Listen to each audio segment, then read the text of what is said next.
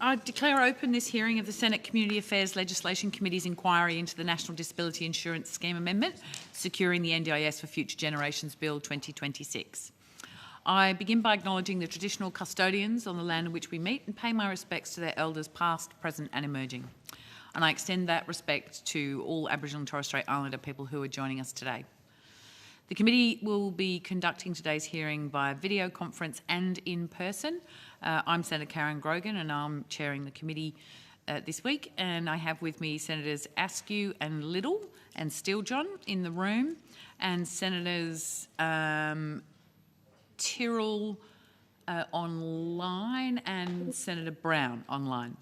And we are expecting Senators Antic and Pocock to join us at some point through the day. These are public proceedings being audio streamed live via the Parliament website, and a Hansard transcript is being made. I remind all witnesses that in giving evidence to the committee, they are protected by parliamentary privilege.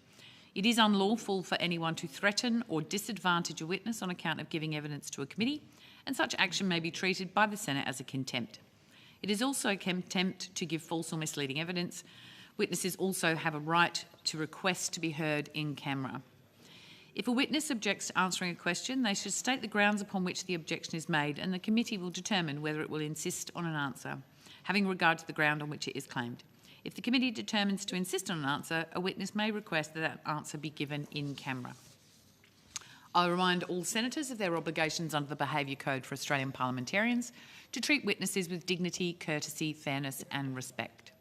I remind committee members and witnesses who are appearing via teleconference to mute their microphones while they are not speaking. I'd now like to welcome representatives from Australian Neurodivergent Parents Association. Thank you so much for joining us this morning. We really do appreciate your time.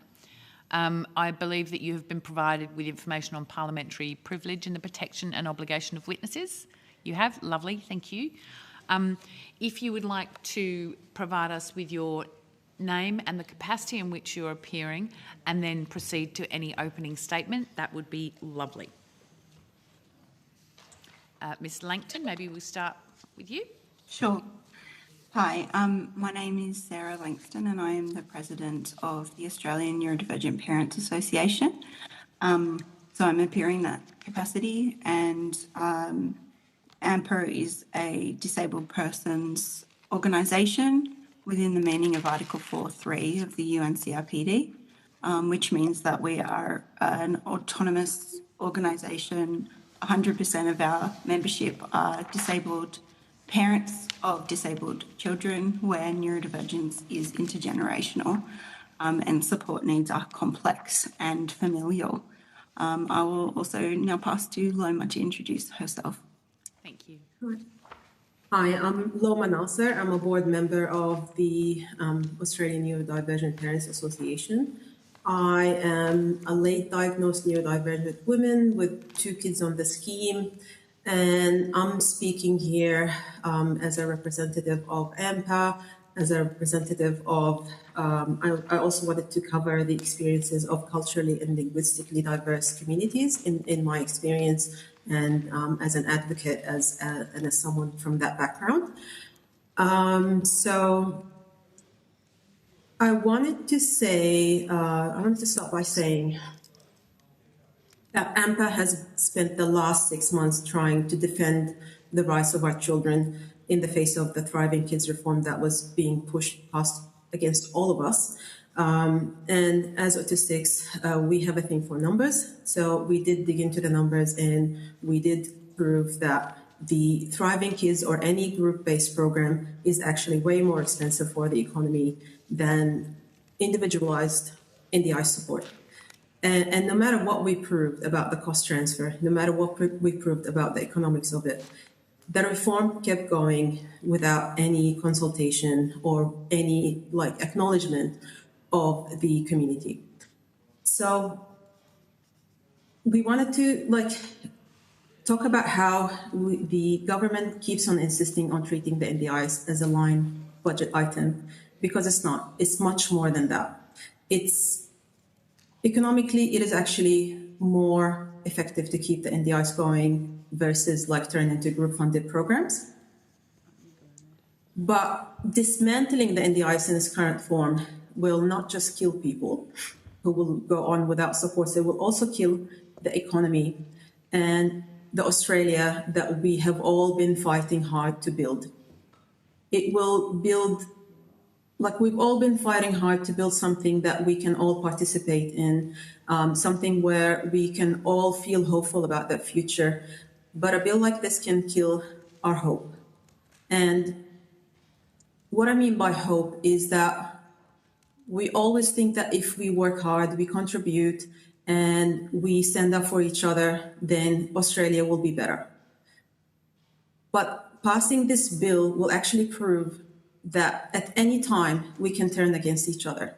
At any time we can turn against any group of people, whether that's disabled, whether that's culturally and linguistically diverse backgrounds, whether that's First Nations, because that's what we've seen happening in the mainstream media in the past few months. Everyone is turning against disabled people. Everyone is turning against autistics. And as usual, the fraud and the mainstream focus has been on the fraud being perpetrated by people of culturally and linguistically diverse backgrounds. So we do not want to build this Australia. We want to build a better one. So today I feel angry, sad, and frustrated for all of us. I'm angry for all of the late diagnosed neurodivergent women that are being told that the only hope they found in all of these years can be taken away at a whim. Like, growing up neurodivergent was not a walk in the park. There was a lot of harm that we faced. We all developed lifelong trauma, and we were exposed to a lot of harm. And now we're raising children with similar conditions. And raising children with similar conditions is a struggle on its own. Like, if you imagine what it's like, so from the moment that you wake up till the moment that you sleep, you have to be hyper vigilant. Because if you turn your face away just for a second, your child might run off to the street. They might actually set the house on fire. And I'm speaking from personal experience. They might break something or themselves. So you have to be hyper vigilant all of your waking hours. You will struggle with basic things with your child. They will not go to school. They will not eat anything easily. They will not, everything will be a struggle. And then when it comes to nighttime, do you think you get to sleep? No, we never get to sleep because all of our kids have struggles sleeping. They wake up multiple times at night. My 14-year-old still has issues with that. He wakes me up about 4 to 5 times every night. And now imagine living in that state for 20 years, 20 years straight on, hypervigilance, no sleep, while also trying to prevent any harm that can come onto your child from the outside world, because they will be harmed. That is a fact. Studies show that, up to 9 of 10 autistic women have faced sexual violence in their life, and that autistics are twice as likely to face that. So you're fearing for all of this while trying to raise your children. So we oppose the NDIS bill in its current form because we do not want to kill the Australia where we all can have hope of a better future, where we can all feel seen. Sarah, did you want to add something? Thank you, Loma. I do have a short statement, a sort of short general statement on behalf of the organisation to read. I also want to just acknowledge that our outgoing Vice President, Ash Smith, who is a Wiradjuri woman, late diagnosed autistic woman who is also the parent of an autistic child and participant, wanted to be here but couldn't because she was running a SIL training. Ash has written some words which I will include in what I say, and she in particular is extremely worried about the impact of this bill on First Nations children who are neurodivergent, who are autistic and have developmental disabilities and differences, delays. She is extremely worried about the impact on also First Nations mothers and parents who are also participants and where the families are have intergenerational neurodivergence. So I'll just read this statement, and I thank you for the patience and latitude to the committee. Thank you. Dear Chair and committee members, so I've already introduced myself. So AMPA opposes this bill in its current form. We oppose it very strongly because it is the enabling mechanism which will strip our community of our rights as disabled people. It's my child. Go out. Sorry. Hi. Hello, this is Ripley. Hello. You want pasta? You want to go out to hide and you want to give some pasta? I want you to make me the pasta. I can't make you the pasta right now. I do talk to these people. Okay? Come and show me which pasta you want. You want to go get some pasta? Or if you want, you can go for a drive and get I some. don't want to go out of the house. You don't have to. You can go get pasta. You want to go get pasta? Yeah. I want hot chips. You want hot chips? I don't know if anyone is making hot chips at this time of year. Paddlefish. I'm not sure if it. Why don't you go sit on the couch with? I don't want to go. And Google it. It's because I got to say something. Okay. I love you. Sorry. It's okay. So that was Ripley, my son. He's 10. So AMPA represents a part of the disability community that is often missing from policy discussions. Families where disability is intergenerational. Many of our members are disabled parents raising disabled children. Primarily, our membership is made up of parents who are autistic, have psychosocial disabilities, including schizophrenia, bipolar, and where those psychosocial disabilities and neurodivergence are impacting to the extent that they need complex supports, both for themselves and their children. We know now from very established peer-reviewed evidence that this type of disability is genetic, therefore intergenerational. So the most common constellation you see of disability is a whole of family situation where everyone is disabled. In our household, support for a child is often support for a parent, and support for a parent is often support for a child. When support is removed from any family member, the effects are felt across the entire family very quickly. We are concerned that Parliament is being asked to pass a framework before the assessment methodology, thresholds, and rules that will determine its practical operation have been published. At the same time, the bill narrows rights of review and creates a real risk that many disabled people will enjoy fewer practical rights than other disabled people. We are concerned about the emergence of a hierarchy of disability in Australian law, where access to support increasingly depends on disability type, age, presentation, geography, communication style, or whether a person's needs can be captured by a standardised assessment. It is also important to understand who our children are and who we were as children, because we were very like them. When Australians hear terms like moderate disability, many imagine a child who needs very little extra help. In fact, Mike Freelander, who was the chair of the Thriving Kids Committee, described these children to media as children who are a little bit quirky. That is not the reality of many families we represent, or any. Many of our children cannot attend school consistently or at all, cannot safely participate in community settings without heavy support. They experience constant and profound distress and dysregulation. They require constant supervision, and they struggle with basic daily activities and all aspects of self-care.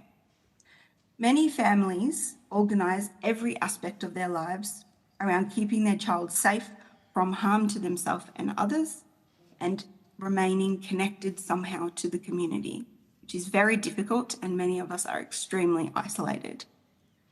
The answer to these realities cannot simply be that parents should do more.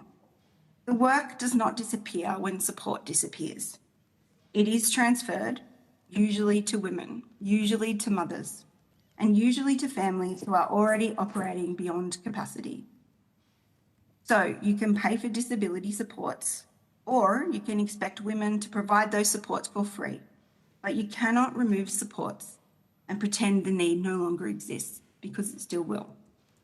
We are particularly concerned about the impact on First Nations and called families where parents and children are neurodivergent, who already face significant barriers to assessments, service navigation, culturally safe supports, interpreters and specialist services. These reforms risk pushing support even further out of reach, where reaching it already felt impossible. When the barriers become too high, families do not stop needing help. They simply disappear from the system and then reappear later in crisis, in hospitals, schools, child protection systems, family violence services and homelessness services, as well as substance dependence programs. Finally, we are deeply concerned by the possibility of retrospective elements of this bill. If Parliament now or in the future, given that the legislation can be amended by the Minister at any point, if Parliament retrospectively validates conduct that we feel may be open to legal challenge while simultaneously narrowing review pathways, people lose not only supports but remedies. The opportunity to test whether government acted within its legal authority when removing us from the scheme will disappear after the fact. This bill is not simply about funding, it is about rights.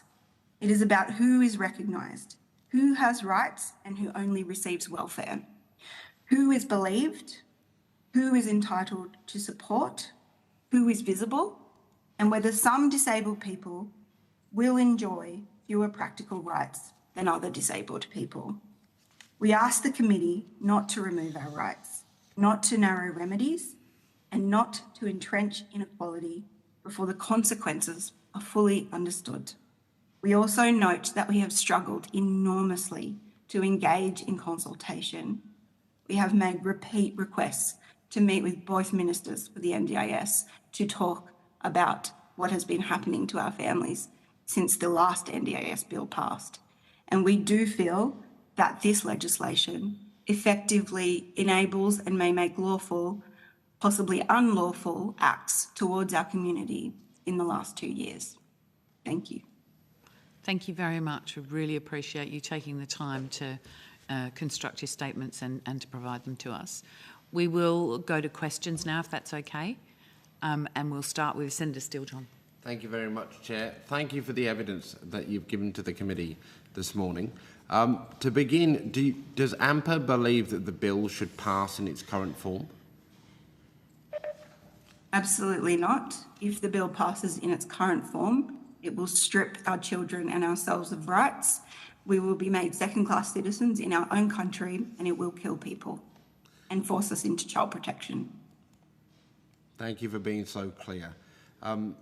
Can you please talk to us a bit about the concerns that you have about the way in which the bill redefines parental responsibility? Yes. So the way that the bill redefines parental responsibility essentially reclassifies this in such a way that every disability support you can imagine for a neurodivergent child under the age of 18 becomes parental responsibility.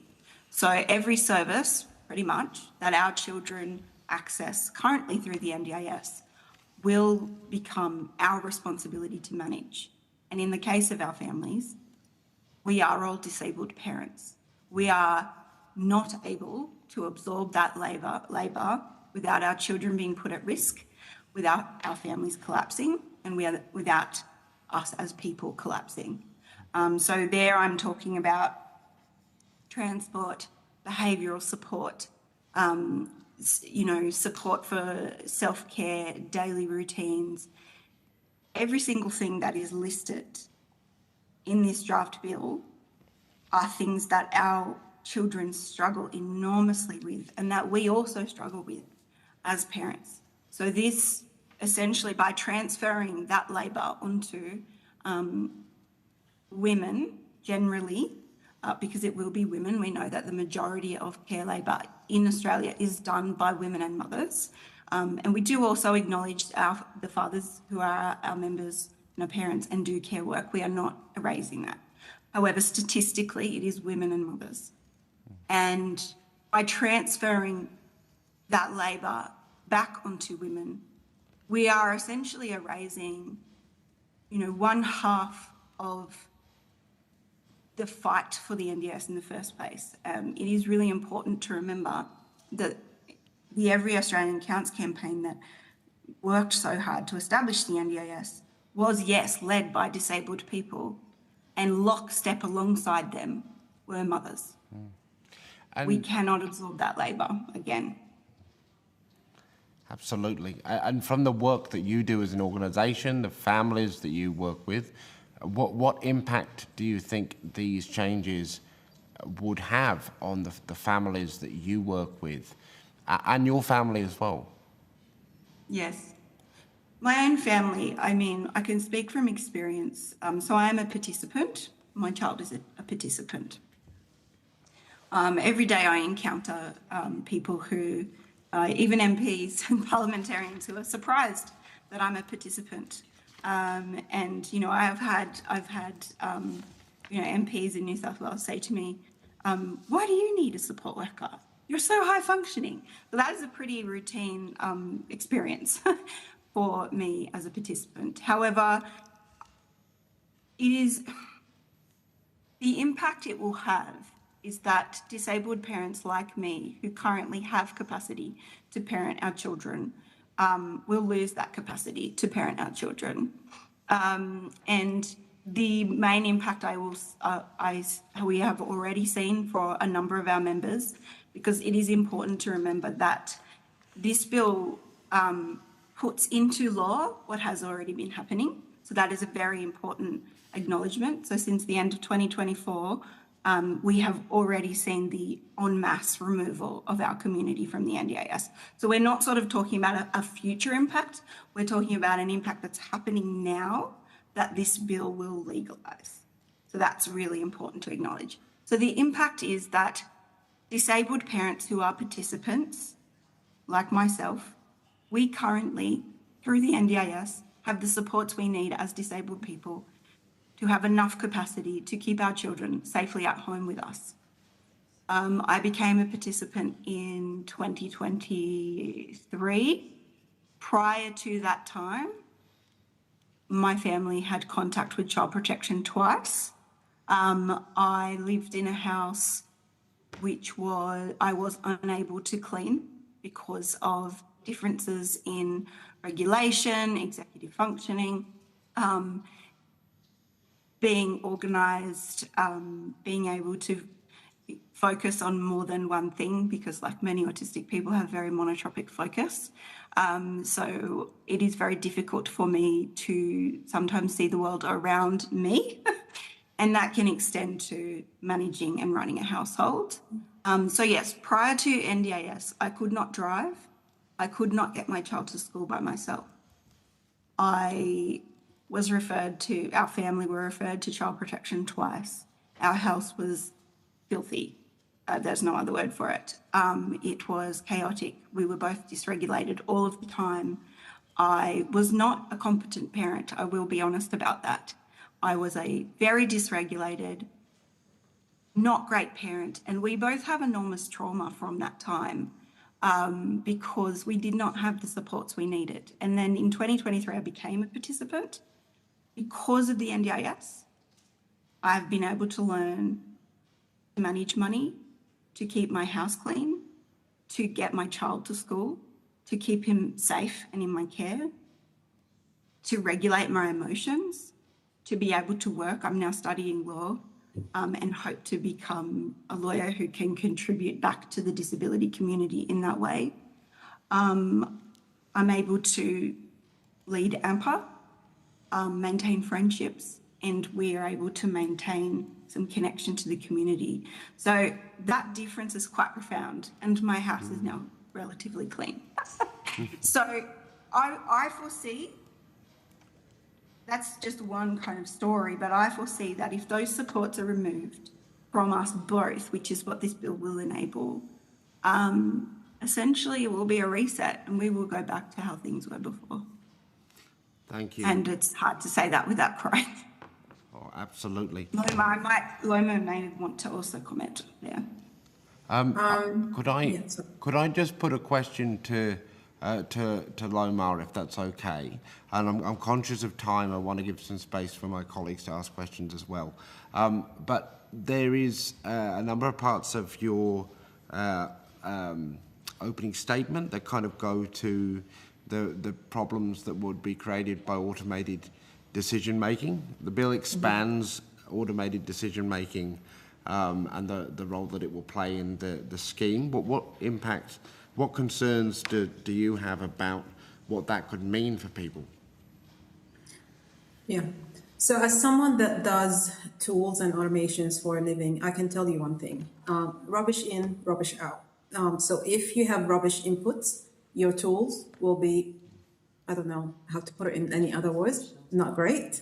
So with the NDIS in particular, if you look at it, it's actually a big mass of disorganized data, a big mass of weak control. So if you look at the analysis reports, at any time, one of the privileged users can actually reset the whole system.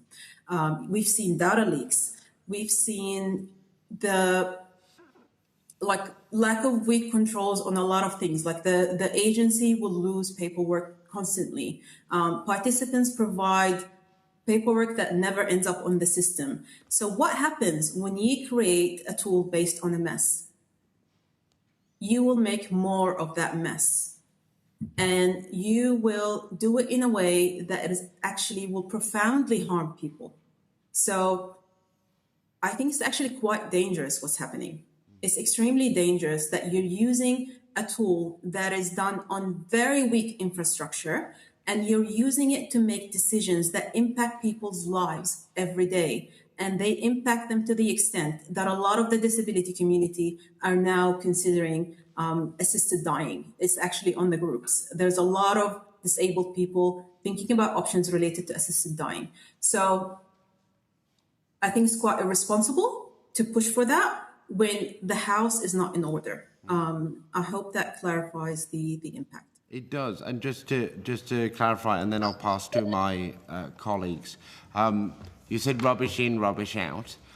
In terms of the quality of data, what you're saying to us is if the quality of the data that the agency has now is faulty, then the outcomes of an automated decision based on that data will be incorrect. Is that right?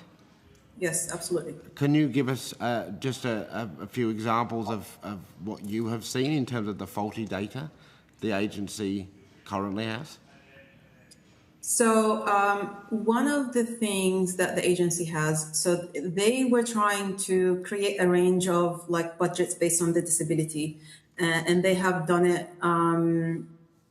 So for example, for autism, the general range for a plan is 55,000, and that's based on the data that they have. Now, if you look at autistic families, none of them will get by on 55,000. That is just not enough support. And 55,000 is the upper bound. It's actually 35,000 to 55,000, including capacity building and including support coordination. So it's really nothing. It's like 4 hours a week or something of that sort. So that's one example. Another example is they still, to date, they still do not know the actual range of budgets that people get per disability. And that's why they're saying we want to move to functional capacity assessment base. And that is because there is a profound weakness of data. Like if you ask the government, what is the range of plans for that specific disability? Always know that will be holes in that number. There will be, if you reverse model it, you'll always find gaps. So how can we build on something that we cannot fully see and we cannot fully trust? Absolutely. Is it possible, Senator, is it possible to just quickly say something about automated decision making as well? Yes, and then I'll pass back to the chair. Absolutely. So outside of AMPA, my key work is as an individual advocate, working at the coalface of the intersection between our families and the child protection system. So child protection advocacy is my main wheelhouse.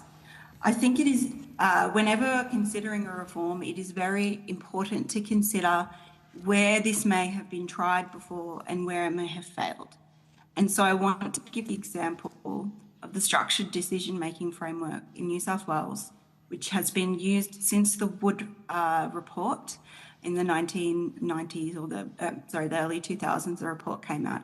The structured decision-making model is an example of an automated decision-making framework, which was mass implemented as a supposed solution to inconsistency. The main reason why ADMs are used is concern around decision-making consistency. However, what we see when automated decision-making systems are used, and here I mean even when you have this concept of human in the loop or human oversight. So when Tanya Plibersek was challenged on this point by Kate Cheney, her response was, well, we have humans overseeing now. Now, that has also happened with SDM in New South Wales, and yet that system has seen the removal of Aboriginal children from their families increase and not decrease. It has seen discrimination on the basis of disability increase and not decrease. It has been largely linked to the rise of the removal rates of children into out-of-home care. SDM makes mistakes, and when it makes mistakes, it does so by entrenching bias and systematising it. So what I mean there is exactly what Loma has said, rubbish in, rubbish out. The idea that a consistent system is more fair is erroneous. It is not. When it is designed by human beings who already have existing biases, what happens is you merely encode bias into a system and then it goes everywhere. Mistakes amplify. So that is what I would say. Learn from history. Look at the reasons why SDM has now been turned off in New South Wales, and they are moving to a different decision-making framework because they had human in the loop and it didn't help at all. Thank you very much. Thank you. Thanks, Chair. Thank you. We'll go to Senator Askew. Thank you, and thank you for evidence and for joining us here today. I just wanted to follow up on one thing, and that was in regard to your comment that you said that en masse removal of members of your cohort since the bill that was passed in 2024 have been removed from the NDIS. Have you got figures that clarify that? And also, where are they going to now for supports? Are there sufficient supports available in the community for them? And if not, who should be providing them? I'll share this question with Loma. So we know that there has been, from around the October 2024 to now, there has been around 1,600 reassessments per week, roughly. Of those reassessments, about 80% are children under the age of 9. These figures were obtained via FOI by Rick Morton, who reported them in the Saturday paper. FOI from the NDIA themselves. Of the 80% who are children, all are autistic or have developmental delay and are in that Thriving Kids cohort. Of that 80%, around half are revoked, and the remaining have their plans slashed to nothing, to where their plans are essentially unusable and of no help to them. That is what we call constructive removal, where a person remains eligible and on the scheme in name, but their plan is of zero use to them. This has been, it's very targeted.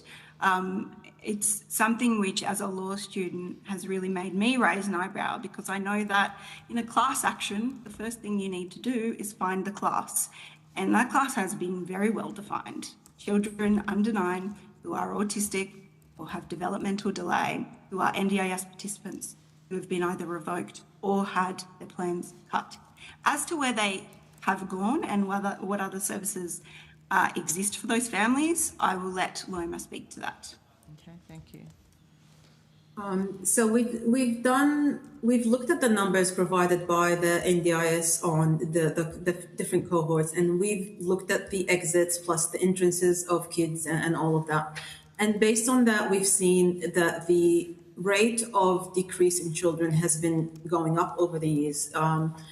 So it went, I think, from 19,000 in one of the years to 2025, it was a peak of 40,000 children removed. Now, Kate Kelly from The Guardian actually contacted the NDIS about those numbers. They were not denied. So 40,000 children were removed last year in the first 9 months of 2025. So these kids are already being removed. There are no foundational support programs. Even at I know that Thriving Kids is running training for New South Wales teachers. As someone who knows a lot of teachers, I will tell you, they feel quite overwhelmed by that training. They understand none of it. And those kids will go absolutely, they will just be left out of the system. And as they grow up, and I know this from personal experience as well, as they grow up, the intervention will be a lot less meaningful, and especially if it's in a group setting versus individual. Okay, so the expectation, I think, from the bill is that eventually those children would be transferring into Thriving Kids. So in the interim, there is no supports available. Is that correct? Yes, and Thriving Kids itself is not effective as a support system because whenever you give group-based intervention, it's never as effective as individualized support. And even though it might be initially slightly looking more expensive on the surface, it's actually not, because it saves the economy a lot of money in the long term. And we've actually modeled the cost transfer from the NDIS into other systems if we implement Thriving Kids. And we estimated a nominal number of about 86 billion more expensive for the economy over the next 10 years. Yeah. Of 86 to answer your, billion, was that? 86 billion, yes. Yes. Okay. It's very high. That is generally the overall cost of the downstream impacts. So child protection, so that's a whole of government cost. So and is that publicly available, that modelling? Is that publicly available? Yes. Have you got yes, that's in our submission. Oh, yeah. So I didn't see that. A really simple way to, sometimes pulling out one simple number is a good way to explain. So the support, the total, I guess, budget of supports that I received, sorry, a little one just arrived home too. It might get noisy here soon. My package of supports is about, I think it's about 48,000 over 24 months. So it's actually, that's quite a small plan compared to other plans. And my child's is about that per year.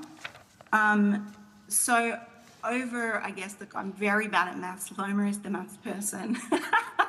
But over 2 years, say, like that's a reasonable amount for supports through the NDIS. And those supports are tailored, individualised, specific to our family. They work because our families are quite complex. We're all different. There's that saying, like, if you've met one autistic person, you've met one autistic person. It's very true. Supports that are not tailored, so general programs, do not work for us because they can't get to all the nitty-gritty that we need to work with us effectively, and that is very true for our children. But the two numbers I usually put side by side when expressing how much more expensive the whole of government cost will be for downstream impacts of not supporting us individually is that The total amount of supports for my family for 1 year is around maybe $80,000-ish. That's for me and my child, who are both participants. If those supports are removed and we once again descend into crisis and chaos, and bearing in mind that my family has already twice had contact with the child protection system, something that I've worked hard to extricate us from, the cost of 1 month of emergency placement in out-of-home care is around $250,000. 1 month of emergency care. Extrapolate that into a year. So the cost is enormous. It's very disproportionate. And a very important thing to say is that this is already happening. We are already seeing, we've had a number of our members who are now in contact with child protection because over the last 24 months, they lost their supports and so did their kids. It's already happening. And importantly, it happens quickly. We've seen from the similar measures in the UK, because Australia obviously can quite closely follow social policy from the UK, and there is a lot of similarities between the two places at the moment. When these similar measures, when cuts to disability supports were introduced in the UK and families started to lose support, the impact is quick, and I think this is not well understood. It won't happen slowly, it will happen fast. It will happen within weeks and months, not over years. Yep. And that is what we're already seeing in our community. Right. Thank you very much. I'll go back to the chair, very conscious we're over time. Thank you. Thank you so much for joining us and sharing your perspectives. We really do appreciate the time you've put in. We will let you go now, but thank you so much. We will now ask the Australian Federation of Disability Organisations to either identify themselves online or I believe you're online. Thanks, Chair. Yes, we are online. It's Ross here from AFTO and Matthew Hall is joining me too. I wonder if you could just, I didn't quite catch all of that, maybe start again. Yeah, it's Ross Joyce here from AFTO. Thank you. And we also have Matthew Hall from AFTO who's joining me as well. Good morning. Sorry. Lovely. And do you have an opening statement? Yes, I do, Chair. I'll go. It's only a short one, you'll be pleased to know. Please go ahead. Thank you, Chair and Senators. Matthew and I are appearing today on behalf of the Australian Federation of Disability Organisations, AFTO. I'm making a short opening statement and then we'll both be happy to answer questions. Firstly, AFTO acknowledges Aboriginal and Torres Strait Islander peoples as the traditional custodians of the country throughout Australia. We pay our respects to the Ngunnawal people as the traditional custodians of the land on which the committee meets today, and to elders past and present. AFTO also acknowledges people with disability, particularly those who have experienced violence, abuse, neglect or exploitation, along with their families, supporters and representative organisations. And we thank all of those working to protect and advance the rights of people with disability, including members of this committee. AFTO is the national peak organisation for people with disability and a disabled people's organisation led by people with disability. We are also a federally funded disability representative organisation. Our funders include national disability peak bodies, advocacy organisations and disability-led organisations representing diverse communities across Australia. We have a reach of around 4.5 million Australians and our work is informed by lived expertise, lived experience and the views and priorities of our communities. On behalf of AFTO and our members, we thank the committee for the opportunity to contribute to this inquiry and we're doing so through a human rights lens centred on lived experience of people with disability. We welcome the opportunity to address the serious concerns that AFTO, our members and many in the disability community have with this bill. AFTO and our members support the principle that the scheme must be sustainable. We also support the need for scheme reform. However, the bill proposes fundamental and significant changes to the scheme that are inconsistent with the original intent of the NDIS. It should not proceed in its current form, nor in accordance with the government's rushed timeframe. In line with that, we are also disappointed by the lack of engagement by the government with the disability community, including disability representative organisations such as ours, before the Minister's announcement on the 22nd of April, and by the subsequent limited and managed engagement since. Without complete information, careful consideration, and appropriate time to legislate and implement these changes, the government risks making further mistakes in the design and implementation of the reforms. These mistakes would not be abstract or administrative. They will affect people's access to essential supports, their rights, their safety, and their ability to live with dignity and independence. Time is also needed to ensure the government complies with its obligations under Article 4 in brackets 3 of the Convention on the Rights of Persons with Disability. That article requires governments to closely consult with and actively involve people with disability and their representative organisations in the development and implementation of disability policy. Close consultation with and active involvement of people with disability and their representative organisations has not occurred in respect of this bill.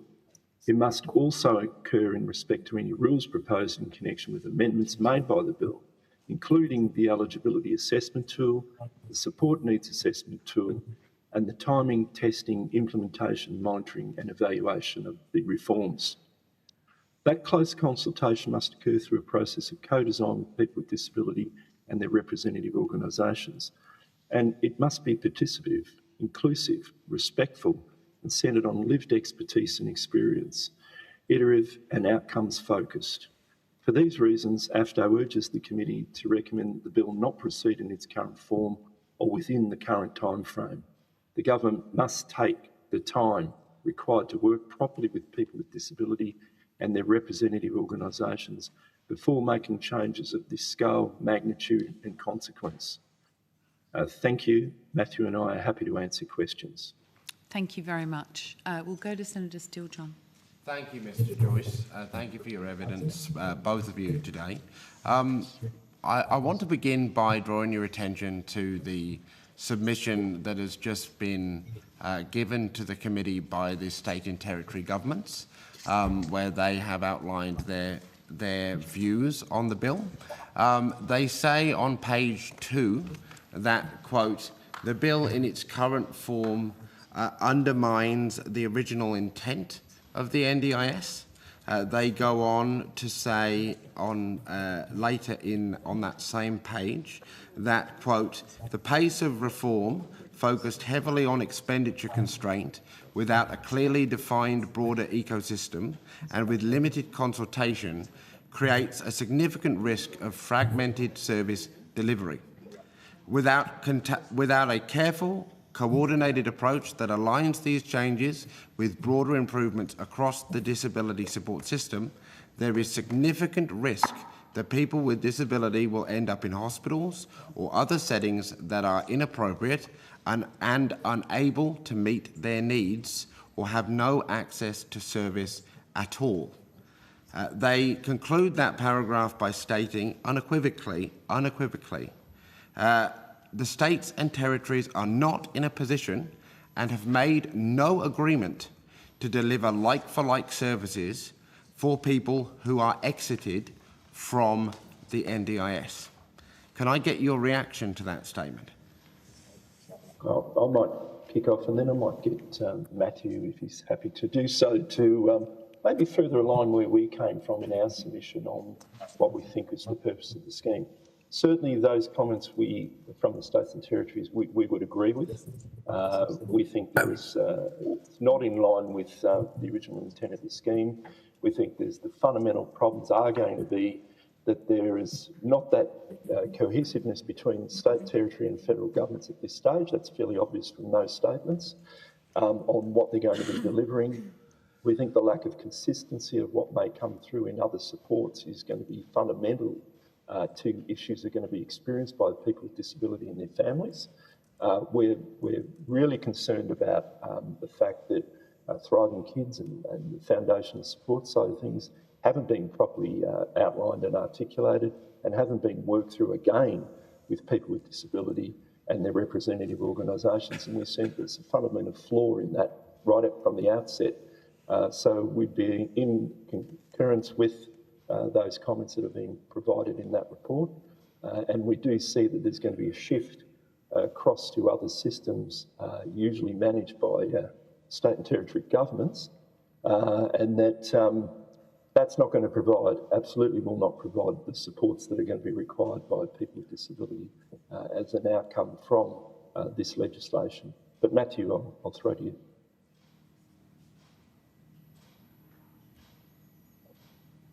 Maybe. You there, Matthew? Might have lost him there. And I think just getting back to the original intent of the scheme, we would agree with the comments that are made. We see this as being driven from a financial perspective. And fair enough, we don't have a problem with sustainability of the scheme. We think that the scheme needs to be sustainable, and we are more than happy to work through that sustainability process with the government.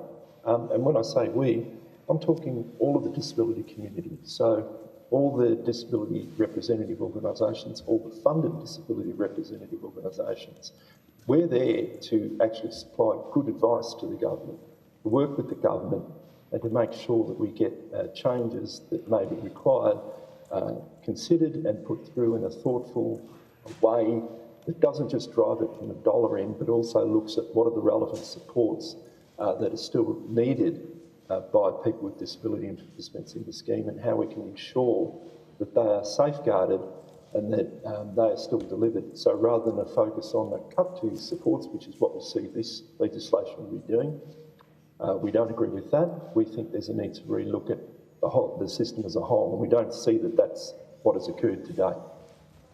Okay, thank you. So given the position we're currently in with the concerns that have been raised across the sector, and the concerns that are now being echoed by the states and territories, is it your view that the bill in its current form should proceed? No, it's certainly our view that it should proceed, and I see Matthew's back there now online. Did you want to add something, Matthew? No, you're on mute. You're on mute, Matthew.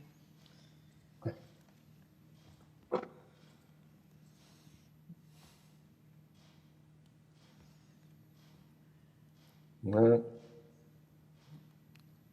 You're still on mute, Matthew. Oh well, I don't know what's going on because I can't. There we go. We can hear you it's now. turned on. You can hear me? Sorry. The microphone was turned on. So, sorry for that interruption. There's now an echo.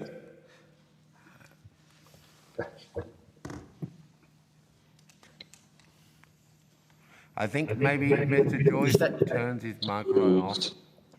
Pews, tubes, crews. Maybe I'll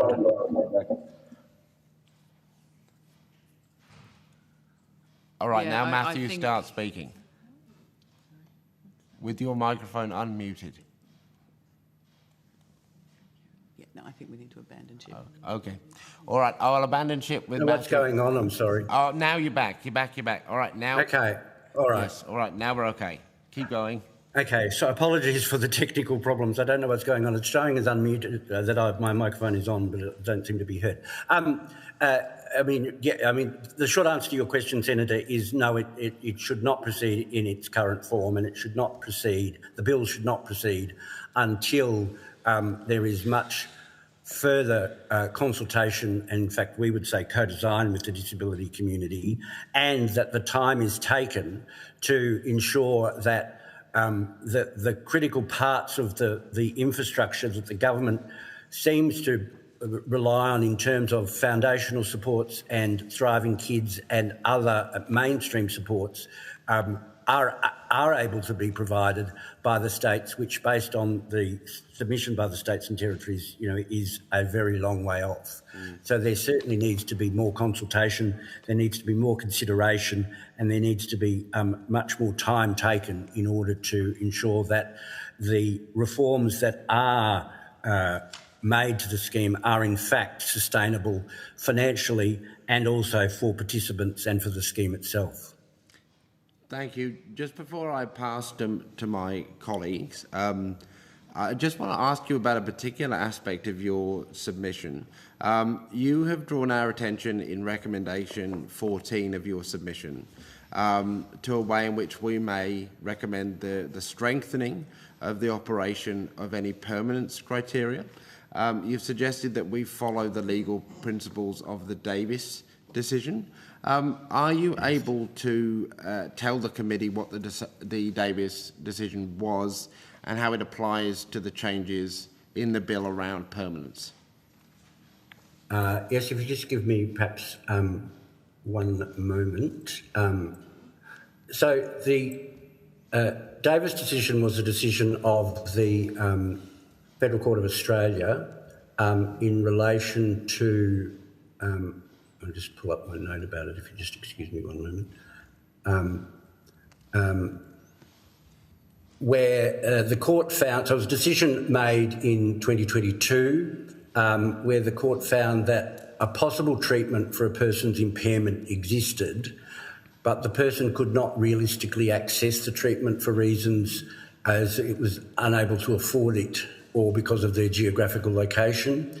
But the court found that in those circumstances, that was not a bar to the person accessing the scheme. And proposed subsection 25 capital A subsection 2 of what will become the Act in the bill seeks to overcome that proposition so that irrespective of the extent to which a person must be required to access treatment as being required to undertake all appropriate measures is a direct overturning of the ability or of the decision of Davis, which allowed that person to access the scheme. Now, the government says that the intention that Davis is an unintended consequence of the amendments that they made only in 2024. So we're not talking about, it's very recent past where it was, from the government's intention and purpose in 2024 as to those amendments, as to what those provisions meant, and which came after the Davis decision. It's also important to recognise that the NDIS review in its recommendations, its recommendation was that the amendments in relation to permanence should follow the Davis decision. And so we think that decision, it's an important decision, and it's one in which the NDIS review recognised should be followed, and one in which we say is consistent with the government's intentions as explained in its explanatory memorandum for the 2024 amendments, and which it's now seeking to overturn to significantly limit access on the basis of the permanence of the impairment. Okay, thank you. Conscious of time, I'll pass back to the Chair. Thank you very much. Senator Little? Thank you. And thank you for appearing today. Your submission is clear in terms of support for the principle of sustainability and also reform, but you're really clear about the bill not passing in its current form. And I refer to your reference to a rushed timeframe. Can you tell me what you think is a safe and fair transitional period? What does that look like in practice? And what must be in place before any of those changes take effect? So perhaps turning to the first part of your question, Senator, certainly a time frame of 2 weeks or less than 2 weeks in terms of responding to a bill that is in excess of 100 pages and an explanatory memorandum that is even longer in terms of the timing of this inquiry, we don't think is a reasonable period of time. I note that when the scheme was first introduced, there was a period of in the order of 6 months during which, between the introduction of the bill by the then Prime Minister into the House and the reference to the Senate Committee and the report of the Senate Committee and the further consultation and design with the states and territories and the disability community, which took over a period of 6 or 7 months, which we would think would be, given the scope and the size of and the implications of the changes that are considered in the bill, would be something that would be of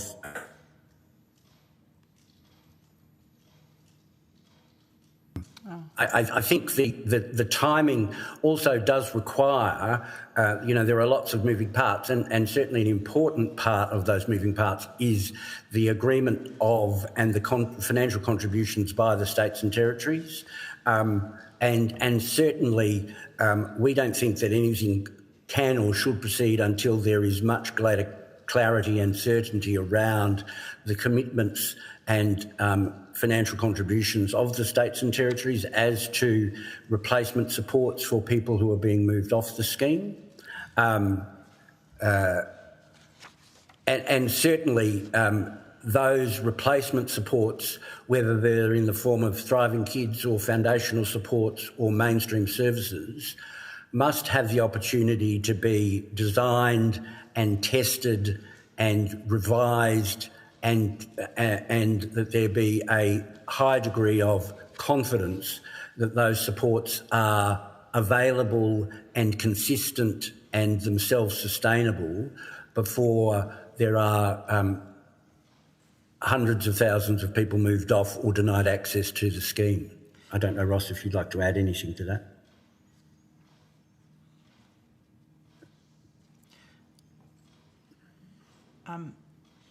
I might just jump in and ask a second question then. I know we've only just got the states and territory submission to us, and you've had a very short chance to have a look at that. But in that brief read, did something jump out at you as yes?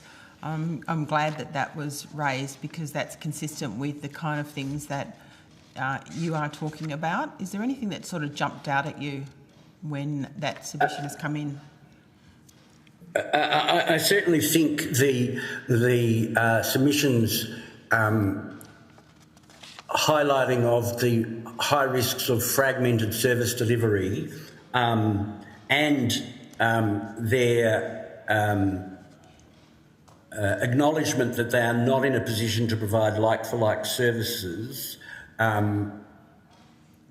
confirms certainly what the disability community has feared as to what will happen with having to rely on foundational or mainstream services in different parts of the country, which will become fragmented, and the quality of service will not be consistent, or the ability to access will not be consistent, and will be a non-tailored, non-individual service that will mean that many people with disability will return to the sort of days of a lottery of essentially of what services you can get will depend on where you are lucky enough to live and what level of infrastructure or access to services you have. So I just want to build on that particular comment, because I was going to ask you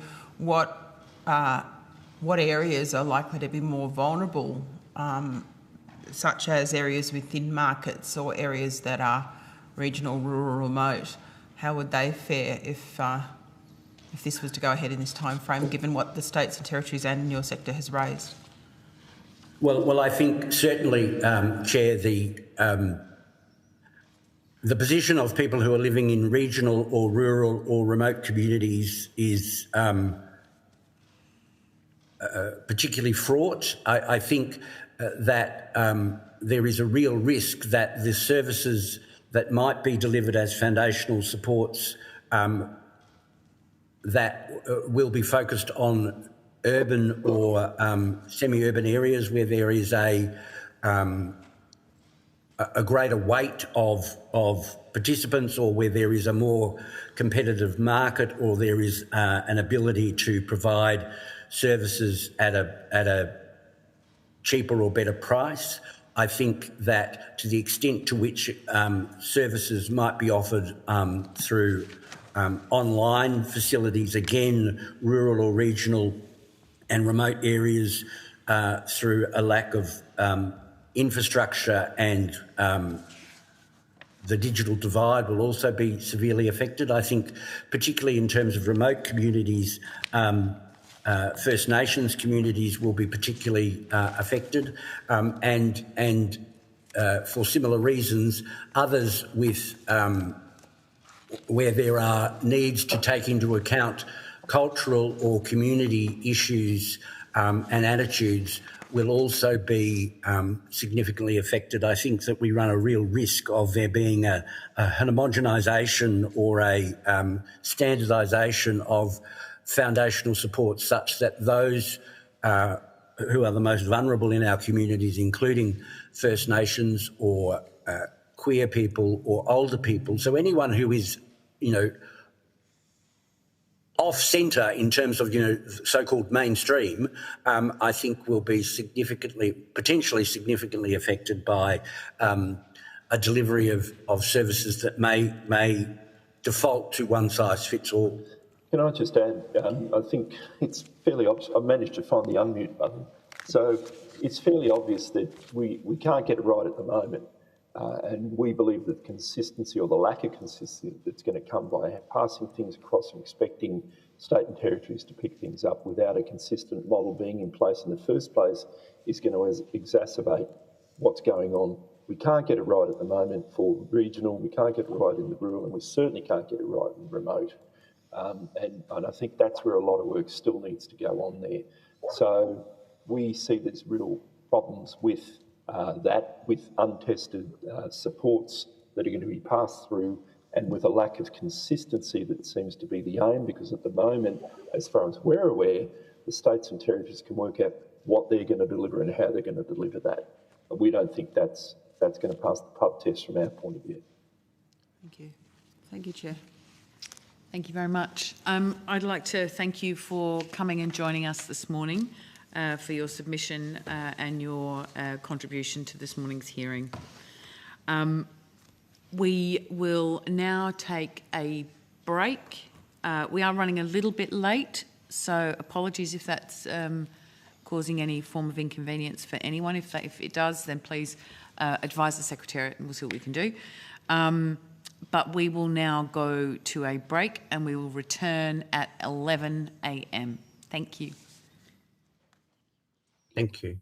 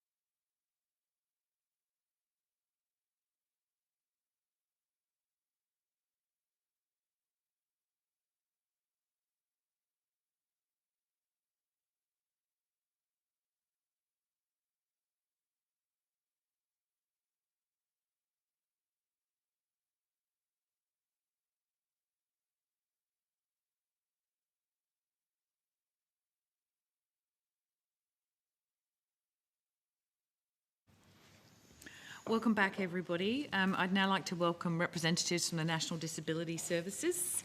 Thank you for joining us today. If you would like to just state your full name, the capacity in which you're appearing before us, and any opening statement you may have. Micah Prusco, CEO, National Disability Services. Karen Stace, Director of Policy and Advocacy, National Disability Services.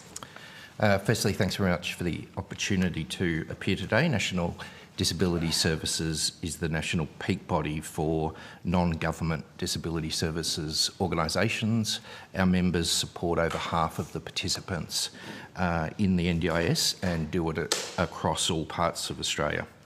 NDIS supports the intent of the reforms aimed at strengthening the long-term sustainability, integrity and stewardship of the NDIS. We also support efforts to focus the NDIS on people with significant and lifelong disability, strengthening safeguarding, improving provider visibility, supporting more active market stewardship and improving the overall sustainability of the scheme. However, this comes with a significant responsibility to get these reforms right for participants who will continue to rely on the NDIS for essential supports. A key theme of our submission is that quality provider viability is central to the success of these reforms. In the medium term, we believe that these reforms will lead to a more stable and better functioning provider market. In the short term, however, we believe that they'll intensify operational and financial pressures on quality providers at a time when many organisations have depleted reserves, limited capacity to absorb further costs and growing concerns about long-term viability.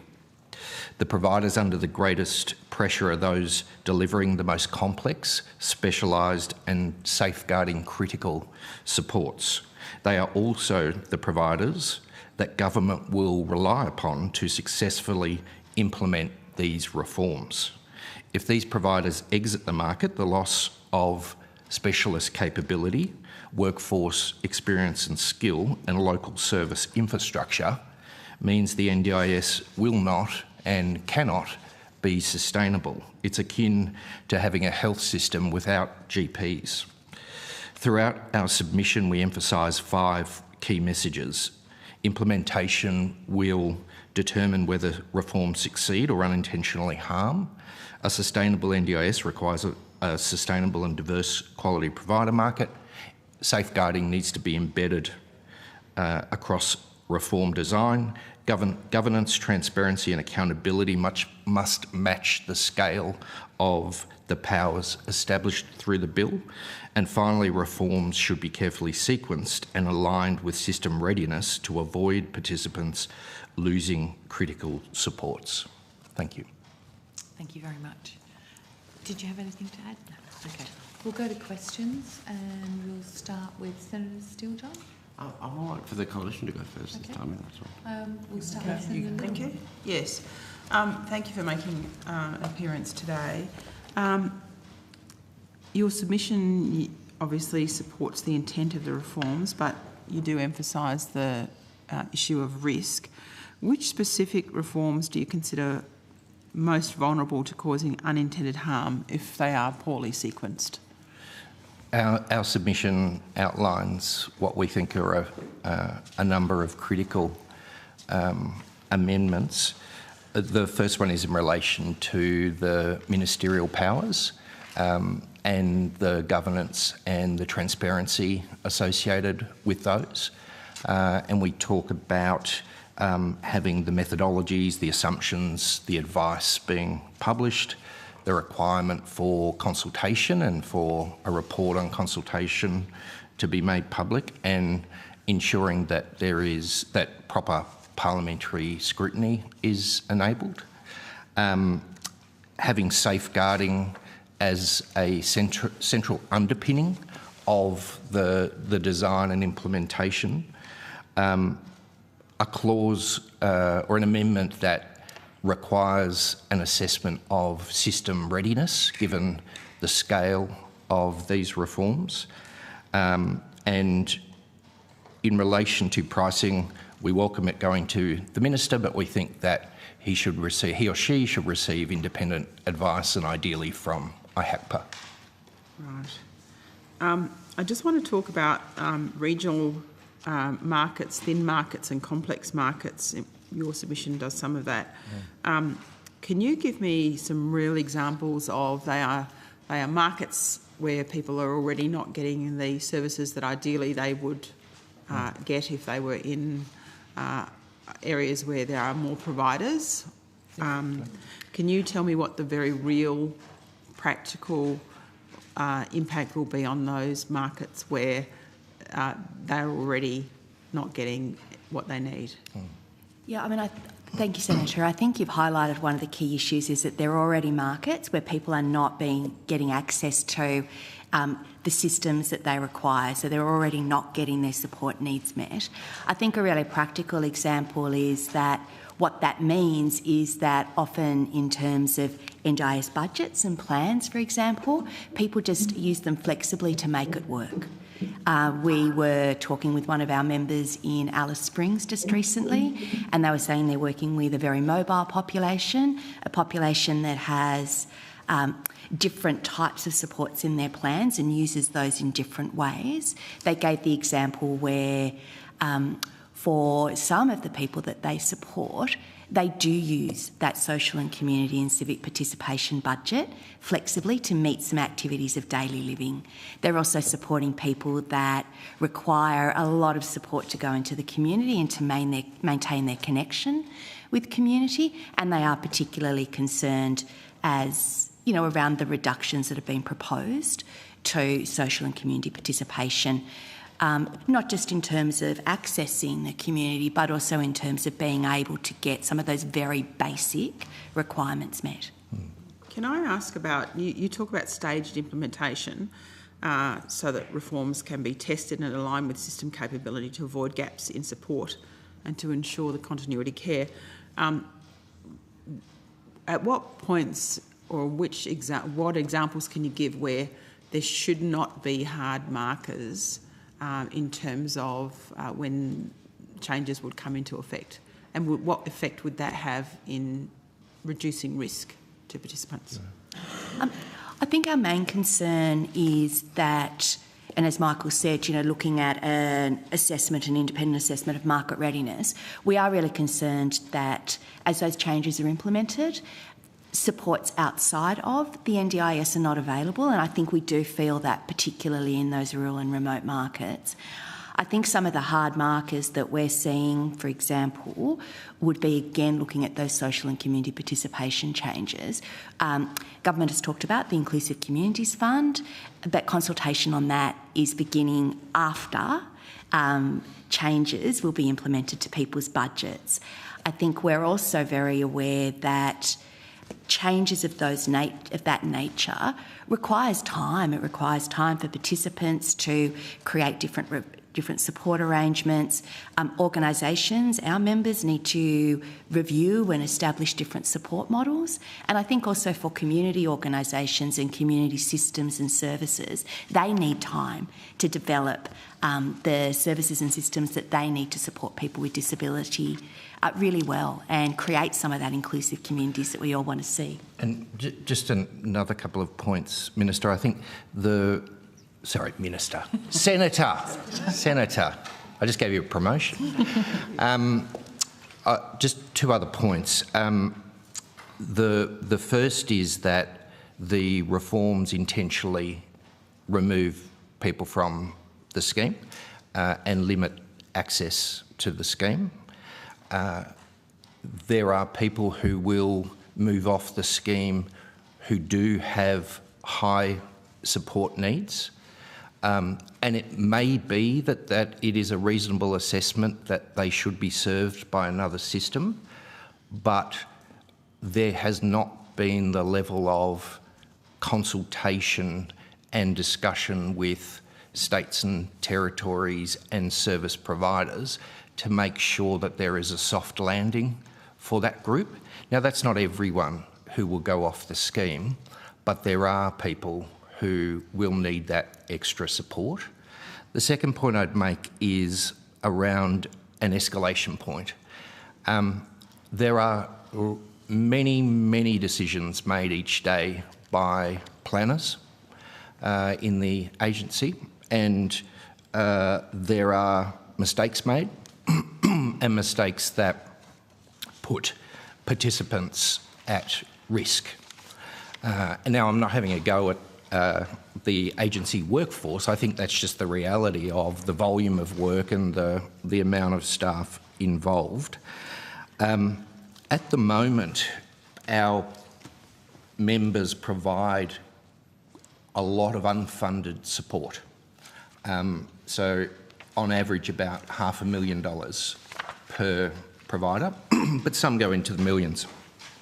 And that is really about ensuring they get the support they need while things are sorted out in their plans. So it can be 3 or 4 months, etc. And with these reforms, we're moving to a position where government is saying, this is the group of people on the scheme, this is their package, and there's very limited review opportunities to correct those plans. So we are saying very clearly to our members that if they choose to provide unfunded supports, they will not be recouped. And that is a very different context in which to provide those unfunded supports, and if they continue to do so, we're telling them that they'll go broke.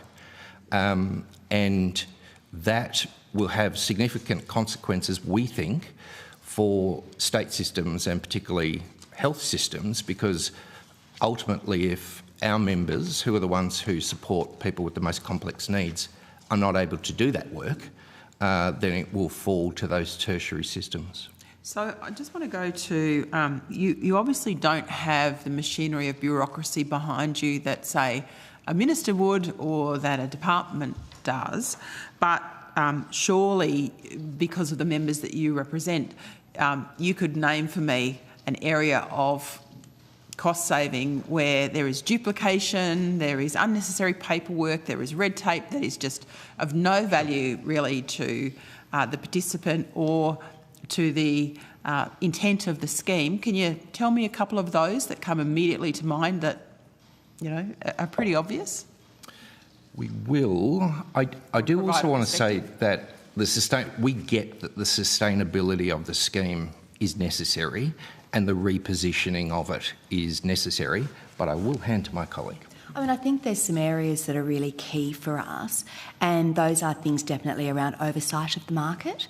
So we are thinking that the reforms that are looking to move toward digital payment systems, that are moving towards some element of an enrolment across the market and looking at mandatory registration for higher risk supports, they're definitely areas that could shape the market that we need and that we want for people with disability and NDIS participants. So they're a set of reforms that we think we can move on, and we would also, as Michael was saying, you know, we would also like to see movement on independent pricing. So really looking at pricing that's informed by data, by the real cost of delivering services, and that actually recognises the cost of delivering quality services, so that investment in practice governance, in support and supervision of staff, in training, you know, new career entrants, in, you know, maintaining, you know, really good training for staff as well. So they're areas that we think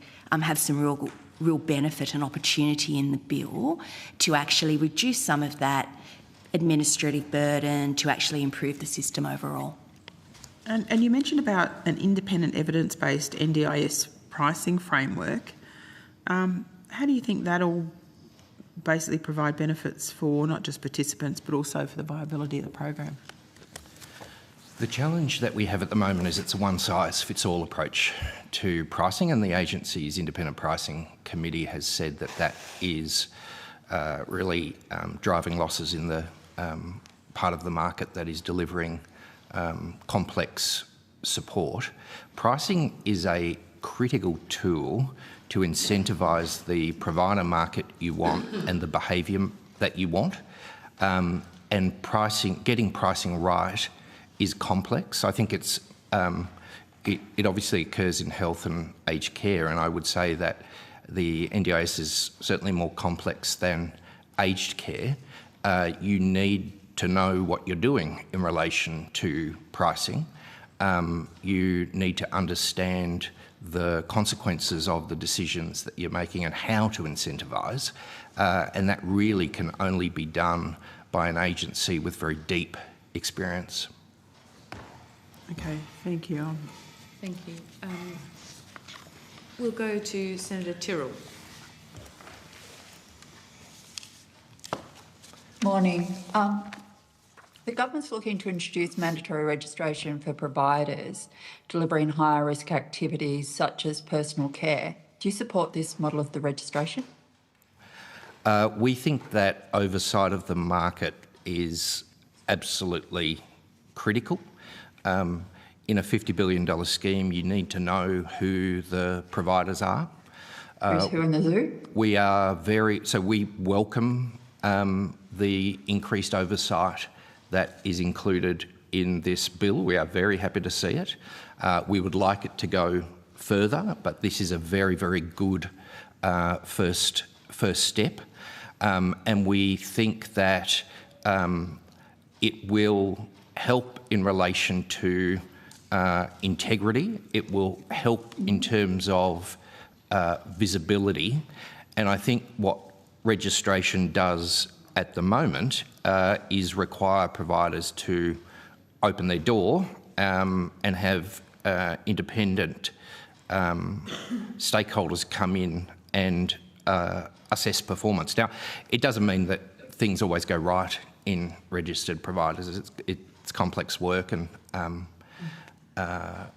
but when it does, certainly our members do everything possible to ensure it doesn't happen again. Yeah, so it's a good guardrail. Did you want to elaborate on what you think should go a little bit further? Or? I think so. The bill calls for mandatory registration for high-risk supports. We think every provider should be required to register because of the oversight. And I also need to say, not the current registration model. It needs to be risk proportionate and fit for purpose. But like every other scheme or program in Australia or the world, government should know who's providing the services. Perfect. The government's also seeking to consult on home and living options so the NDIS market can support more innovative models and ensure provider viability. Do you think this consultation is necessary and can help improve the market? Yeah, we think it has the potential to, most certainly. I might pass to you. Yeah, I mean, I think in terms of the consultation around supported independent living, commissioning in particular, that does hold some opportunities for really looking at those innovative models, for thinking about how we can structure and how we can price and commission quality into supported independent living environments. We also think that there's an opportunity to really, to partner with providers and also with the participants that are living in those homes and those houses to look at how could we do this differently? What could that look like? Our members are, very, very willing and are, really quite excited, I think, about the opportunity to engage in those deep discussions with the department as they work through what that could actually look like. We think there's also some opportunities there to manage some of the risks that exist in terms of vacancy management and, matching participants or residents to make sure that that's a good home and living environment for them as well. Yeah, can I round back a little bit? You talked about how there was more information needed on all providers in the market.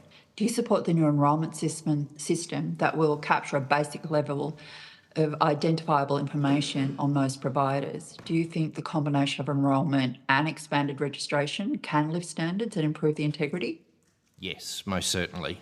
The enrolment is critical. The investment in the digital payments system is critical. I think another piece is the commissioning of plan management and support coordination. I think that's we think that is a positive development. It needs to be done right, but it is I think a key integrity measure and should be seen in that way. So we are very supportive of all of that. Perfect. Thank you so much, Chair. Thank you. We'll go back to Senator Little for one question and then on to Senator Stilton. Thank you. Sorry, I should have asked you this earlier. I'm interested in understanding the bill narrows funded supports to those that directly arise from a primary impairment. How will this disadvantage participants with complex co-occurring conditions, and what is the specific risk that this legal narrowing will result in cost shifting back to health systems? And I recognise this might be a question for the next witnesses as well, particularly also in the context of mental health systems. I think the risk there, I was talking with a participant the other day and their family, and they were saying, disabilities rarely travel alone. So, there are often like a combination of factors that impact the sorts of supports that people need. We are really worried that by narrowing that to a very discrete impairment definition, that we will miss, planning and planning on the sorts of support needs that people have, looking at the whole of the person, how those support needs interact, what that really looks like in terms of a budget that somebody might need and the supports that they might need. From a provider point of view, we are aware that where people do have multiple support needs and only some of those are funded, it's very difficult from a provider point of view to actually separate those things out. You're supporting the whole person, you're supporting all of the things that they need, and we are concerned, as Michael said, about the risk of, or the increasing unfunded supports that providers might be needing to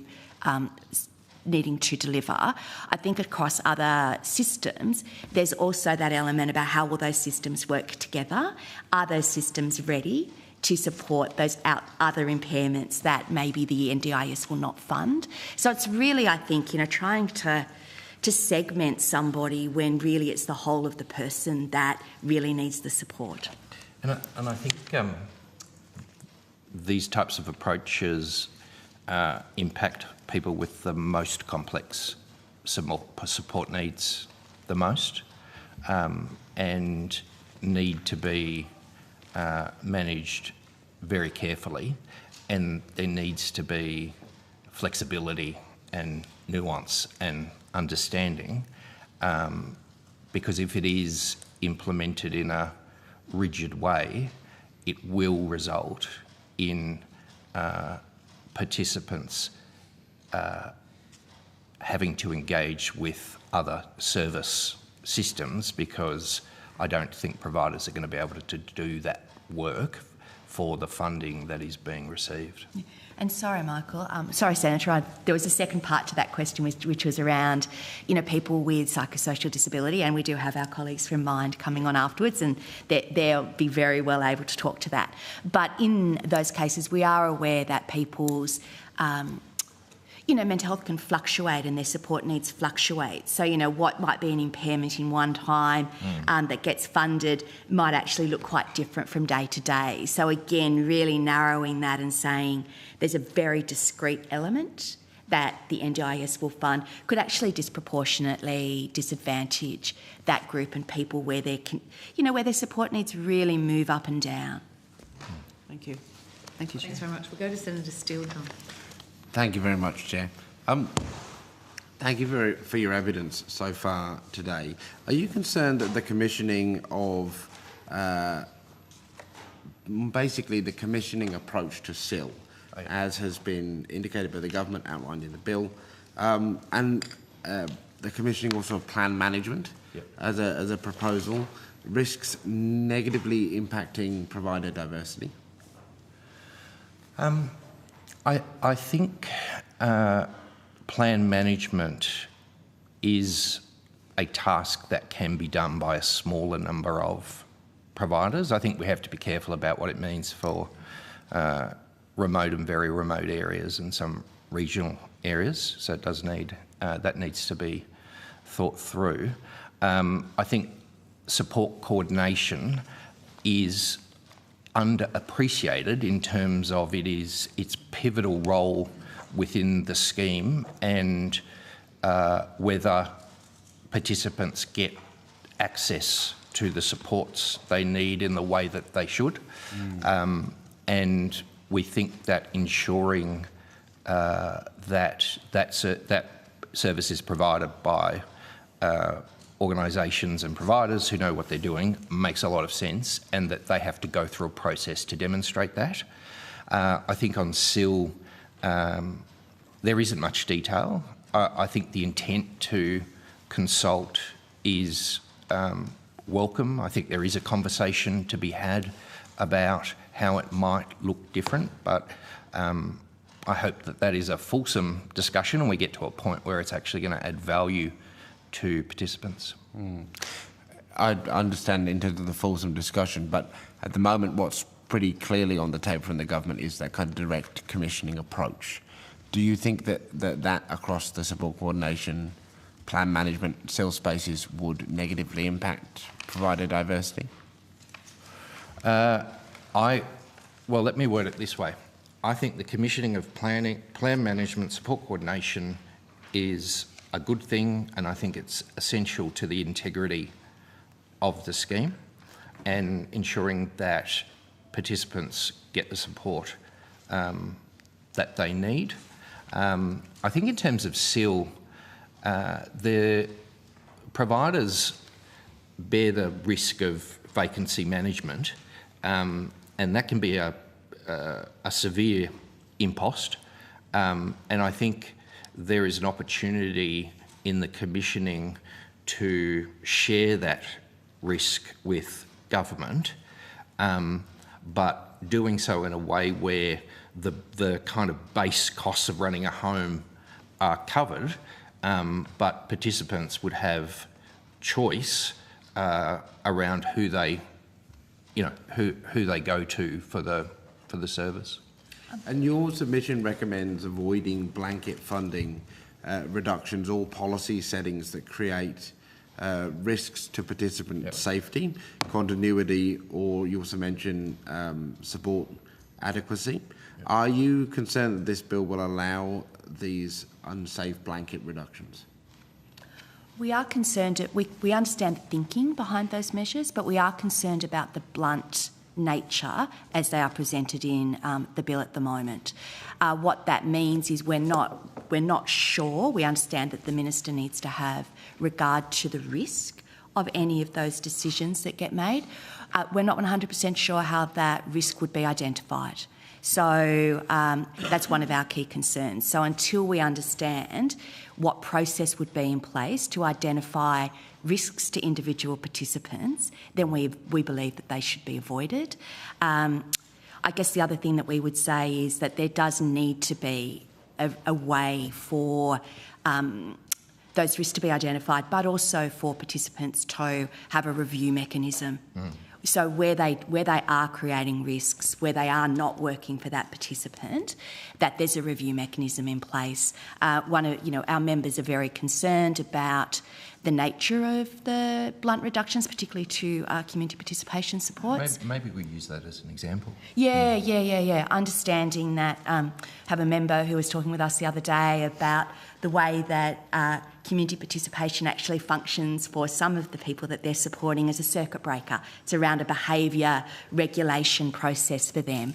And they're really concerned that, should that person not have that as a circuit breaker, what that means for their life in their home, what that means for the other residents, the people that they're sharing the home with, what that means actually for the staff that are supporting them. So for those individuals where, potentially a group-based participation model would not work, we think it's really important that those risks are identified. Thank you. What's the risk of the current lack of ministerial oversight of ministerial powers in the bill? So I think the most useful way to answer that question is to talk about the social and community participation reductions. I think a couple of ways that could play out are, one, SIL funding is not 24/7. The way it's constructed is the SIL budget might cover, let's say, 18 hours a day, and then the remaining 6 is social and community participation. If the social and community participation is halved, then that's 3 hours where there is no support for someone who has been assessed as receiving 24-hour support. We have received assurances from government. I think that they've given evidence, certainly on Friday at Senate estimates, that is not the intention. I think our concern remains that the policy intention, there is a chasm between the policy intention and decisions that are made on a daily basis by planners, so it needs to be managed very carefully. I think the other one is employment, and I know that there are varying views in the community about supported employment, but if these reductions lead to someone who has been employed for 15, 20 years not being able to be employed, I don't think that's what we want from the reforms. Now, once again, we have got assurances from government that the policy intent is not to do that, but it is important to understand that level of detail and how it is going to be managed, because once again, I think these types of measures impact those with the most complex needs, those without support networks. And look, for better or for worse, they do rely on a group of providers to support them through it. I think the Sorry, just to conclude, given the chasm that you've described between policy intent potentially and what is enabled through the bill in its current form, do you believe the bill in its current form should pass? I think that, as we've said, as other witnesses have said, we support the intent. We do support many aspects of the bill, and I think certainly in relation to market stewardship, but there are critical amendments that we believe need to be made and that we've referred to earlier before the bill is passed. So the short answer is no. Thank you. Thanks, Chair. Thank you. Go to Senator Pocock. Thank you for your time this morning. In your submission, you raised concerns, as many have done so far, about the powers in this bill that allow the minister to make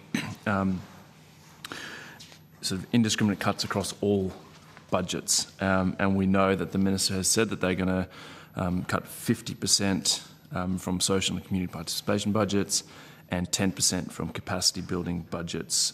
In your submission, you say that this power may create, and I'll just quote, significant uncertainty for providers. Yesterday, we heard from the Disability Discrimination Commissioner, Women with Disability Australia. They told us that this could harm people with disability, could risk an increase of violence, abuse and neglect.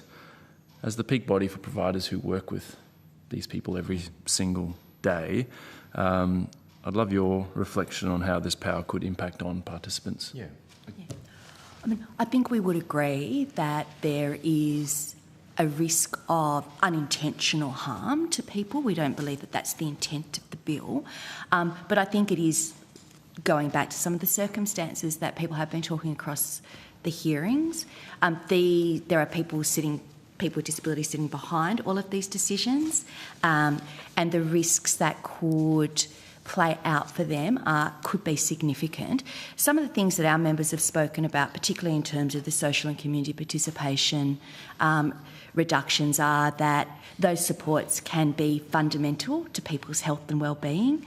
I did mention before that they can really support people in terms of regulating their behaviour, regulating their mood. It gives them an opportunity to develop community connections, reduce isolation, and our members are equally concerned about the very blunt nature of those cuts and the impact that that could have on some of the people that they're supporting. Mm-hmm. Senator Steele-John touched on this a few minutes ago, but I want to ask for clarity. Do you feel that this power to cut budgets indiscriminately like this, even if it's not the policy intent, but that that 50% cut without considering anyone's individual circumstances, do you think that could and likely will isolate people with disability and increase the risk of violence, abuse and neglect? It certainly could. I think that's the danger with any... Do you think it will, though? Based on what you know from your members? Yes. Yeah, we do. And I think that's why we're asking for proper checks and balances. And it is true to say that our members are very concerned about that. Because it is an area that if those reductions are made, it's not in isolation. It's at a time and an environment where there are a lot of moving parts of the reform agenda, and really the agency is being asked to create a new scheme while running an existing scheme, and that is a very complex thing to do. And in that environment, there can be a lot of unintended consequences, and that's why we need, as we said, the checks and balances. And if this will increase the risk of profound harm to NDIS participants, do you think that's an unacceptable risk in this bill, that sort of power where we know it's going to be used to cut 50%, to cut 10% on day one? I think that you could have a situation where you have the right checks and balances, and I think it comes down to a proper understanding of the group that those decisions are being applied to and their needs, and to really understand the participant groups that will be more at risk as a result of these decisions. And I think in a scheme that really goes to the heart of a person's life and how they function, we really need to be careful about the way in which that's done. Mm-hmm. Just to follow up on that, where are these supports and these sort of alternative supports that the states and territories have just told us this morning in their submission that they don't even know? They haven't been provided with the information to know who's moving off the scheme, what supports they will require. Should we be making this decision before we even know what the alternative supports look like and when they come? You've got the states and territories who will be delivering them saying, hey, we've got no idea. Yeah. I mean, we think that there's absolutely an implementation and sequencing risk. We are concerned that supports will be removed before those other systems are ready and without replacement supports in place. One of the things that we're recommending, as we've said a couple of times, is around, a real independent and publicly available market readiness assessment before changes are implemented. Thank you. Thank you, Chair. Thank you very much. Thank you very much for coming and joining us this morning and for your submission. It's been very helpful. We will let you go. Thank you. I would now like to ask people from Mind Australia to join us at the table.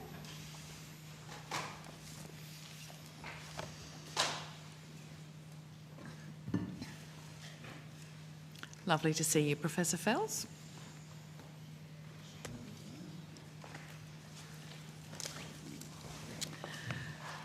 Now, I'm just going to confirm that you've received information on parliamentary privilege and the protection of witnesses. Yes, excellent. For the Hansard record, if you could all just state your name and the capacity in which you're appearing before us, that would be great. Professor Alan Fells, Chair, Mind Australia. Tim Heffernan, I'm a board member of Mind Australia and also Chair of Mental Health Consumers, being. Jill Callister, I'm the CEO of Mind Australia. Nicola Ballenden, I'm the Executive Director of Strategy and Engagement at Mind Australia. Thank you. Do you have an opening statement? Thank you, and thank you for hearing us. Mind Australia is one of the largest specialist providers of community psychosocial disability and mental health services in Australia. We're nearly 50 years old, 1,500 staff, 25,000 people that we support each year. And we're also a large specialist provider of housing with support for people living with psychosocial disability. I'm joined in particular by Tim as well as Jill and Nicola, and I hope we can squeeze in a moment or two for him to speak briefly from a lived experience perspective. We support the NDIS reform. We've said that in public, that it's necessary. The scheme needs to be sustainable. Our concerns today are specific to psychosocial disability, just that. And we've actually provided in writing some suggested changes, tweaks, a bit more than tweaks, but changes to the law which would address, to the bill, which would address some of our concerns. There are about 55,000 Australians with a primary psychosocial disability in the NDIS. By the way, this group didn't cause the cost pressures. We are underrepresented in terms of the Productivity Commission projections. We're about 5,000 below what it projected, and we're about 8.5% of participants against an expected 13.9%. And just as to the people who are in it, one indication of their nature is their support needs. Only 7% of them are in the low support need category. That's a very low proportion. And there's a very high proportion, 31%, who are in the high support capacity category. And what I'm driving at there is that the people in the scheme have serious, complex, long-term needs. They are at the severe end of the spectrum of having a mental health problem, an illness, and an associated severe disability. Regarding the bill, there are three definitional changes proposed which concern us: to functional capacity, to permanency, and to the treatment requirement. And we believe they will cause serious, disproportionate, negative impact for people with psychosocial disability.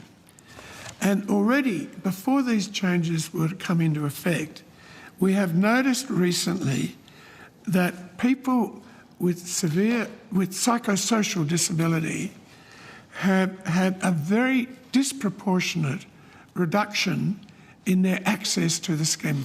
It's being shaved back, generally heavily cut on psychosocial disability, and the associated packages also being generally cut, heavily cut on psychosocial disability. So we have some concerns. Now, we recognise that there's not a specific intention by the government to target people with psychosocial disability, but we want to avoid a kind of worst-case scenario where there is exclusion of a very vulnerable group in our society. And we believe that that could well be the likely consequence of the changes, and especially the changes in the wording of definitions in the Act, and that's why we have suggested some changes. And I now turn, if I can briefly, as long as you like, but with Tim, who has strong lived experience. Thanks, Alan. My name's Tim Heffernan. I have a long history of being a mental health consumer, coming into the system as a 23-year-old with psychosis and first diagnosed with paranoid schizophrenia, which has later changed to bipolar 1 disorder. Thank you for having us here. I come with a broad experience as a high school teacher, a father, a husband, ex-deputy mental health commissioner, chair of Being, which is the peak body for mental health consumers in New South Wales, and as a peer worker, amongst other things. I just initially want to stress that mental health issues, the disability that can arise from that, is not inevitable. But when it happens, it is significant and has impacts on a person that are profound and are there for a long, long time. Psychosocial disability describes the consequences of a mental health condition and the impact of that condition on the personal and social trajectory of as a result. A psychosocial disability significantly impacts the person's ability to function in daily life and to participate fully in society, in communities, and with their family. Though I do want to stress that the disability is not just with the person. The disability arises from a mental health condition is one that results from stigma and discrimination imposed on people by their place in society and their exclusion from aspects of society, from the long-term harmful consequences of neuroleptic medication on people, and from the complex world in which we live, and from the individuals who struggle to make sense of all of that. It is real and permanent, but it also intersects, because it's not, not everybody with a mental health condition becomes disabled. It intersects with the other aspects of our lives: treatment, opportunities, jobs, housing, and things like that. So the person with the psychosocial disability, I want to stress, has been disabled by more than just the illness. And this is important in the context of this insurance scheme, because we know that the implications are that society and the treatment of the person has contributed to the disability. So we have always struggled with separating out concepts of illness, treatment, impairment, exclusion in mental health. And part of this legislation, or this amendment, is frightening in its recommendations for people with a disability that to access the scheme, they might have to, for instance, exhaust all appropriate treatment options. As someone who currently works part-time as an official visitor and goes into mental health units, etc., a lot, the potential intersection with mental health laws and confusion with mental health laws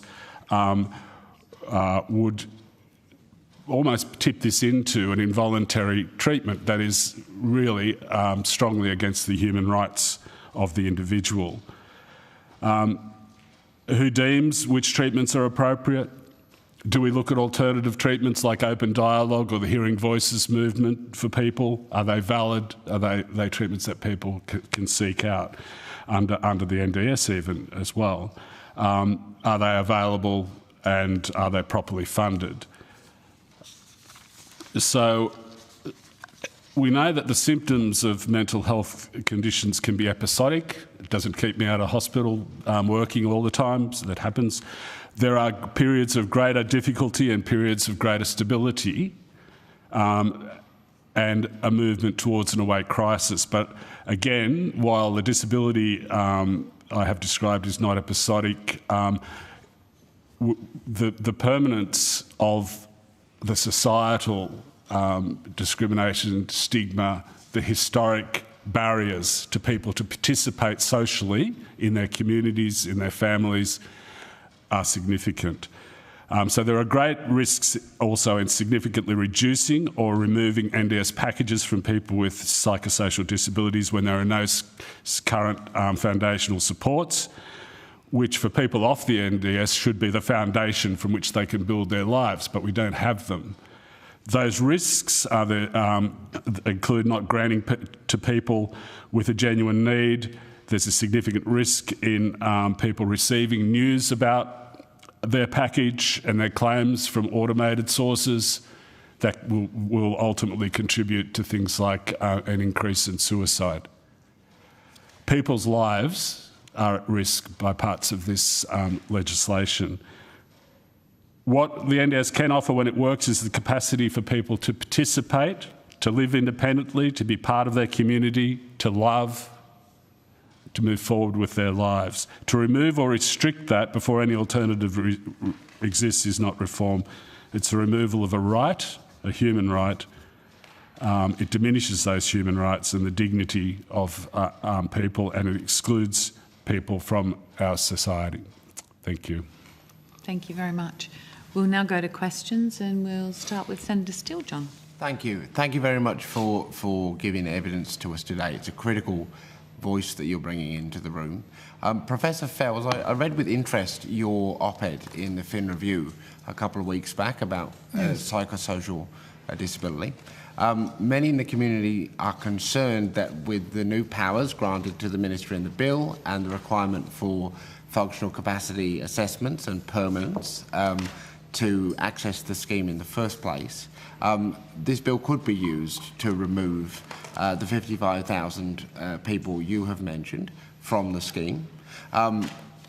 We have also heard from government in the lead up to this legislation commentary around the need for the NDIS not to be the only lifeboat in the ocean, and citing the fact that there are about 230,000 individuals with mental health conditions that are not covered by the NDIS.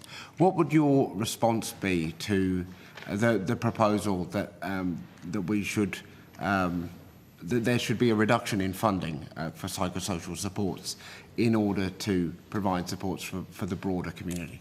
You gave a good response to this in your op-ed, if I remember. Yes, thank you. Yes, I wanted to address that, and my starting point is that we're not dealing here with people who are sometimes called the worried well and so on. We are talking with people with a very severe mental illness, which is not recognised in some of the commentary. That's just why I wrote the article. There may be overdiagnosis of some people with moderate or less forms of mental illness. Just to give you one statistic, I think that in the scheme, 60% of people have schizophrenia, and that's before we get to other forms of psychotic, like bipolar and so on. So that population does have a strong need. And so I would be concerned at a policy which cuts back on that in order to give some money, to half of it, to state governments. I'll just make the point in passing. I can tell you that giving money to state governments, it will not end up in mental health. I've studied the whole state thing. I've also been on hospital boards, and mental health's the bottom of the list. When money goes to a state government, for example in Victoria, they introduced a payroll tax charge for mental health. Very good. What happened? It generated X hundreds of millions, and normal spending on mental health was reduced by that amount. So I'm very sceptical of the idea this will be done. If they get round to having foundational supports, there are no foundational supports. But the people who are saying that it should be taken out, and I appreciate that you've given me a chance to speak on this, they're basically saying any Australian with a severe permanent disability can be in the scheme. Oh, except if they have a mental illness. Well, we'll cut back on them, especially. And we think there are risks of that, particularly in the phrasing of the test of functional capacity, and also in this idea that people should exhaust all other forms of treatment. This is rather relevant to the point you are raising. They sort of say exhaust other forms of treatment, and if they do, into the NDIS. Now, we have got people already, before this bites, where we've had, I know at least one person was asked, well, why not ECT, electronic convulsive therapy? Well, I mean, that's a dangerous thing. And another we know of was like, why not clozapine? Now, probably know clozapine's a really powerful antipsychotic drug. It's reserved for limited use. And to just say to a person with mental illness, well, you should look into ECT, you haven't, we're not sure we'll consider you, or clozapine, why aren't you having that? Until you do that, so we believe that bit of the legislation should be softened a little bit in recognition of it. And we've actually come up with some words that might address that. Sorry for the diatribe. No. I read that aspect of your submission. If I'm interpreting you correctly, you're saying to us the wording as we currently have it in the legislation, which is all appropriate treatments, is too broad because it could include medications, as you've just outlined, but also treatments that can be inappropriate for a particular participant. You've drawn our attention to the way in which a requirement, I think it is different than an obligation. You may not be obliged to do it, but if it is the requirement for access to have done it, then that effectively creates a dynamic where you have to choose between the access you need to live through the scheme and this procedure. And you've also drawn our attention to the fact that while this government might not intend to do a certain thing or require a certain thing, a future government could use the powers as is currently written to put in place other requirements or procedures or medications, which was really useful. You've given us a way forward in terms of managing some of that element of risk. But we have to deal with the bill as it is written now. So with the risks that you've outlined, would you support the passage of the legislation in its current form? Well, not in its current form, but if there were changes. Yes, but not in its current form, without those changes. Yeah. We could not really support it because of the impact on people with psychosocial disability, unless there was some change to accommodate that. I don't think we'd be at all thrilled about the whole thing, but the psychosocial disability, it's just too big a risk. And just my final question to you, and this is whoever feels most able to answer it. Are you concerned that the bill will risk individualised supports for people with psychosocial disabilities? Jill. I'm sorry, Senator, I don't think I quite understand. With the bill as it is currently written, are you concerned that it would risk individualised supports for current NDIS participants who are on the scheme for psychosocial Potentially, supports? yes. Yes. Yes. Yes. It may not be the intention, but as Professor Fels said, we've seen a decline in access for this group over the last 2 years. It's slightly increased this year, back up to 30% or thereabouts. But we've seen in general practice and implementation of assessors and others, different criteria appearing to be applied to the psychosocial group. So it's entirely possible that it would affect current participants in this form. Thank you. Thanks very much. Thank you for your evidence today and your advocacy on the issue, particularly in relation to schizophrenia. I've got a lot of positive feedback from the community about it in the last couple of weeks, so thank you. Thanks, Chair. Thank you. We'll go to Senator Little. Thank you.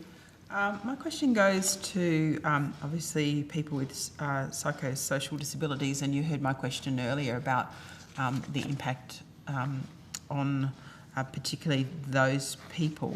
I'm more interested to understand, can you give us some real practical examples of concerns in this bill of invisibility and isolation are crucial to people staying safer. We know that particularly with people with psychosocial disability. Can you tell me how you can see the bill as it's currently framed having an impact on making people more invisible, more silent and more isolated, and what risks that then brings to worsening their conditions? I'm happy to speak to that. I think the proposed ability to reduce social and community participation by 50% is significant. The disability is centred on a person's exclusion from social and community participation. And so the NDIS is meant to restore that, I suppose, in some ways, and hopefully improve it. So people, and I've supported some friends into the NDIS, and there are significant gains in social inclusion for people becoming part of the NDIS. There are other gains as well, obviously, in housing and how people live, if they're living in squalor and things like that.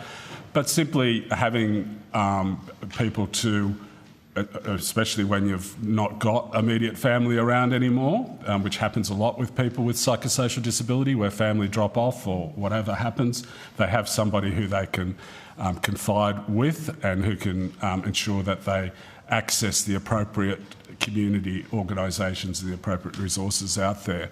I think it's a twofold thing. If you take away, reduce that, and isolation becomes the norm for people or more of a problem, you will have an increase in hospitalisations, in the acute exacerbation of illness. I think a lot of the time where people enter, say, the forensic system in mental health comes from isolation. Often things happen when people become isolated from family, friends and community that we could avoid happening. It's quite significant. The risks are quite high in reducing that support. And how would we actually see, how would people see, or administrators see that risk profile changing? Would we see more admissions into health systems quicker? How would we see that? How would that translate in reality? I think we would see fewer people, people spending much longer in hospital and other forms of more institutional care. I think we'd also see you see it also in the homelessness population. In people often, as Tim said, are living in very inappropriate housing, often very temporary, where they get severely exploited, and we have lots of examples of that. So you would see it in all those places, I think. It would, yeah, people will go into other parts of the system. One of the, we have a housing program for people that combines independent housing with support. one of our residents came from a community, people often come from community care units, so provided in the health system. In talking to him, he said to me he didn't leave his room for 2 years. He came to live in our housing, presenting as very anxious, very worried about any kind of community participation. And a couple of years down the track, he's involved in the local cricket club and he's involved in a range of activities. And he lives with some significant challenges still, but he is participating and living a life that he would say he wanted to and didn't expect to. So on the plus side, we see many people participating, combining support with independence and choice, and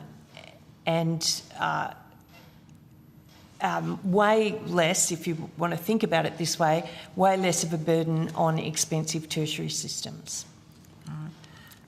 Could I just add as well that in terms of the packages of people with psychosocial disability, typically community participation makes up a bigger proportion of their packages, so they will be disproportionately impacted by the proposed 50% cut that doesn't allow for consideration of people's individual circumstances.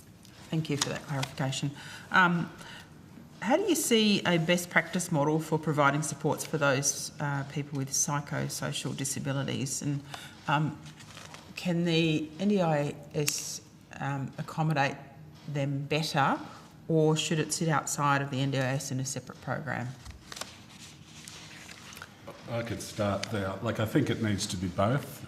There's a continuum of disability, the level of disability and mental health, and as I said, a lot of that is associated with the experiences that people have had in their journey, and that can be treatment, length of stay in hospital, the support of families, a whole lot of different things, as well as what we know as stigma and discrimination, which is real and impacts a person day by day. So you will have some people who will need the extra support of the NDIS, and you will have some people who would use a foundational support. Both should have in the design of those supports, the direct co-design with people with psychosocial disability. So I identify as someone with a mental health issue. I don't identify as having a psychosocial disability.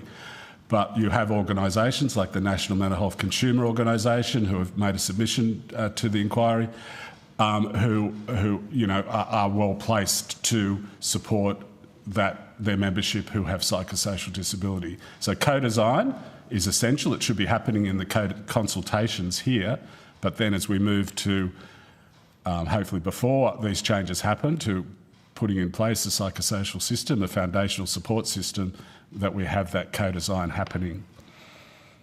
Thank you. So just to add to that, I think it's important to understand, Senator, that there isn't a one-size-fits-all for people with mental health challenges. As Tim said, I think very clearly, there are a group of people whose mental health challenges and maybe a number of other factors in their lives have led to impairment. And for many people, that impairment is permanent.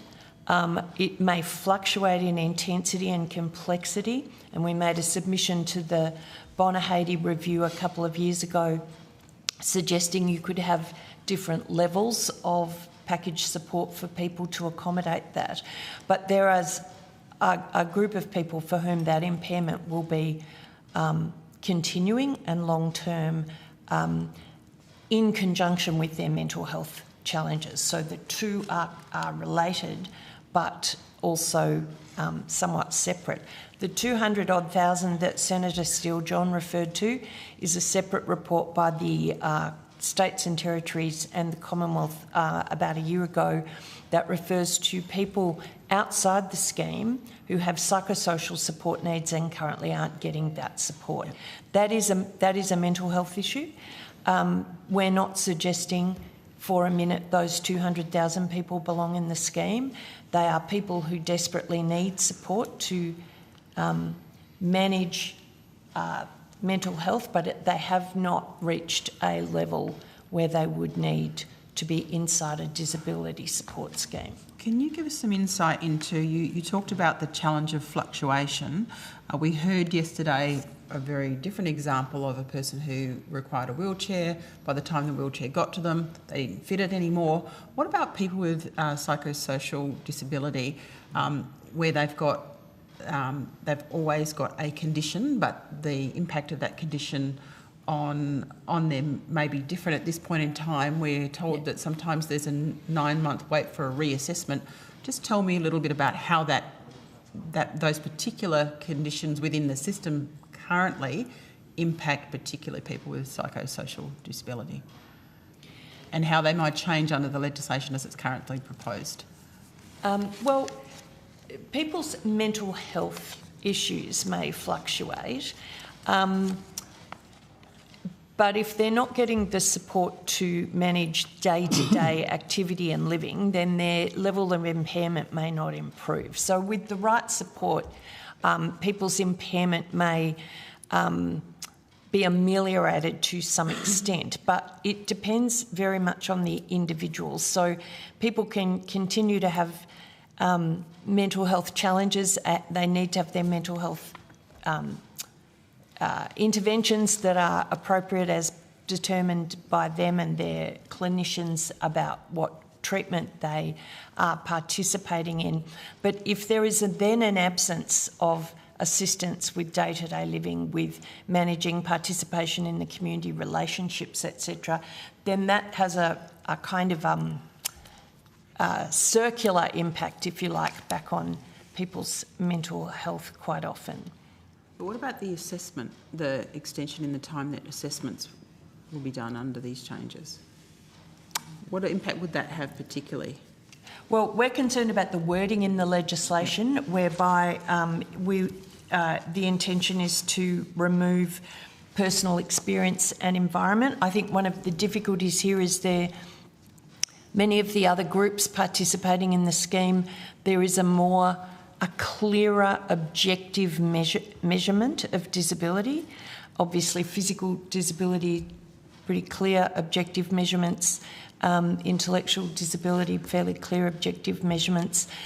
Where we've seen the reduction in people being considered eligible for the scheme with psychosocial disability, it has appeared to be a change in a perception of the impairment being more related to something treatable inside a mental health. So people who are struggling to get out of bed, struggling with any self-care, difficulty engaging in any kind of social discussion, the man I talked about a bit earlier, that is, I think, in some of the less sophisticated assessments viewed as it's just part of the mental health and it'll resolve, as opposed to an impairment coming from, as Tim said, the variety of things that go on for people with severe mental health challenges, including their medication, including various forms of trauma, including the lack of safe housing. Thank you. Thank you. Thank you. We'll go to Senator Brown online. Thank you, Chair, and thank you, Mind Australia, for your evidence here today. Just a few questions. Firstly, thank you for sharing about the innovative models of housing that your organisation has developed for people with psychosocial disabilities.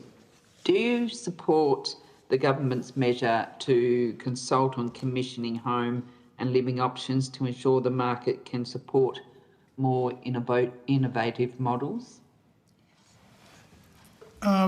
We see, yes, in a word, yes, we support that. We think that it's got the capacity to make for a more effective and flexible way of arranging an approach which is very suitable for people with severe mental health problems. We have got, thank you for acknowledging our housing model, it's a very good one. We have had up till now NDIS support, but it's been waning and is further threatened. And we do believe that a commissioning approach has the potential to make this valuable model effective. And more so because we've now got 3 governments at state level that have put money into the scheme. We've had about $150 million spent on providing housing for people with mental illness, but we can't fill them that much.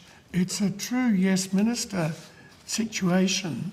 We've got the buildings, we've got the patients, but we're struggling to get staff under the funding arrangements.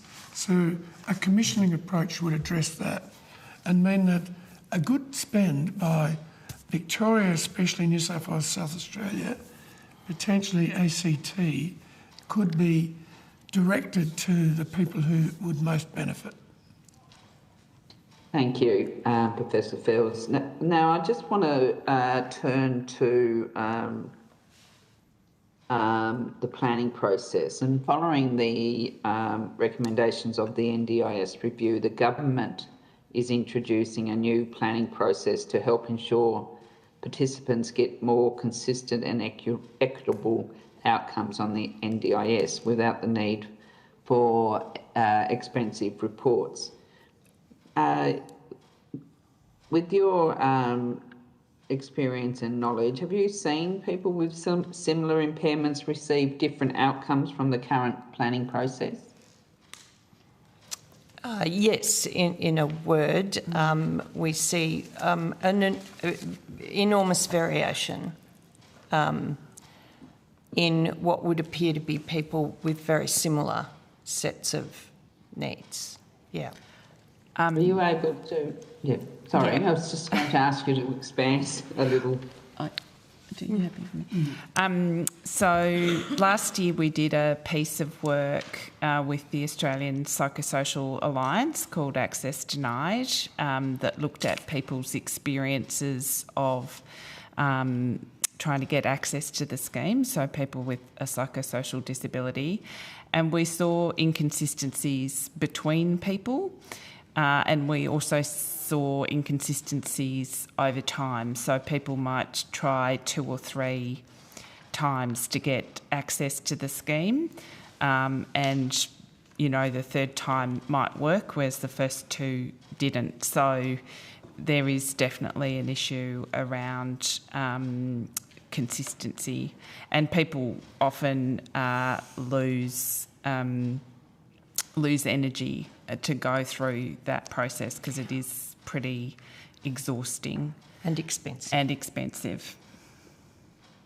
So you're suggesting, though, just in that example of trying on 3 occasions, on the 3rd occasion when they were successful, was there what they were providing in the planning process, was it any different on the 1st and 2nd try? No, that case study is in the Access Denied report.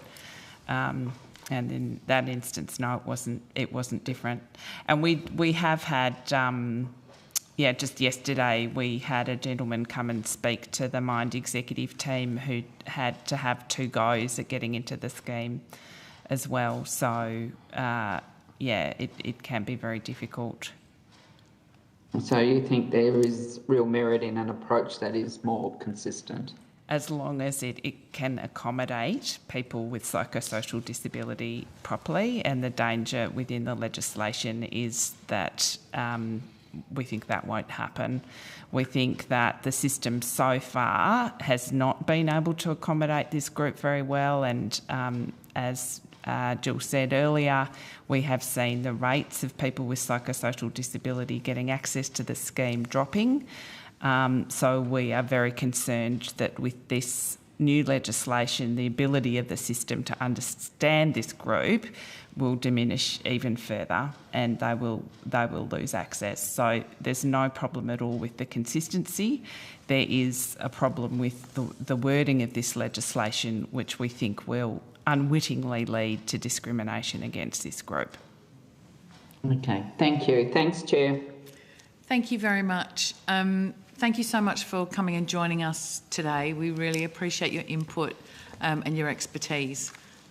We will now let you go, but thank you so much. And the committee will now suspend for a lunch break and recommence at 1:15. Thank you. Thanks, Senator. Thank you.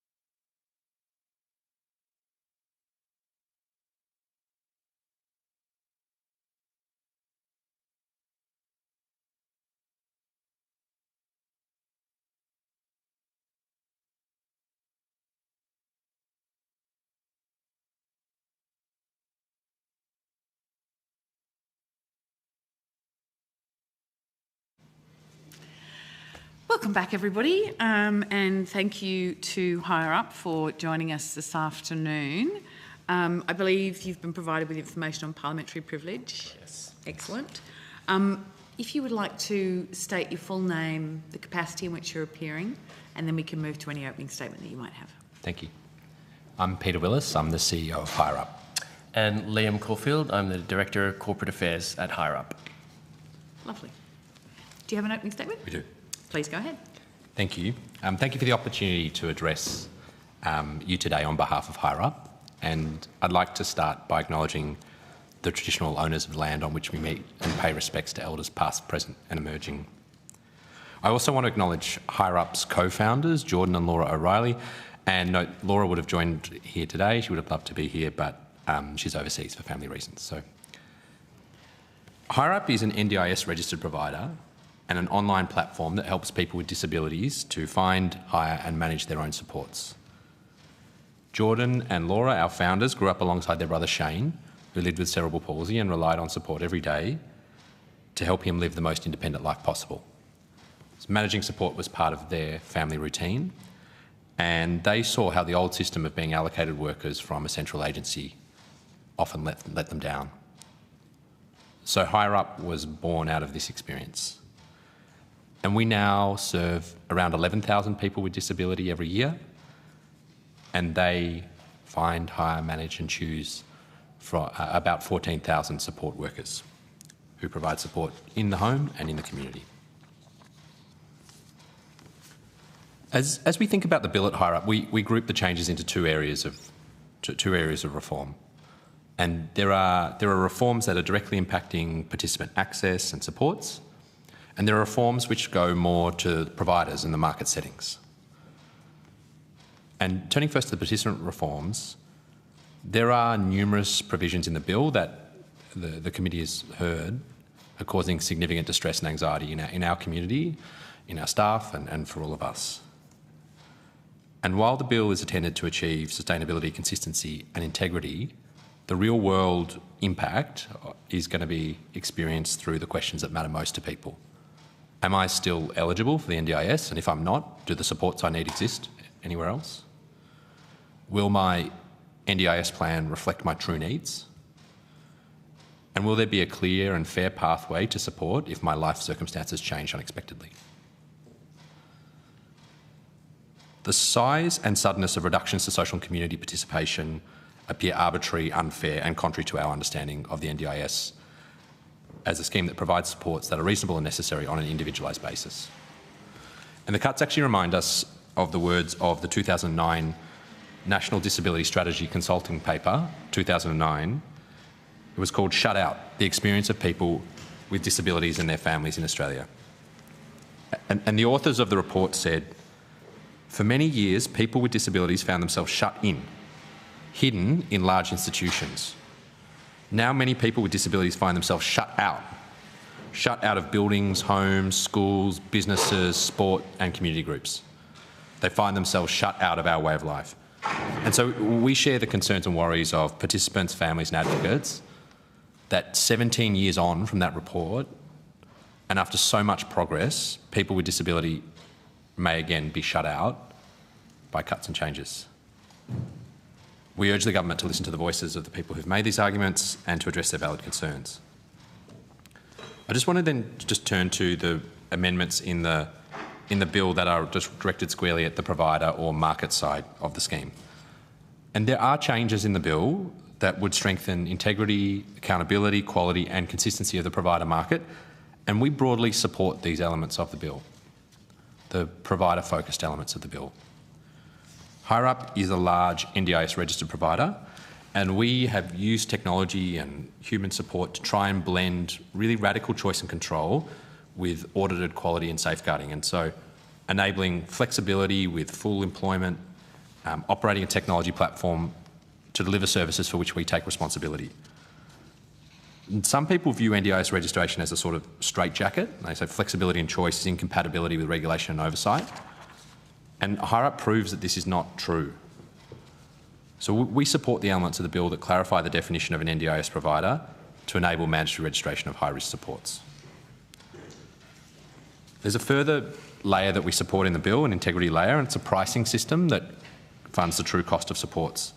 So under the current pricing system, there's a blunt, flat price that covers a wide range of supports delivered by support workers and all types of providers. And what this blunt, flat price does is it creates an incentive for people to make more money by avoiding being registered and regulated, reducing your overheads and all the quality and safety cost that comes with it to chase profits. Clearly this is not going to deliver value for money, and it undermines providers who are meeting the appropriate overheads.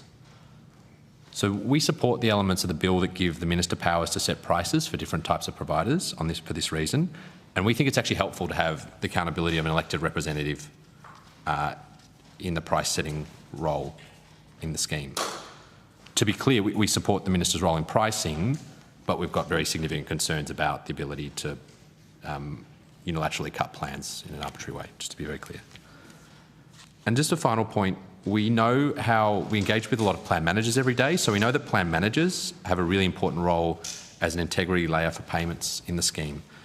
And we support the government's proposal for a panel of plan managers and to finally end the conflicts of interest that exist for some plan managers where they're also a support provider.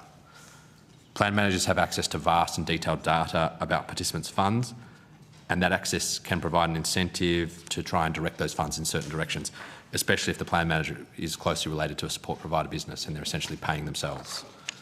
We've chosen not to go into plan management, and we don't believe that self-regulation or self-disclosure of conflicts of interest are sufficient there and mitigate the integrity challenges with having plan managers also provide support. So I'll stop there. Thank you for allowing us to be here and for this statement, and I welcome any questions. Thank you. We'll go to Senator Askew. Hello, thank you very much for being here and for your time today and for your taking the time to put in the submission as well. It's been informative. You're one of the few witnesses that are saying that you support things in the room at the moment, so I've just highlighted those in the... There are obviously, you support certain elements of the bill, Correct. but there are other areas that are concerning you. Would you like to outline those a bit further? The areas of concern. Yeah.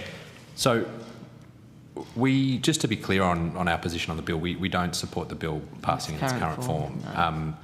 But it's challenging for us because there is a number of things that we do support. But just to talk about the challenges, the first challenge is the ministerial powers and the flagged policy intent to use those to cut social and community participation.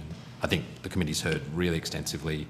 We'd echo those voices. It seems to be based on an understanding that social and community participation support is somehow less important to people's concept of a good life. The cuts just seem very arbitrary. It's not based on the fundamental principles of the scheme of individualised support, reasonable and necessary. It seems completely at odds. We're also concerned, like others, with changing to the timelines the government has to respond to plan review requests when something changes in people's lives.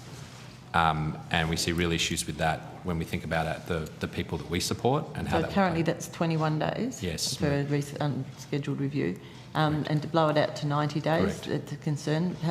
Just in reality on the ground now, what does it look like to you now?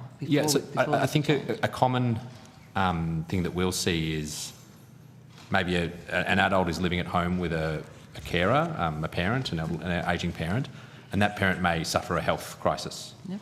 may need to go into hospital for surgery. And so all the support and care that they've been previously providing needs to be provided by someone else for that individual.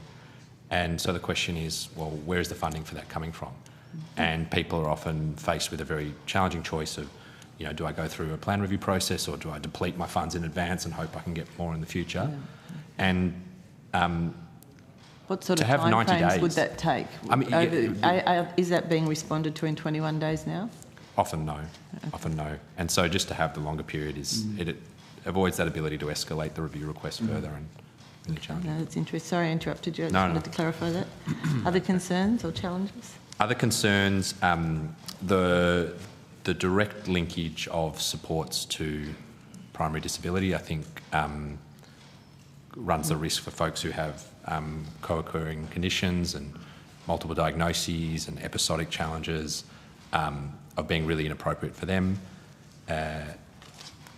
and the re-eligibility assessment. I think when you look at it together, it looks like engaging with the scheme is going to become a lot harder for people that we support, and they're already really stretched.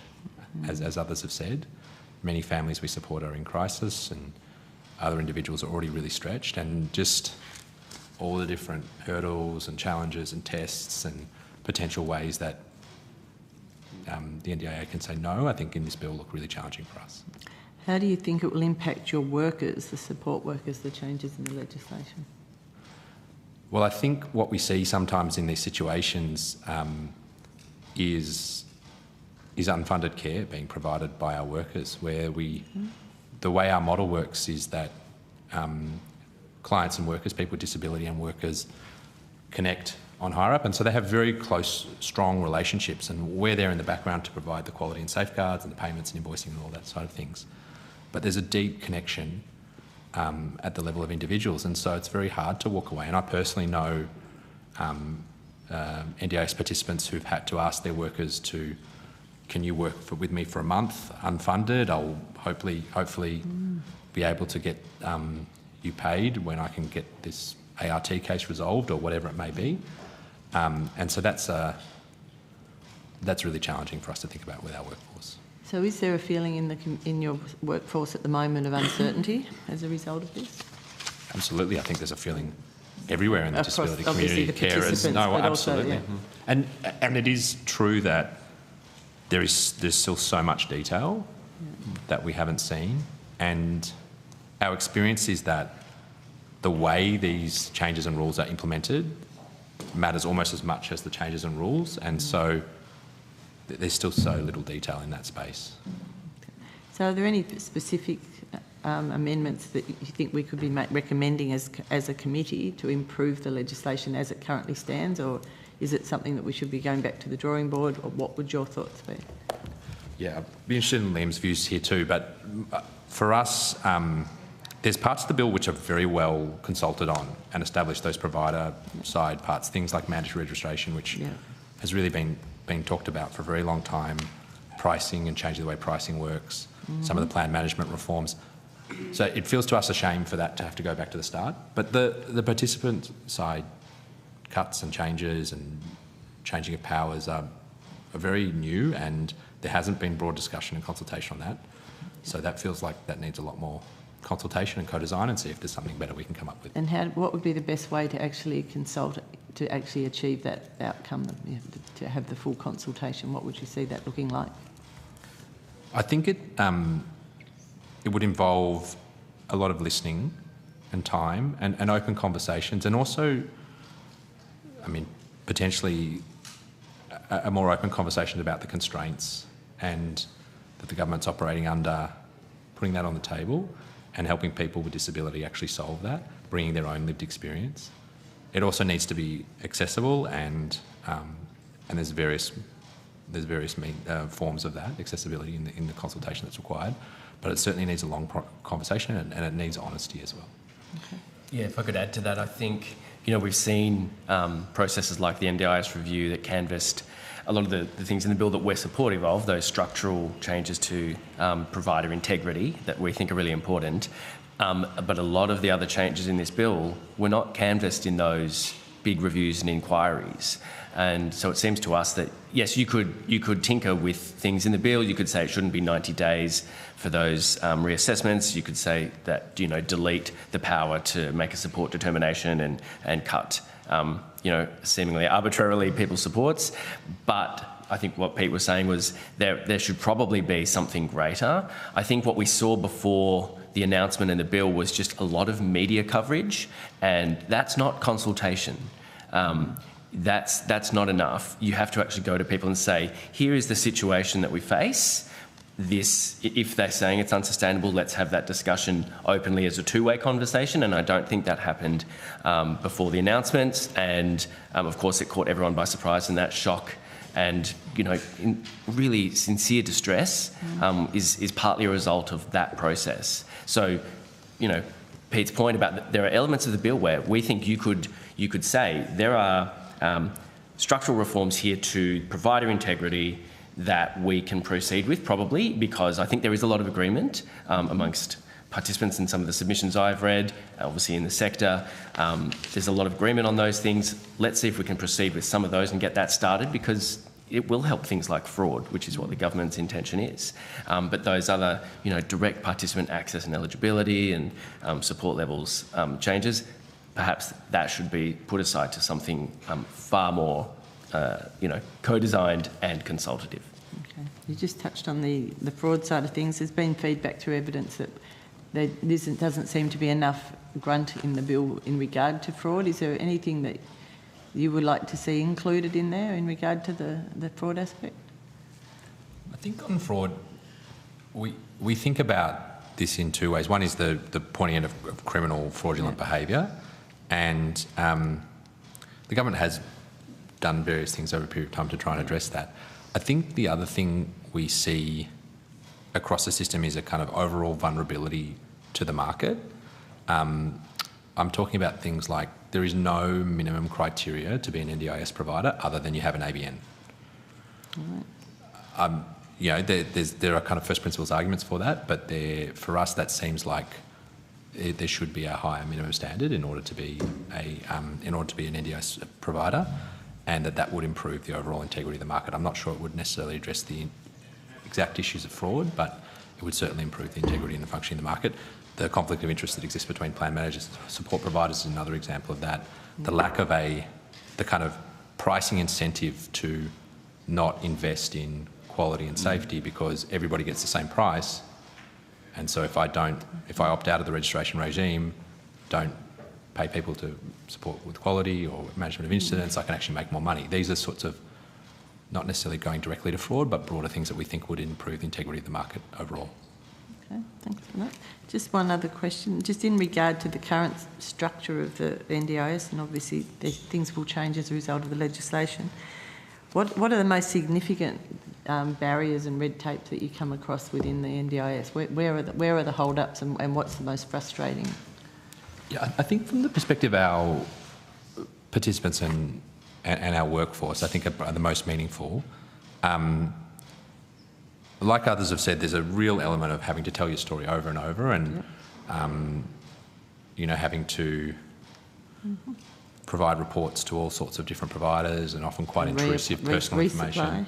Yeah, exactly. And similar on the workforce side, I think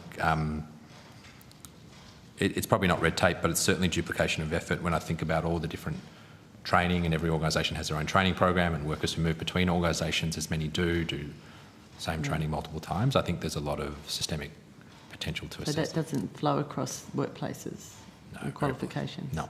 Okay, I thought they'd have fixed that. Okay.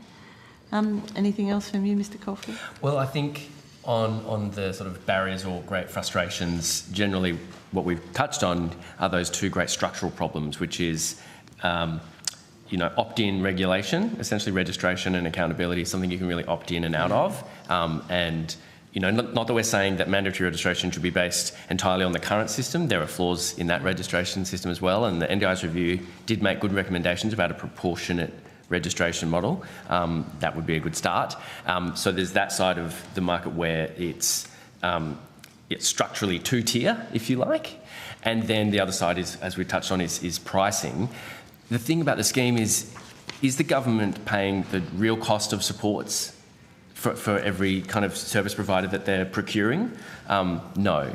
There is a price limit which for really high intensity supports or complex supports doesn't meet the true cost of support. It's too low. And then for other types of support delivery, there are providers who are able to provide that support without any of the overheads, without registration and the costs that go with that, but still charge the same amount. And so we think that there's a pricing incentive that, as Pete referred to, that creates a sort of, again, a kind of a two-tier system where folks can either charge full price and make a lot of profit, or they could charge a lot less because they don't have to face any of the same regulatory burden that others do. And so it's about that kind of unevenness of the market from the provider perspective that's a real kind of barrier to the scheme, I think, being more accountable, higher integrity, and more consistent, I suppose, from our perspective as a provider. They're all good. It's all good feedback. I think I'll leave it there because the chair's looking. Yeah, I went on. Sorry. Thank you. I always do that. We'll go to Senator Tyrrell.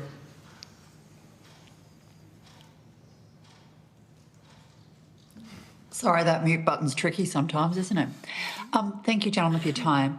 The government is looking to introduce mandatory registration for providers delivering high-risk care. Do you think that's an important thing to do? Yes, we definitely do. And the reason is that, as I said before, there is no minimum standard to be an NDIS provider, and that just doesn't feel appropriate. I think if you go from the old system where a very, very small number of providers were chosen by government to provide support with disability, that we absolutely reject that as well. We think we need a thriving ecosystem of providers and for people with disability to have true choice, and that's why people who get the support through HireUp choose HireUp. But at the end of the day, it's just rife for abuse, and we've seen enormous growth in unregistered providers who have stayed outside the registration regime, and so we think it's long overdue. I mean, it is actually true. In 2011, the Productivity Commission report that, maybe in some ways birthed the NDIS, at least at the kind of policy level, they talked about having a universal system of provider registration. In the 2023 NDIS review, it also talked about a universal system of provider registration, as Liam said, tiered and to kind of capture the diversity of the market and maintain the diversity of the market. So yeah, we're positive on the step forward here. It'd be great to go further, and we think it's really important to get started. I think I would only just add that we, as a registered provider, we experience registration as something that makes us better, and that's kind of the point. It's not just a fraud or integrity measure. It actually does make you a better provider, and it forces you to think about things that you may not have covered, or that you could do in a better way, or Because you have the auditor come in every 18 months, and we treat that process as it is a serious process. I love it that you love a good audit. Yeah, well, look, I'm not sure love is the right word. Yeah, we'll have staff watching this who will absolutely be pulling their hair out, but in the sense that we celebrate doing a good job on those metrics and being that responsible provider, so we know that our community can trust in what we do and our quality and safeguarding measures. Yeah, we support that. So I'm guessing you would agree that the NDIS can continue to centre participant choice and control and a mandatory registration model. Yes, absolutely. And so on HireUp, there are right now, there's over 70,000 workers that we employ that an individual can come on, an NDIS participant, a person with disability can come on to HireUp, and in theory, I mean, they're all over the country, but in theory they can choose from 70,000 options. And if the worker they want to work with is not employed by HireUp currently, they can identify speak regularly to a woman whose daughter receives support through HireUp, and she really liked the lifeguard at the pool where her daughter received hydrotherapy and wondered if she could bring her onto HireUp as a support worker. And the answer was, of course, yes, we facilitate that. We do a vetting check, we do some training, and we employ them. So we definitely think that you can have choice and control in a registered framework. It requires thinking, and I think if it's just implemented very bluntly or without thought, there's concerns there, but you can have that. And when we feel we're proof of that. Perfect. The explanatory memorandum outlines integrity issues in the plan manager market, with NDIA analysis showing that out of the 1,000 smallest plan managers, 90% of them had integrity flags. Is that concerning to you as a large provider? Yes, definitely. For all the reasons you've stated before? For all the reasons we've said before. And I think it's interesting, so the NDIS review actually recommended that we move away from plan management over time and move to a kind of digital payment system where plan management wouldn't be required. There's obviously been a softening of that position with this idea of having a panel of plan managers, which we don't know if that's 5 plan managers or 500 or 50, or that's not clear yet. But we support integrity measures in the plan management market, and and the separation of plan management and support, which is a challenging conflict of interest to manage. I think there's also another element to plan management being more sort of robustly commissioned or regulated, in that the plan managers often interpret the rules as to what things can be paid for or what things can be claimed. And as a provider with many, many, many different plan managers, there is so little consistency across all of those plan managers about, you know, is this claim the right, you know, item number and all of those things? Can it be done in this way? And it just ends up being one of those extra kind of, it's not even government red tape, it's just inefficiency where we're constantly having to then go back to the NDIA to say, no, it actually does work like this. And then we go back to that plan manager. And it's a whole, you know, cycle that would, if it was a kind of more strictly regulated group or at least guided a bit better, then it might be a better process for all. So how do you envision the best approach to commissioning plan managers would work out? How would it look?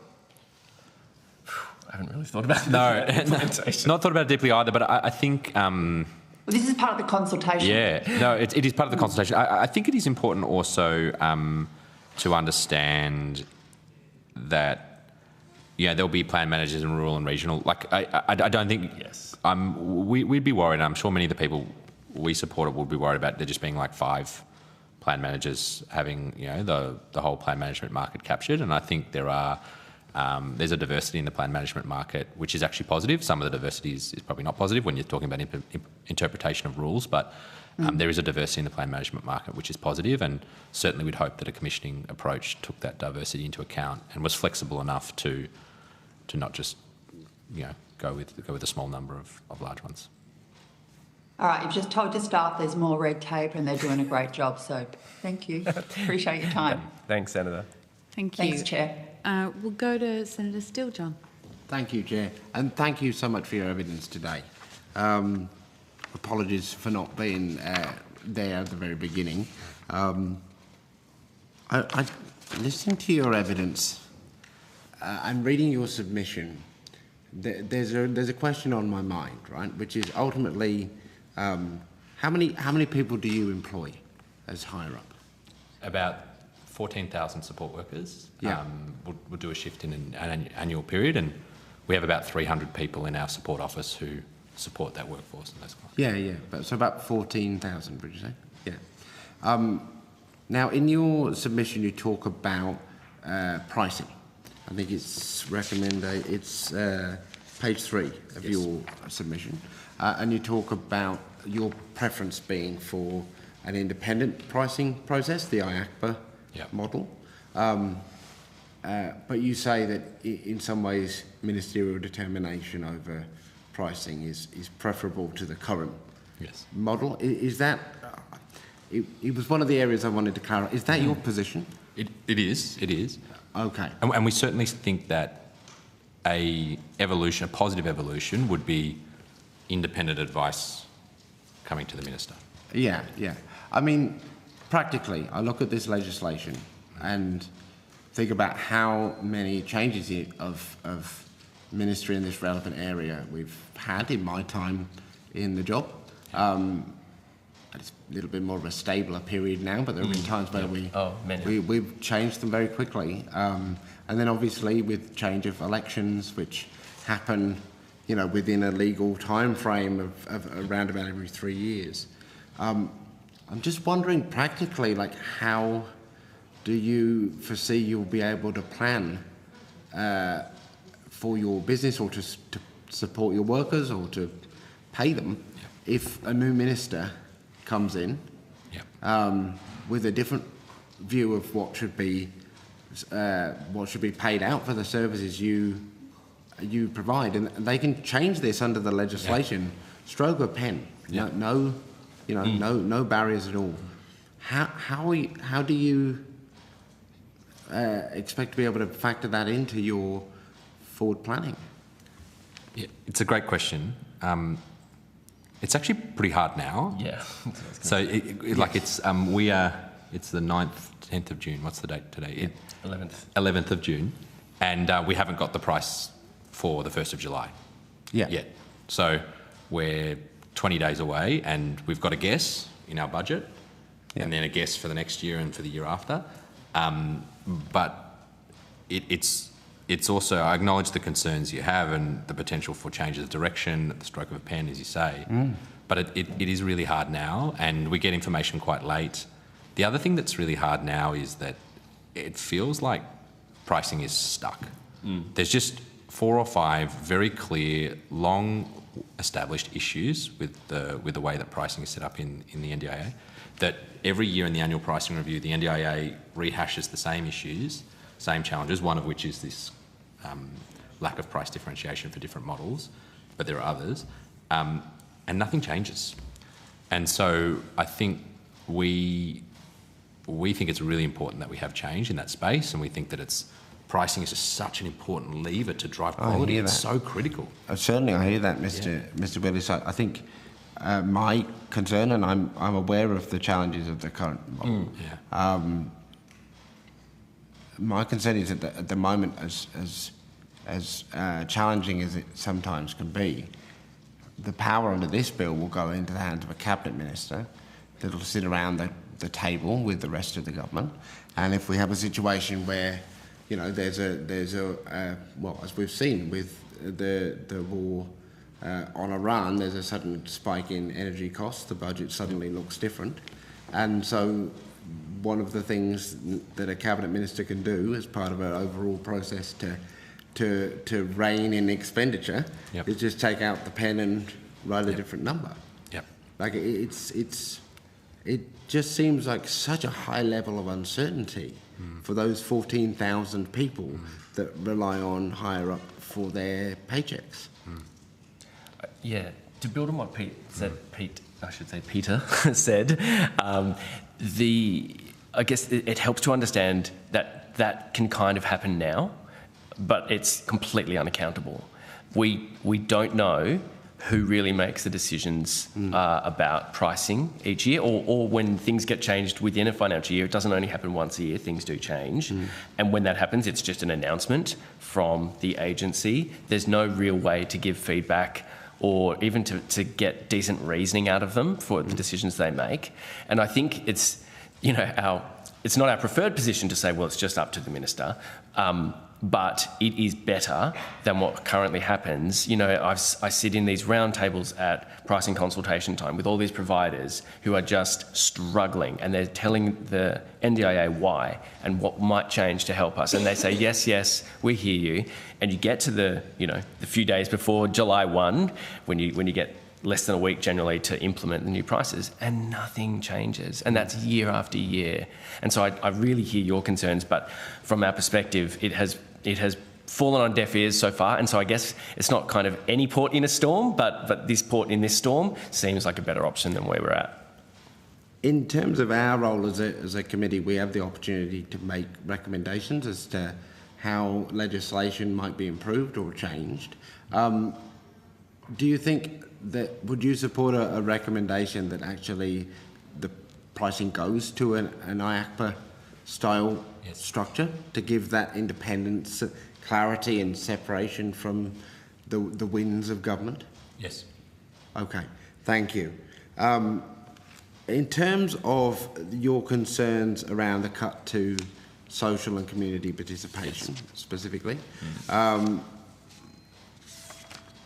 what do you see as the potential risks to the people that you support of these cuts? Thank you for the question. The risks are significant and causing a lot of concern to the people we support and to us and to all our staff.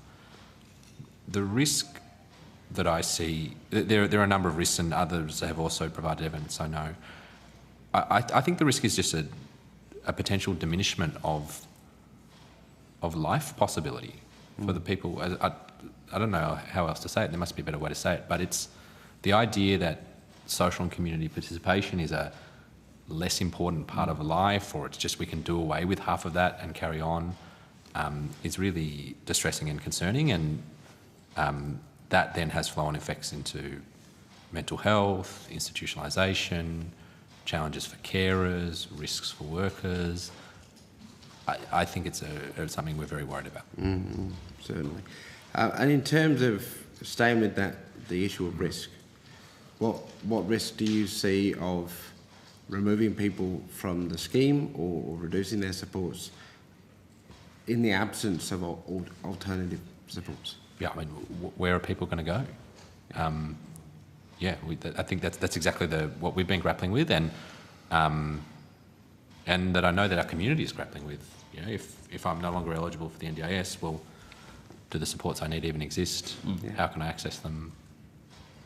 I think that goes to something we were saying earlier, which is there was, you know, as you would have seen, heightening media coverage, and then there was the press club speech and the budget announcement, and all of these sorts of things, like the cuts to social and community, are not issues or, you know, so-called problems or anything that was discussed, that was consulted. And I think it's the suddenness as well as the seismic nature of those cuts that is really problematic. And, you know, that's why we said earlier, you know, that those portions of the bill would be best to be further consulted or, you know, not even in the Parliament, take it away and do a review. But there's still the structural side, obviously, that we would support action on. But yeah, it took us all by surprise. Very much. I can imagine it did. And would I be right in thinking that part of the concern created by that is that, you know, it's social and community participation by 50% today, but the bill actually grants the power to reduce supports across classes and support types by 99%. So it's this pot of funding today, but it could be any other pot of funding tomorrow. Correct, that's right. And I think that there's the obvious uncertainty and concern that creates for people, everyone with an NDIS plan. But it also, it's at odds with the idea of individualised supports and reasonable and necessary. I think it's a really challenging power. With all of that in mind, can I ask you, in terms of the bill as it is currently written, do you support its passage in the current form? No. Okay. Thank you. Thank you for your evidence today. Thanks, Chair. Thank you very much. We really do appreciate you coming and sharing your thoughts with us and your submission as well. We will let you go. Thank you. Thank you so much. I would now ask for representatives from Aruma and Mabel to make their way to the table.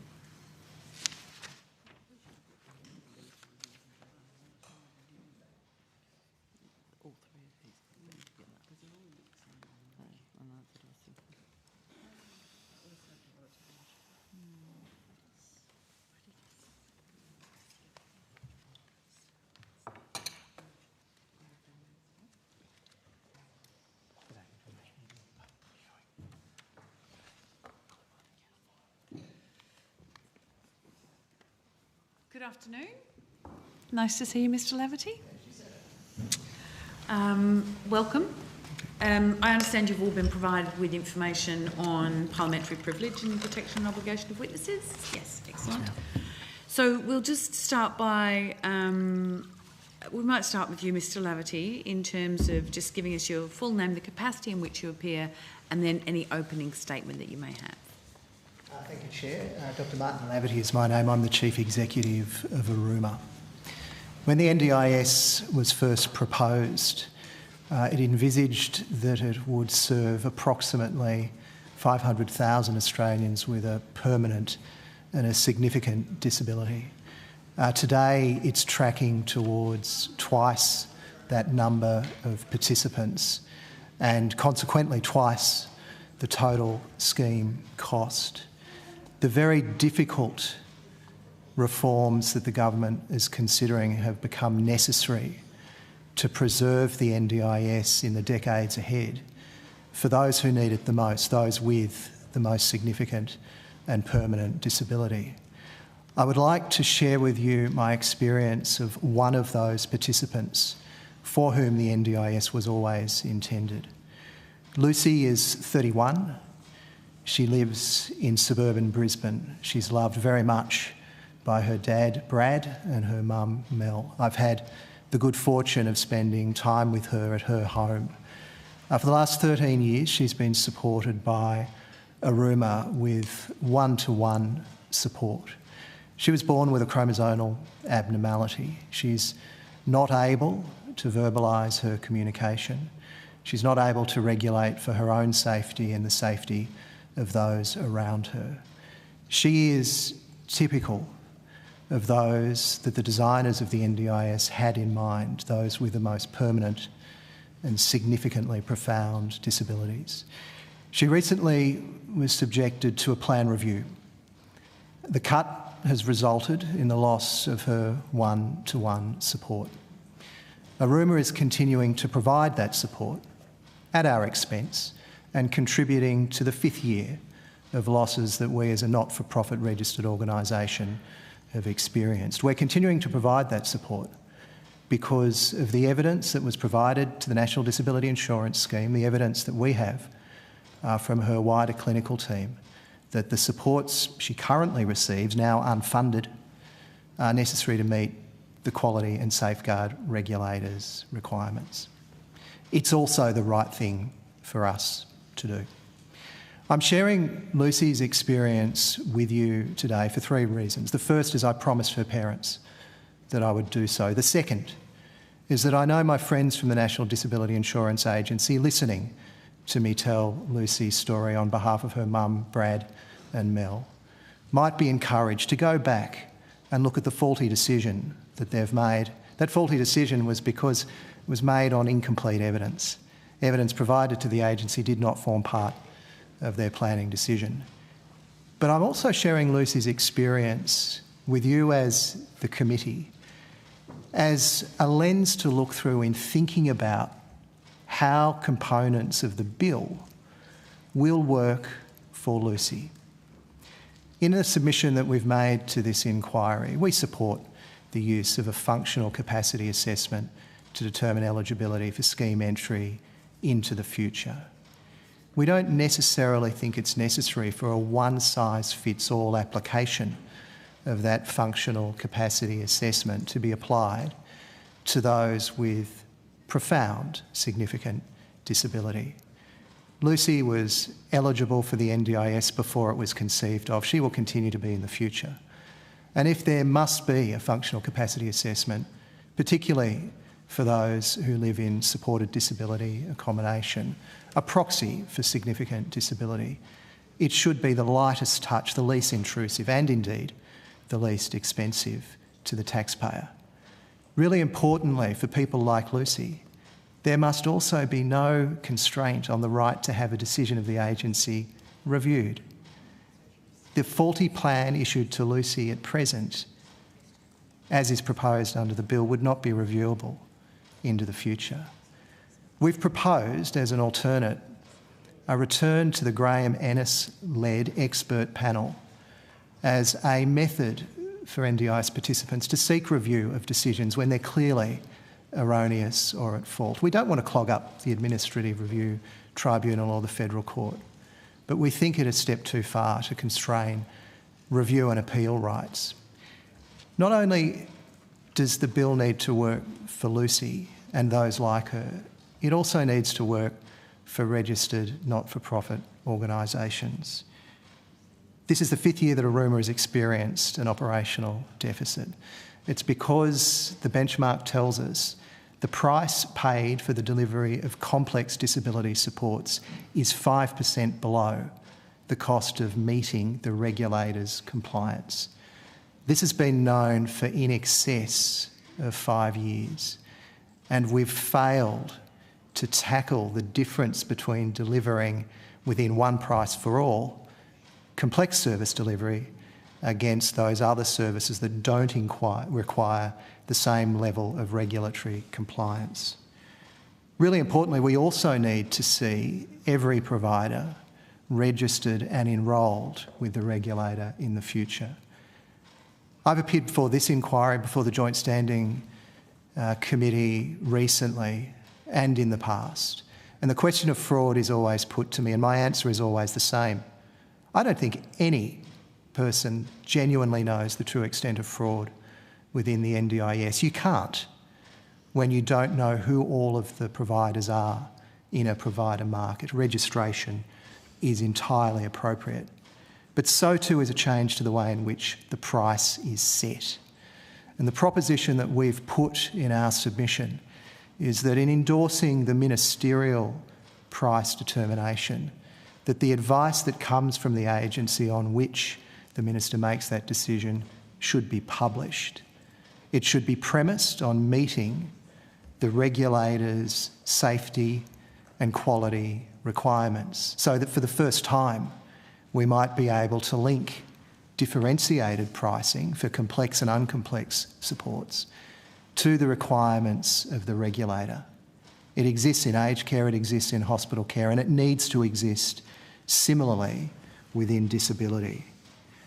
Really importantly, the NDIS in the future has also got to work for the taxpayer. And this is one of the greatest challenges that I think is before you as a committee in considering where to make amendments to this bill.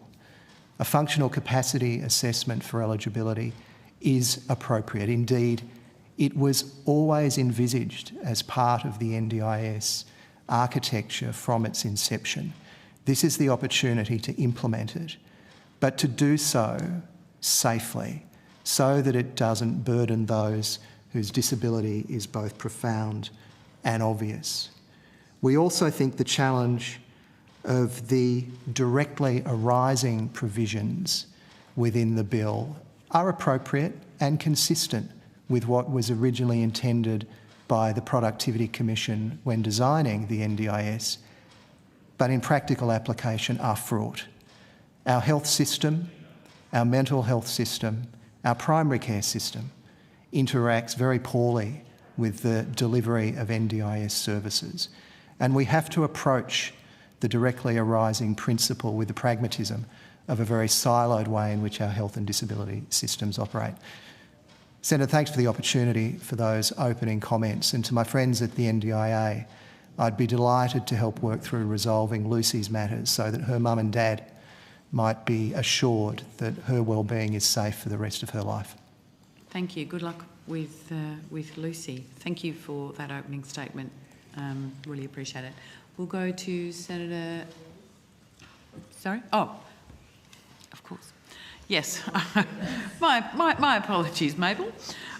Please, if you could give us your full name, the capacity in which you're appearing in any opening statement. Thank you, Chair. Andrew Keel, I'm the CEO of Leapin, a company within the Attain Health Tech Group. Liam Nyland, I'm the Head of Government and Stakeholder at Mabel Technologies, which is part of the Attain Health Tech Group. Okay.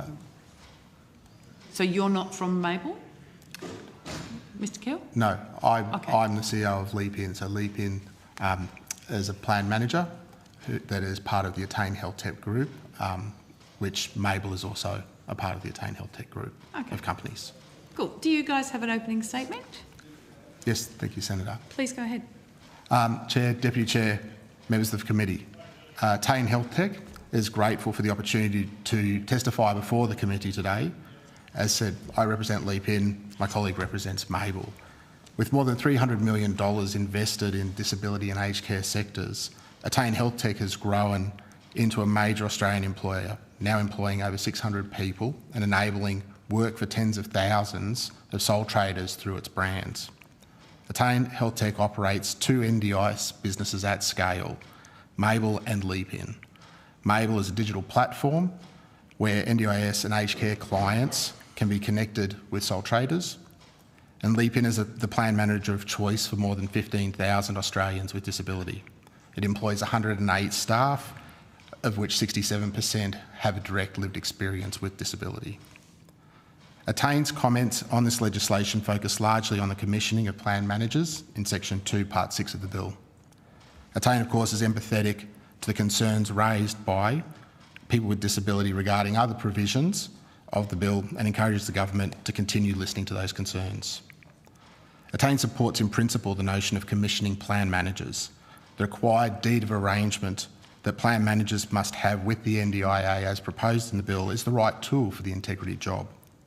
A deed approach can give regulators the flexibility to surgically remove bad actors and manage potential conflicts of interest. However, a plain text reading of the legislation might see responsible, scaled plan managers like Leapin ineligible to be commissioned. Among the 20 largest plan managers, more than 75% also provide another NDIS service in addition to the plan management arrangements. This would constitute an immediate panel exclusion. However, quality scaled plan managers like Leapin, who set the standard for best integrity practices and which are the exact businesses and plan managers that the government should be wanting to commission, as pointed out in the explanatory memorandum. Last financial year, Leap In declined $67.8 million worth of claims and received $17.5 million in taxpayer fees for delivering its services, meaning that Leap In returned the taxpayers' investment 4 times over by preventing inappropriate, fraudulent or ineligible claims. Attain's group of companies operate robust conflict of interest management policies, including but not limited to maintaining separation of operational entities, separation of management and boards, disclosure of relationships within all communications and in the conversations we have with participants, families and suppliers to the sector every day. The protection of participant choice is clearly evidenced with more than 98% of funded supports that Leap In's customers, participants use, actually being utilised with providers other than Mabel. Major responsible companies within the care economy can manage conflicts of interest in mature ways through appropriate mechanisms that fall short of a divestment requirement, which might be the end outcome of this legislative proposal. The second point that we raised in our submission, as part 2 of the schedule, the government is proposing an intervention in the plan management market, and is likely that a large proportion of the existing 1,462 active plan managers will not be commissioned. Market sources have estimated that the value of the plan management market is more than about $1 billion. We would ask that the Senate carefully consider the negative effects of market intervention on shareholder value and whether this could be perceived as comprising federal government acquisition of assets and property. The Senate consider the risk of triggering the just terms guarantee for the compulsory acquisition of property under the Australian Constitution. As well, there are a number of major players invested in the sector who have offshore investors, and we ask the Parliament to also consider the extent to which some investors may have protections under bilateral treaty arrangements. The Senate should inquire how the government intends to remunerate investors who may have unsuccessful non-commissioned plan managers for their lost property. Thank you, and we look forward to answering your questions. Thank you very much. Mr Nealon? I have no opening statement. Okay, fantastic. We'll go to Senator Steele-John. Thank you. Thank you both for your evidence to us today. Mr Laverty, I think I would be fair to say that the last couple of days of hearing for us as a committee has been pretty harrowing, both to hear the community's concerns about the legislation, but also to hear some of the ways in which the way that the agency is doing things now, the administration of the agency now, isn't working. One of the things we've been pointed to is data management. And it would seem to me, and I just want to check this with you in terms of the case study that you put before us, it sounds like loss of data might have played a role in that decision, that the agency didn't retain or manage properly information in relation to the participants' support needs. Is that what it seems has happened to you? Lucy's mum, Mel, has described to me that the submission of evidence about support needs had occurred on multiple occasions, that the agency acknowledged receipt and that they had lost access to data, and then a planned determination occurred without that information being available. If I think in the positive, the bill is seeking to bring consistency in the way in which a support needs assessment is conducted. Today we don't know what that support needs assessment will be. It might be ICANN, it might be some other tool.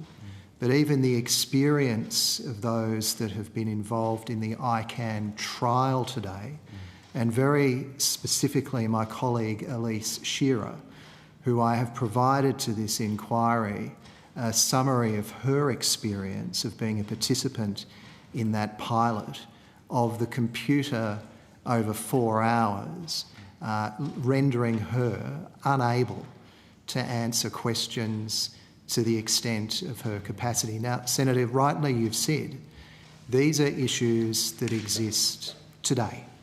And I'm raising both Lucy and Elise Shearer's experience because both of those matters can be resolved today.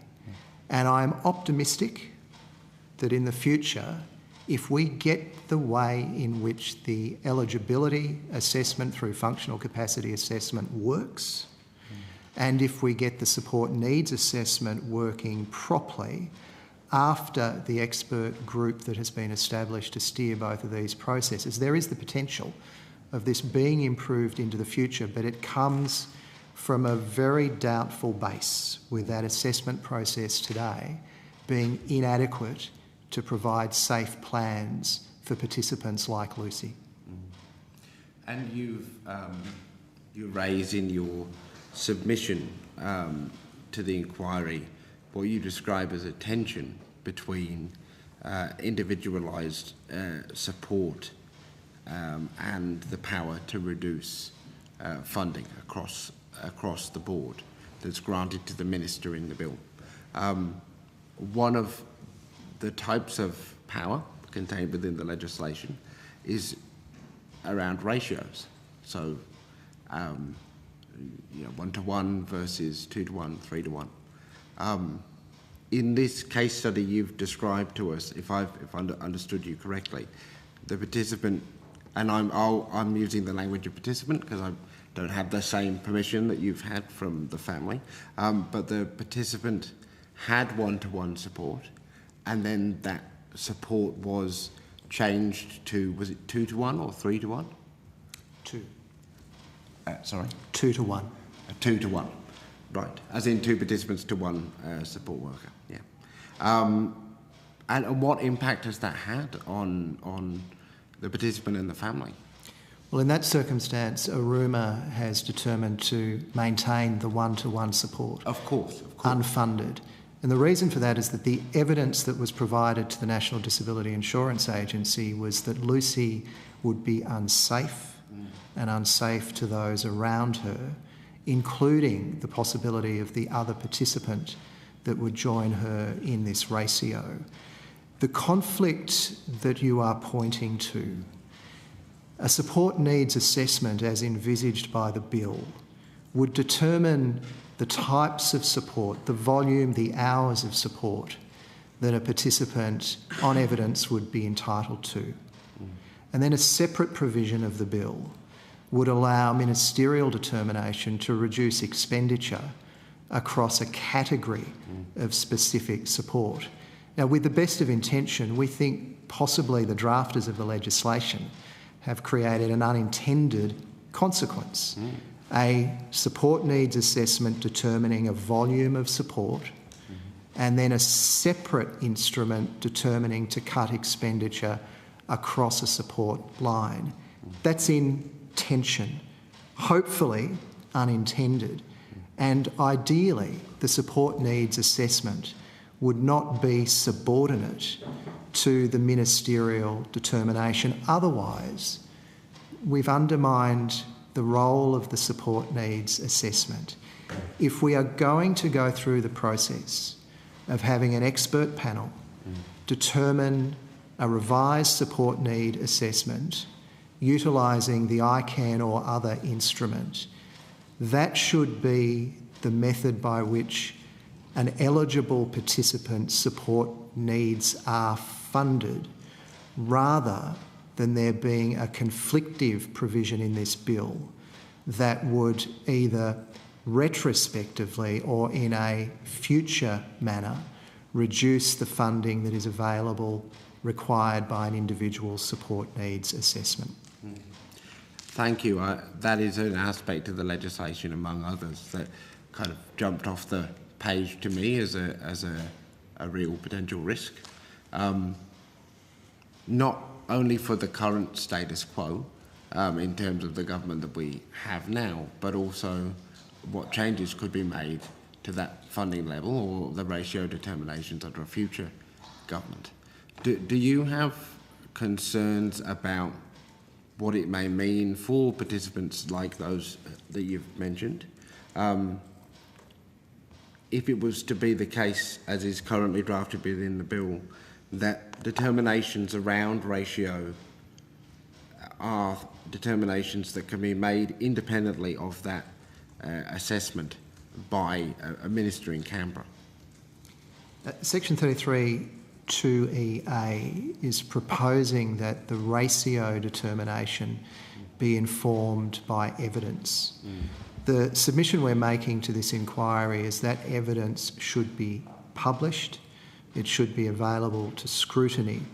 I'd similarly make the same point about Section 45C(1)(E), the ministerial determination of price. The submission from the agency on which a price announcement is made should be published and open to scrutiny, both scrutiny of the political process, the scrutiny of the provider and participant process. That is a safeguard in both circumstances that I acknowledge. And if we are optimistic, the evidence should be accurate and reliable, and government today and in future held to account. The uncertainty as to how both provisions will operate is causing these concerns within the sector, within participants. And the opportunity for the government to clarify the way in which these provisions will operate, specifically the publication of the advice around ratios for Section 33(2)(EA) and the advice on price determination for Section 45C(1)(E) would satisfy that uncertainty, that we would at least be able to scrutinise the basis on which decisions were made. Once that information had been made public and the scrutiny that you've described taken place, do you believe that an avenue to request a review or further detail or delineation would be valuable to the legislative structure? I'm assuming you're referring a review of the ministerial determination as opposed to an individual participant's position. Yeah. You just shared with us that you think it would be valuable for the evidence utilised in the ministerial decision to be disclosed, so it could be scrutinised. I think that's a basic that the community would expect. The question then becomes, in terms of transparency and accountability, what happens when the evidence is reviewed and found to be either incorrect or irrelevant to the participant to which it's actually impacting, the class of participants that it's actually impacted. Because there could, without a further avenue, you could theoretically, under even the process you've described, take a piece of information that is irrelevant, just have to satisfy the different definition of being a piece of evidence, publish it, and then you can proceed on your way from a governmental point of view. So don't we need other steps? I'd agree that any decision under Section 33(2)(EA) on ratio of supports or under Section 34A on ministerial expenditure and indeed Section 45C(1)(E) on determination of price should not be announced by press release, but should be properly scrutinised, possibly by making a regulatory instrument that would then necessarily have the opportunity through scrutiny through Parliament. But Senator, that's perhaps a decision best for this committee, you being more expert in parliamentary procedure than I. Thank you, Mr Laverty. Going to attain, in terms of the recommendations that you've made to us, you've drawn our attention to amendments that could be made around, I think it's items 91 and 93 of Schedule 2, to require appropriate conflicts of interest management policies to be in place in integrated businesses. What risks do you believe this would address? Yeah, thank you for your question, Senator. Firstly, I should disclose I'm not a lawyer, so of course any interpretation is a plain text interpretation on my part. But a reading of that section would suggest that it would not be possible for a plan manager that is part of an integrated group to be commissioned as part of the commissioning process. And why I think that is of particular concern to ourselves and to other stakeholders, including the DIA that testified a couple of days ago before this committee, is that of the top 20 plan managers, 75% are part of some kind of integrated group. Now, of course, we're not saying that there shouldn't be some kind of conflict of interest policies. There are already conflict of interest protections within that apply to plan managers, and we actually believe they should be strengthened. But what the legislation presently says is that where they are part of the same group, then they may not be eligible to be commissioned at all. And in terms of how we see conflict of interest, I mean, I testified before this committee 2 years ago on the Aged Care Act, and we had a very similar conversation about the management of conflicts of interest in aged care. And I think that the government and indeed the Senate, that was bipartisan legislation, landed on a very reasonable approach to the treatment of conflicts of interest in aged care. And we're asking for something similar here, where there are positive obligations placed upon plan managers, upon providers that require adequate protection of the consumer without attempting, which may be the implication of this legislation, what is effectively forced divestment. Okay. Can I ask you both as my kind of closing question? You've given us both in your submissions and your evidence today a lot of homework to go away and do as a committee as to what we might recommend. You've all identified gaps and potential unintended consequences of the legislation as is currently written, and that's what we're considering as a committee. It's what we have the opportunity to make recommendations in relation to. As it is currently written, does Attain support, believe the legislation should pass as it is currently written? No, we do not. Okay, thank you. Mr. Laverty? We've made 5 proposals for amendments in order to be able to support the passage of the bill through the Parliament. I think the importance of ensuring we tackle the total scheme cost to ensure that it continues to exist for those for who it was originally intended must be the guide for how this committee and indeed the Parliament receives these amendments. And in bringing forward the 5 amendments that we've proposed, we've hopefully been practical in seeking to support rebasing the scheme for those with the most profound disabilities so that the scheme is here in the years ahead. But I very much hear that, and it's what I've taken from your submission as well. But Parliaments are funny things, and there's no technical obligation on a government to consider an amendment of any type. So in terms of this legislation, in the absence of those amendments, could or do you support its passage? We can't support passage of the bill without, as a minimum, the 5 amendments that we've proposed. And Senator, this may not surprise you. I'd urge the government to consider at least the 5 proposals we've put forward. Aruma has unashamedly been one of the strongest supporters for ensuring that the scheme is delivered as originally designed for those with the most significant disability. And I am concerned that if we lose this opportunity to achieve legislative reform, at some future point, the future of the NDIS becomes even more questionable. Thank you, Mr. Laverty. Thank you, Chair. I'll pass back. Thank you. We will go to Senator Brown.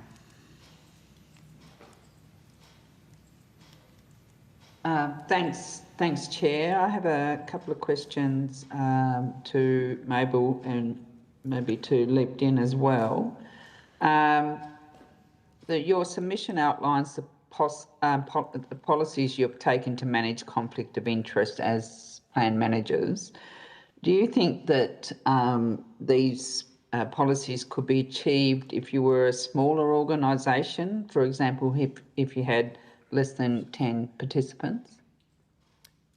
I might answer, then I'll pass to Mr. Keel if he has anything further to add. In terms of how we have approached things, there are certainly things that organisations of any size can and should do. In terms of things like separating the function of processing an invoice and speaking to a client so that those are never handled by the same employee, that might be difficult if there is only one employee. But broadly speaking, beyond the conflicts of interest, Senator, the thing that I would suggest that larger organisations have the advantage and the ability to do is invest in the kind of technical requirements that are needed to be a good plan manager today, whether that's integration with high caps, whether that's the ongoing discussion that people in the sector are having about whether every plan manager should have an Australian Financial Services licence, which is something the NDIA is actively considering. Those kind of more complex, more expensive requirements are probably more likely to be easily handled by larger organisations. Did you have anything to add, Mr. Keel? I'd only add that, again, the two parts to the plan manager's responsibility: one, supporting people to become empowered and confident as they go about implementing their plan and understanding the financial obligations that compliance requires from that perspective. I don't think that that's something that size is really determinant of. The second part, in terms of ensuring the integrity of payments and particularly prepayment claims assessment, which is our fundamental role within the scheme. The scale to be able to do that with rigour and be able to make the investments both in terms of the conflict of interest componentry, but more broadly in terms of best practice insurance systems, capabilities, processes, and the staff with experience to be able to affect that. I think to be able to do that at scale for efficiency and quality is something that a smaller provider in plan management is going to struggle with. And I think that is consistent with the commentary that was provided within the explanatory memorandum and that the agency has talked to. Do you think there's a way conflict of interest could be better managed in the market? Yes, absolutely. And this is something, Senator, that we have sought to have proactive conversations with the NDIA and the NDIS Commission over the last few years. There are a number of options available to the government. One thing that has been discussed within the sector is the potential for a best interest duty. There are a number of other policy proposals. I would suggest that the government looks closely at how this is handled within aged care and looks for some similarity across the care economy. In aged care, there is an obligation on every digital platform to inform the Aged Care Commission at a bare minimum of what it is doing, how it's handling these conflicts of interests. And there is the potential to go beyond that as well. We're not saying we're at the right state right now for conflict of interest. We're just saying that I think where we should be aiming to land is somewhere between where we are now and somewhere between the bill as written. Right, thanks. Thanks, Chair. Thank you. We'll go to Senator Little. Thank you. I'd like to ask a question regarding eligibility and functional capacity assessment. And specifically, Aruma, you've talked about the aged care integrated assessment tool as a proportionate nested assessment model that could be used. What specific features of the model make it more suitable than the approach proposed in the bill? Two elements. The first is the Aged Care Act explicitly gives permission for a threshold assessment. And then the tool that is used very quickly establishes the level of a person's functional capacity, explicitly their mobility, their ability to support their own self-care. And after answering one or two questions, those with the highest needs need not proceed any further. Those whose mobility, their ability for self-care is more present, are asked more questions. It becomes more granular to be able to give an informed assessment as to what those individual needs are as a person's own functional capacity is revealed as more established. Put that another way, it's a light touch for those with the most highest needs, the most complex needs. The assessment is simpler. For those whose ability to self-care, their questions are more detailed in order to determine are they eligible or not. We think there's some proxies across the NDIS that indicate if you have been assessed as receiving high complex care, you will continue to be eligible for the NDIS almost regardless as to what functional capacity tool is eventually settled on. If you're one of the 34,000 residents living in a supported independent living home, you're going to be eligible for the NDIS into the future. I could go on with these types of illustrations, information that the agency holds that would satisfy the functional capacity assessment such that we need not subject a person with a profound disability of having to once again prove their lifelong existence of a disability. This is both practical, but it's also avoiding that burden in both a person or a family member's life of having to reprove a disability again. Now, we've outlined the comparison to the Aged Care Act to say it exists elsewhere within the health, disability, ageing portfolio. If we simply apply that same practice, the result would be that those for whom the NDIS was originally intended would have a very light touch eligibility assessment, and then they would still need to move on to the support needs assessment under the ICANN or the alternate tool.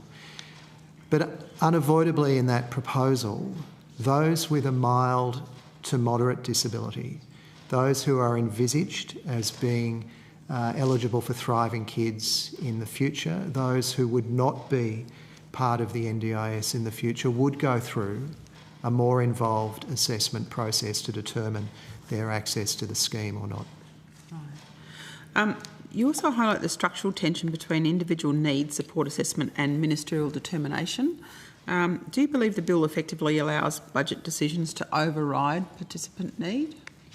We think that was an unintended consequence of drafting, that the two cannot sit as equal. The provision that establishes the support needs assessment, section 32L, seems in tension with the ability for the minister under 34A to then determine ministerial expenditure across an individual support line. We think that tension needs to be resolved. What I don't oppose, what Aruma doesn't oppose, is the necessity for a government to have the power to determine an appropriation for expenditure. That, however, in the way it's been drafted, is in contest, in conflict with section 32L, that goes through a support needs assessment that determines the volume of supports needed that could then be changed by a subsequent determination. That tension needs to be resolved. Right. I want to go to a specific recommendation, and that's the new compliance and civil penalty provisions in Schedule 2 be conditional on the completion of an NDIA pricing review. Do you believe that the whole of Schedule 2 must be delayed until the pricing review takes place? Or do you see scope for a staged approach to Schedule 2? And if so, what do you think can be put in place first? The object is for the price in future to be determined by meeting the regulator's safeguarding and quality standards. In supported independent living, the NDIS Commission has established a set of standards as to how disability accommodation is to be delivered. It is disconnected from the price that is determined. I'm aware later this afternoon the National Disability Insurance Agency, the Department of Health, Disability and Ageing and the National Disability Insurance Safeguard and Quality Commission will all be before this inquiry. I'd urge you to put that question to them. Is the price today premised on meeting the regulator's safeguarding standards. The commitment that government could make in passing Schedule 2 as drafted doesn't necessarily require amendment, is to commit to future price determinations being premised on the safety standards as determined by the regulator. It's a very reasonable request that the price that is set for complex support delivery have a relation to the safety standards set by the sector's regulator. Can I ask you, what's the solution to ensure additional client compliance costs don't drive further market consolidation and reduce participant choice? We've seen in a combination of both aged care and primary care across Australia, where there's a set of standards that governs both, that there has been market movement as standards have been required. But there's also still small quality providers that are able to meet the quality standards, because in both circumstances, the price is premised on meeting those compliance standards in the first place. Mm-hmm. That's the first step. Right. Thank you. I just want to ask about communication pathways. What specific barriers do you foresee for families whose original diagnostic records, some of which might be decades old, are lost, and how does the bill's lack of proportionate assessment disadvantage lifelong participants? So our proposal for a light touch assessment of those whose profound disability can be established through other means would address some of the concerns that a number of families and participants themselves have expressed to Aruma. One of the reasons, Senator, we've brought that evidence is because of uncertainty about what the eligibility assessment process will look like in operation, and then separately, what will be the support needs assessment tool that is ultimately used. It may be that in a functional capacity assessment, particularly if the World Health Organisation Disability Assessment Schedule is utilised for that functional capacity, that diagnostic information becomes of lesser importance. The issue is today we don't know what functional capacity assessment tool will be deployed, and at the earliest opportunity to communicate to participants, families in particular, and the sector, what is the architecture of eligibility assessment, that I think is the best way to allay concerns that exist because of this uncertainty. Right. I'd like to ask something very specific. Yep. But you would say that you support the functional capacity option over a purely diagnostic approach? Not only do we support the use of a functional capacity assessment as expressed in the bill today, functional capacity assessment was always envisaged by those of us involved in the establishment of the NDIS as being the inevitable path to eligibility. To some extent, it's come 13 years too late, and had it been in place originally, perhaps the NDIS would not have blown out to cost twice that which was originally intended. The issues we're raising are not in objection to functional capacity assessment, but rather how they are applied in practice. And our proposition about a light touch for those who will obviously be eligible in the future seems like a very reasonable way through on a really tricky issue. Thank you. Sorry, Senator. Thank you. I've just got one more question for you. In relation to,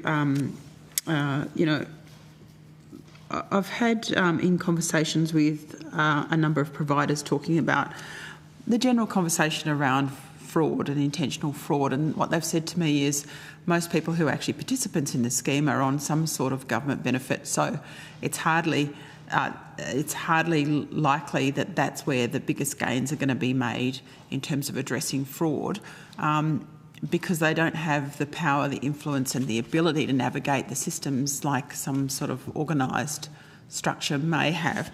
Can you tell me, in your view, what could be the greatest contributor to or the greatest impact in reducing, say, either fraud within that is perpetrated by, say, a provider who is doing the wrong thing, noting that most wouldn't do the wrong thing, compared to, say, an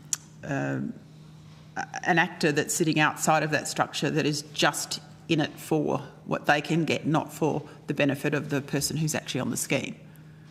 Are there two different tools that could actually identify those things in your mind?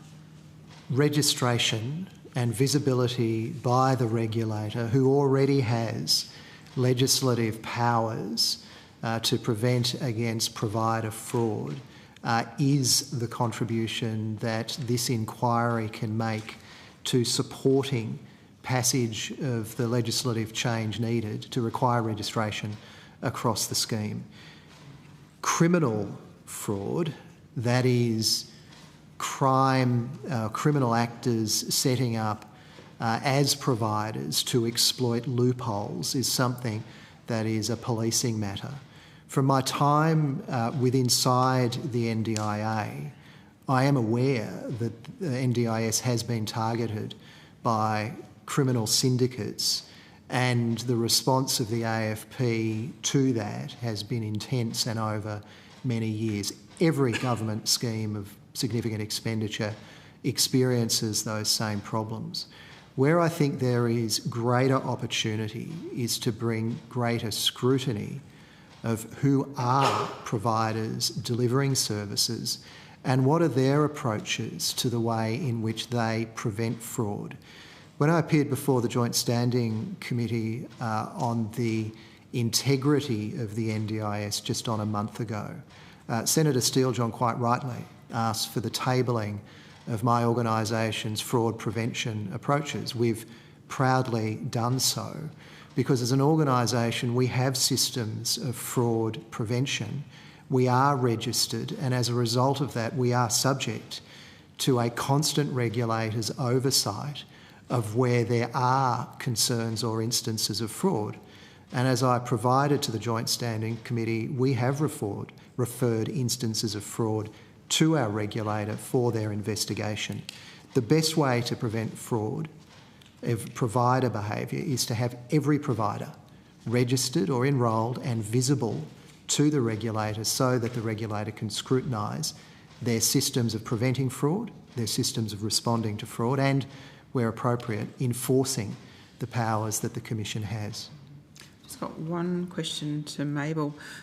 In your submission, which is very specific, your recommendation 1 seeks to amend items 91 through 93 of Schedule 2 and instead include an appropriate conflict of interest management policy. If your recommendation is accepted, how would that look in practice, and who would be responsible for defining and enforcing that standard? Yeah, look, it's a good question. Thank you, Senator. In terms of where that would ultimately rest, the regulation of plan managers is increasingly sitting with the NDIA, although I would appreciate that under some circumstances that might rest with the NDIS Commission. We didn't go so far as to draft what that appropriate conflict of interest policy might look like, and perhaps the simplest solution is to establish a regulation-making power where that policy could be subject to public consultation to ensure that that is appropriate. The kind of ingredients, as I mentioned before, one of the things that should be part of that policy is likely a best interest duty, and the kind of things that we're already talking about now, a positive obligation to disclose the relationship and educate the consumer, making sure that that is transparent, offering alternative providers. Okay, thank you very much. Thank you, Chair. Thank you. Thank you so much for your time. We really appreciate it, and we will let you go. But have I got time for one more question? No, but go right ahead. I didn't want the opportunity to pass without asking Dr. Laverty a question. and I noticed, I think it was in his opening statement, he talked about the sustainability of the scheme and getting back to the original intent. So I just wanted him to talk a bit about why he thinks that is so important. Senator Brown, as always, delightful to have a question, even if after time, from you. This is one of those moments, perhaps in our national history, to correct some errors in the establishment of the National Disability Insurance Scheme. I am very concerned that if we don't take this opportunity now, it will be lost, and in the future the NDIS under a different government might look very different. It may not exist in the years ahead for those for whom it was originally intended. The Productivity Commission designed a scheme that taxpayers supported to reach the support needs of just under 500,000 Australians at full scheme implementation. It had an estimated price tag at its conception of between $28–30 billion. It's now on track to be double that. If we lose the support of taxpayers, if we don't take this once-in-a-generation opportunity to rebase it, I am dreadfully concerned that we lose the scheme in the future. There's really challenging changes that exist in this bill. We've put forward 5 proposals that we think improve the bill so that it could have that support for passage through the Parliament for the benefit of the taxpayer, for the benefit of not-for-profit providers who, trust me, are going broke and themselves won't be here in years ahead. But most importantly, this is the opportunity to ensure that for those with the most complex disabilities, those with the most significant need, can rely on an NDIS into the future. And I urge the members of this inquiry to find the compromise so that this bill can have safe passage through the House for people like Lucy, who will continue to need this for the rest of her life. Thank you, Dr. Laverty, and also thank you for sharing Lucy's story. Thank you. Thanks, Chair. Thank you. Okay, we will now break and we will return at 3 p.m. Thank you.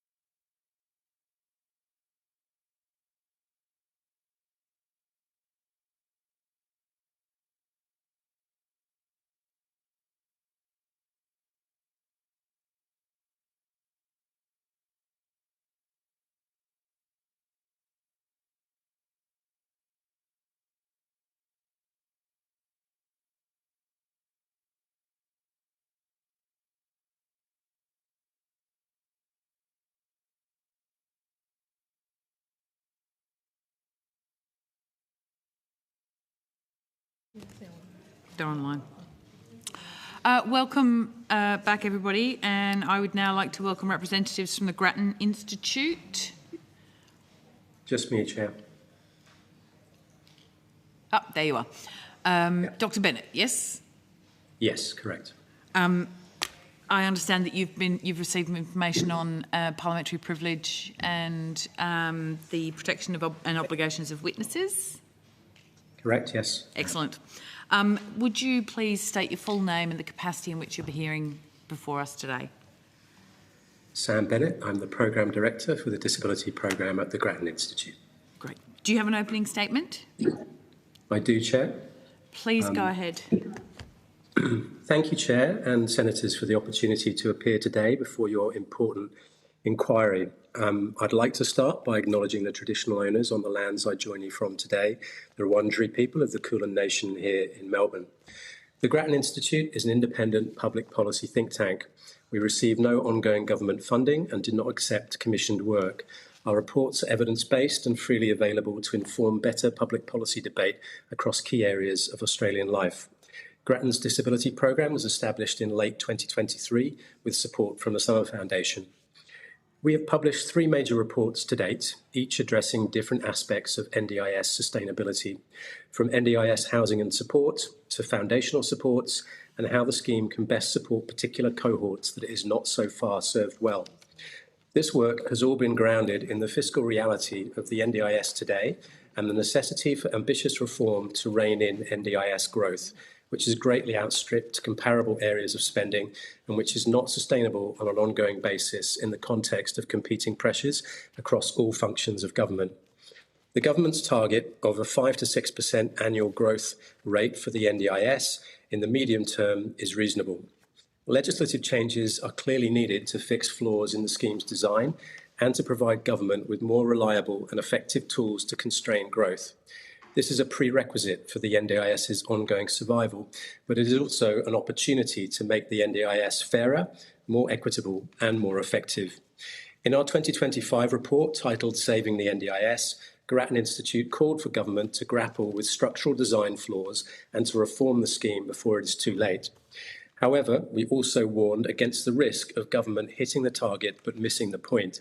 That is, successfully slowing growth, but in ways that make the scheme worse for the people that rely on it, or which undermine the prospects of delivering the objectives for which it was first established, which remain sound.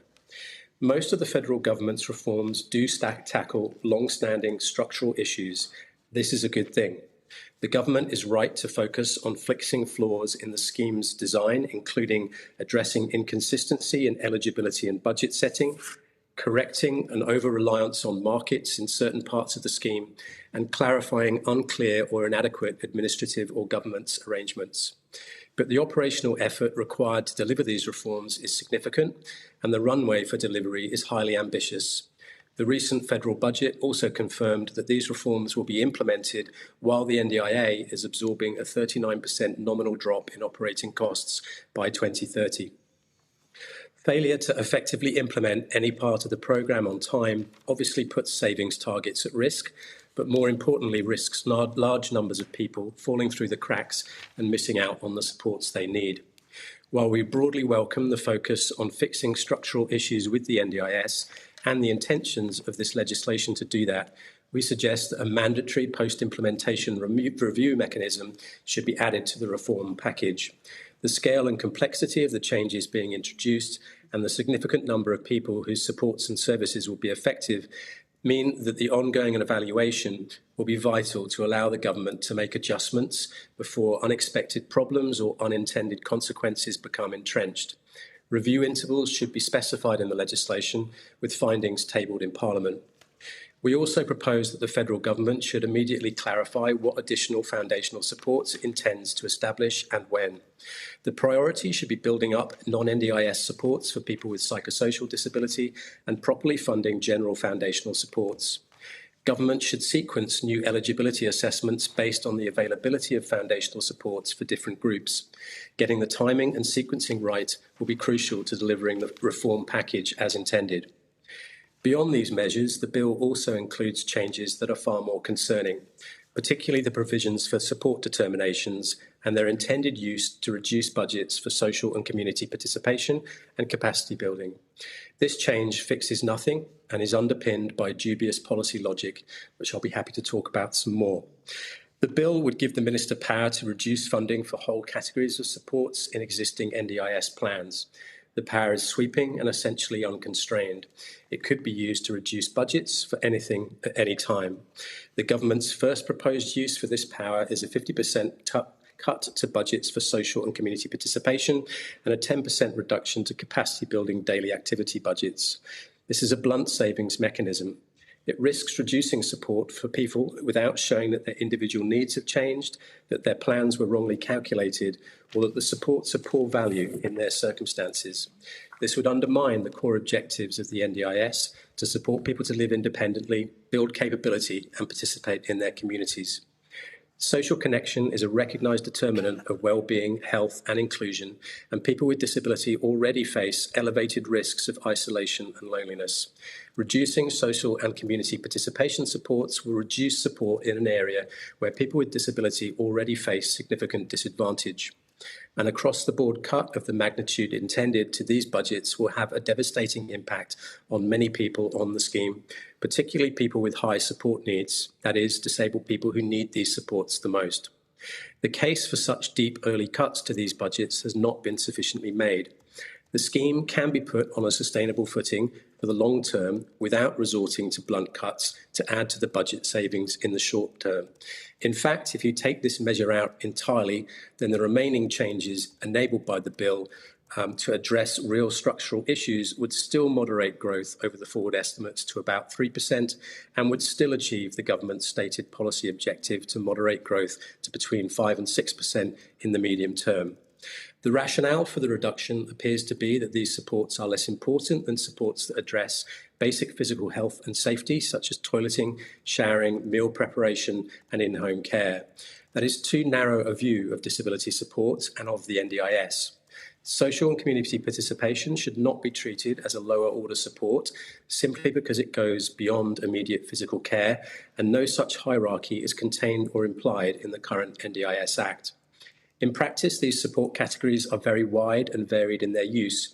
It will be impossible to guard against unintended consequences that would likely prevent people building their independence to reduce future support costs, including building the capacity for paid work, with knock-on consequences also on family carers and particularly women's economic participation.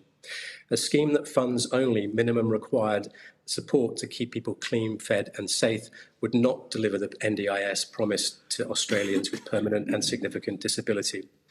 It will be important that some version of the current bill does pass within a reasonable timeframe so that government can get on with the important work of NDIS repair. But the bill should not pass with this element intact. It makes little sense to fix some of the structural foundations of the NDIS while simultaneously pulling down others.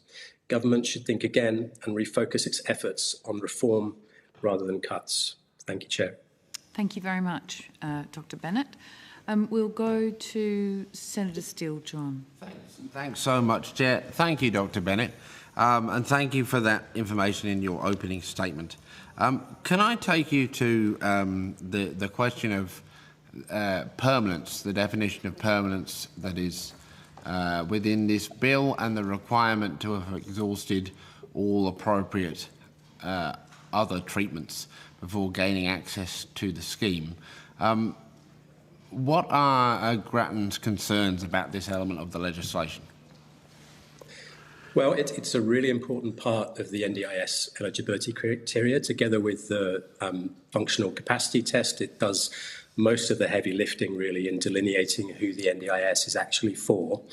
And it's definitely the case that there are issues with the application of this criteria at the moment. Various reviews have concluded that over a number of years, and we would agree with that as well. There are good reasons why a scheme like the NDIS needs some clear and enforceable boundaries.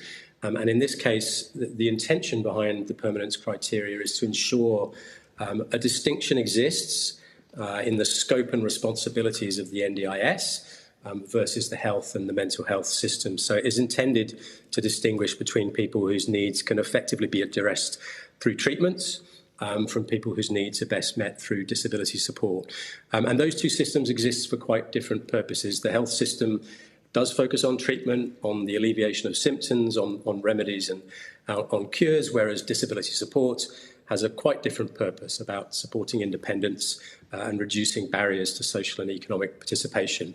The two systems provide services that are generally not substitutable.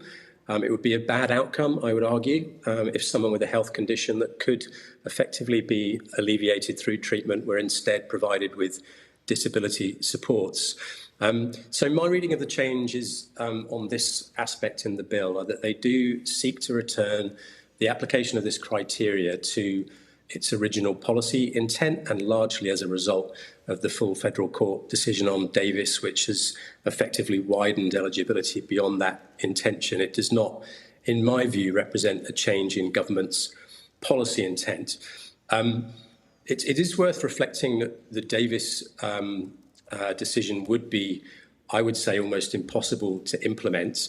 Well-intentioned, though I'm sure it was, that the NDIA would effectively have to establish a new process to individually assess each applicant's financial means to be able to afford a potentially endless list of treatments, and for a scheme that's already kind of groaning under its own bureaucratic weight, I think we should be concerned by that.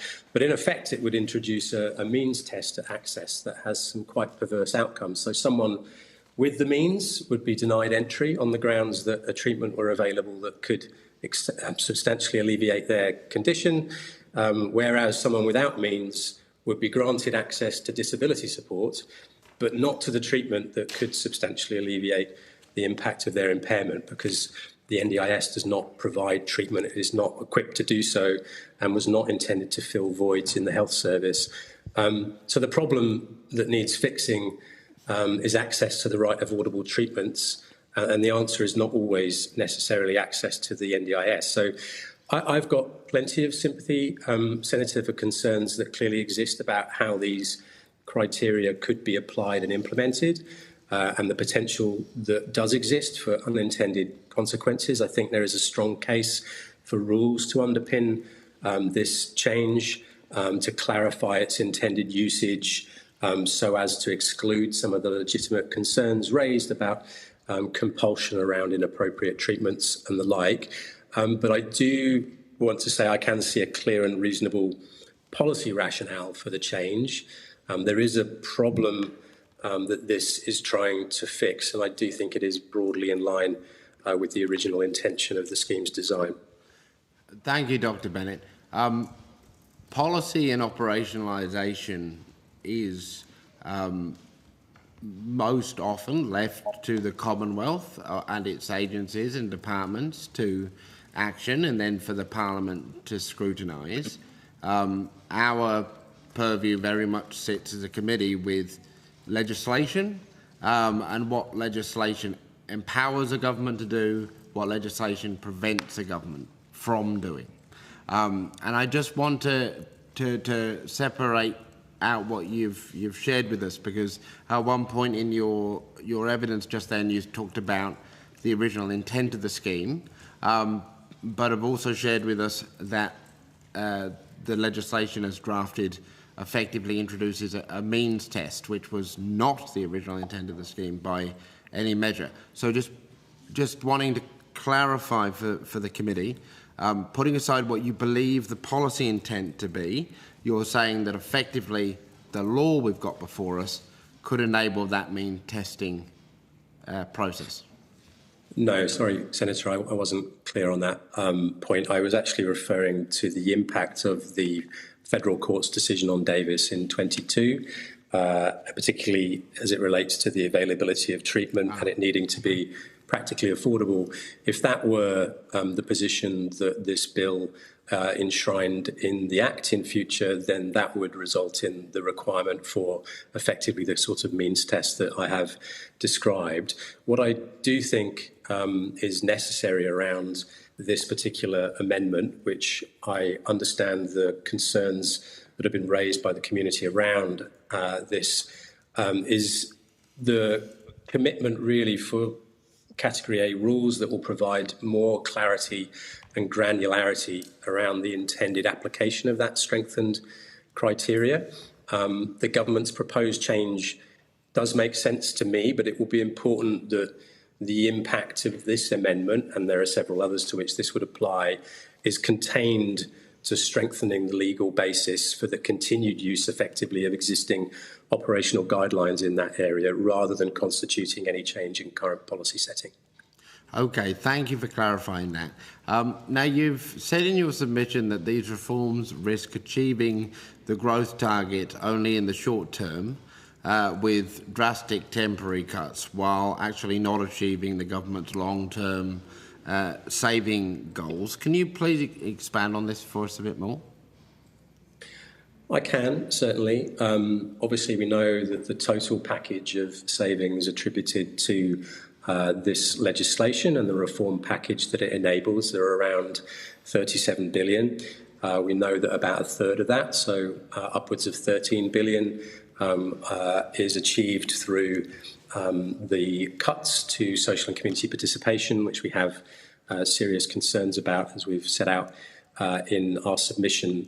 The point that I was making is that the government's current stated objective of achieving a moderated growth target for NDIS costs of between 5 to 6% in the medium term can be achieved without that measure to cut social and community participation budgets. If you look at the total package, so including that measure over the forward estimates, it brings the average growth rate over that 4 years down to about 1.1%. And in some years, particularly 27-28, and largely as a result of that particular cut, the growth rate does come down to minus 1.9, so an actual contraction in the size of the scheme in real terms. If you take that out entirely, so we don't any longer have a bill that progresses with social and community participation cuts as currently proposed, you still have a moderated growth rate over the forward estimates of about 3% by our estimation, and you still get to the same moderated growth rate that is the stated objective of government in the medium term of between 5 to 6%. So the point I was making essentially is that this measure isn't necessary in the context of delivering growth moderation in line with what the government has said is the current plan.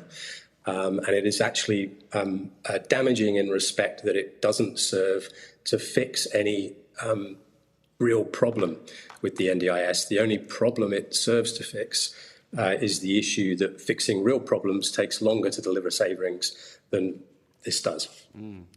Look, thank you for that, Dr. Bennett.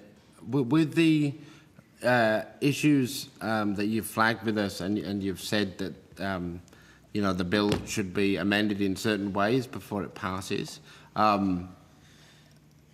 With the bill as it stands before us today, because that's what we're considering as a committee, is what recommendation should we make in relation to this legislation as written?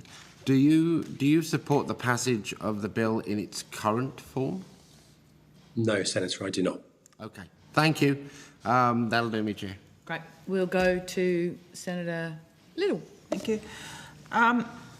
Thank you for your attendance today. I'm wanting to ask, the 50% cut to SCCP budgets is underpinned by policy logic that prioritises physical care over social inclusion, is what you say in your submission. Since this measure accounts for a third of the projected savings, how likely is it that this blunt instrument will increase the unpaid care burden on families rather than achieving genuine long-term sustainability? Well, I think, Senator, we would be of the view that social and community participation is a recognised determinant of health and well-being, that people with disability already face elevated risks of isolation and loneliness. So reducing those supports does risk deepening an area where people with disability already face very significant disadvantages. So that these cuts will almost certainly have a very profound negative impact on a large number of disabled Australians, and they're also at odds with the original purpose of the NDIS. As our submission outlines, as does the explanatory memorandum for the bill, the proposed cuts also don't fall equitably And that's both in terms of different disability groups, but also the impact being greater on people with higher levels of need. So, for example, in the past year, people with supported independent living or SDA in their plan, which includes people on the NDIS with some of the highest levels of need, they had average social community participation budgets of around 79,000.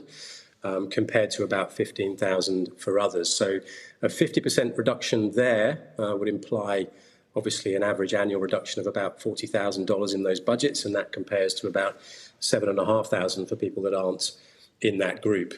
And it's not only a SIL issue, the pattern continues across functional capacity as well. So people that have lower assessed levels of function are also more likely to use these supports and have higher dollar allocations as well. And as I mentioned, it does particularly impact certain groups within the NDIS, particularly people with a visual impairment, a psychosocial disability, Down syndrome or intellectual disability, where these supports make up about a fifth of average plans make up a lot more than a quarter of average plans for people in those categories. So the cuts will have negative impacts as well, as you've alluded to, on carers and families, because it will make it more likely that parents, siblings and others will be expected to fill gaps in care because these needs don't go away. And I think it would be a poor outcome if fiscal savings were achieved by increasing the unpaid caring burden, particularly when those responsibilities already fall disproportionately on women. So, yes, we're very concerned about those impacts, Senator. So thank you for that. It took governments 2.5 years to agree on the Thriving Kids Foundational Support Agreement. And we've already kind of heard from states and territories today that they're not expecting to be ready.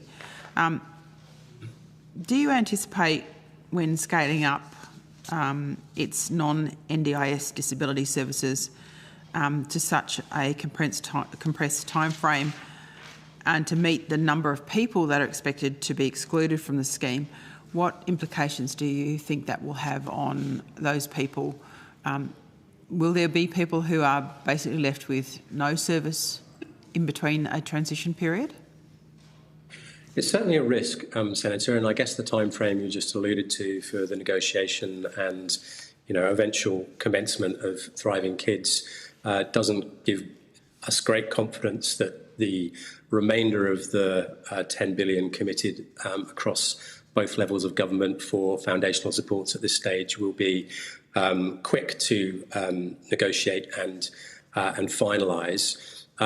Look, I do think Thriving Kids is a good start. I think the design of that programme, such that we know of it at this point, does look like it aligns well with principles of early childhood intervention best practice. We do think it probably needs to be bigger than it currently is. Even that one foundational support that we know about, we think it should cover all school-age children rather than 0 to 8, so that there's a clear distinction between the role of Thriving Kids in providing early intervention versus the NDIS in providing lifelong disability supports. And we're also concerned that the level of funding committed currently to it will be inadequate to deliver quality supports as needed for the level of demand that we would expect. We estimated it would need about $3 billion per year just for foundational supports for that particular cohort. We have priority areas like psychosocial disability where we still need to get off the starting blocks. I understand that is government's intention to be the next cab off the rank, but they're going to need to move pretty quickly in that area.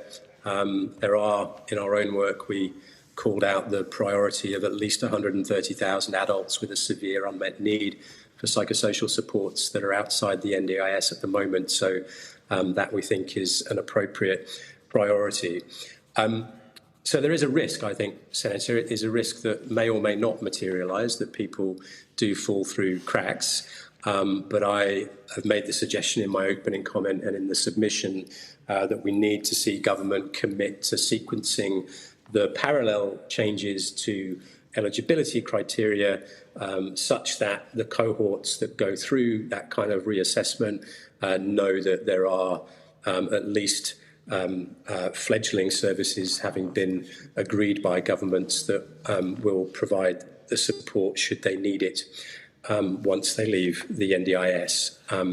So I think there's a risk. It isn't one that we can be certain will materialise, but it does exist. Right. Your submission suggests a single assessment process for both eligibility and budget setting. How would your proposed solution better protect the scheme from the administrative overhead and inconsistency that is currently plaguing the system? And can you also make reference to what safeguards are needed? Certainly, Senator. Yes, our submission does make that suggestion. There are a couple of really important animating concepts in the NDIS legislation. One of them is at access, the assessment of whether somebody's impairment results in substantially reduced functional capacity. And the other key concept at the planning stage is around reasonable and necessary supports. In the current proposed design of the NDIS, reflected in the bill, but also amendments made to the legislation back in 2024, we have separate processes being established to assess whether somebody meets the eligibility requirement around substantially reduced function, and then a further assessment process should you be found eligible to determine your support need and set your budget. The point we're making in the submission, Senator, is that it is an artificial distinction in our view that these two key decisions around who enters the scheme and what funding they get need to be determined through entirely separate processes. Somebody's level of function, and say you're assessed as having substantially reduced function in an area of mobility or communication, you would expect support needs to exist in that area. So our suggestion is simply that it would be far better, both in terms of the administrative overhead for government, but also the participant experience of being required to go through multiple assessments, that these two processes be brought together, that an assessment of function and support need can be undertaken, and that from that single assessment process, a determination could be made as to whether someone were eligible, but also what level of funding they should be eligible for in that circumstance.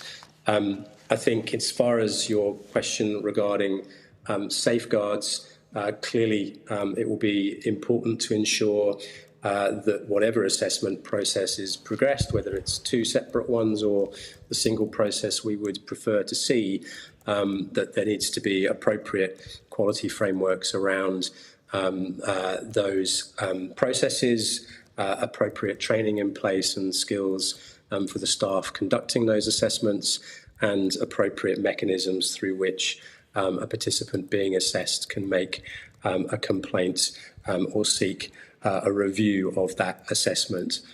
So I would agree that those need to be in place almost regardless. Thank you. Thank you very much. Thank you. Thank you. Senator Pocock.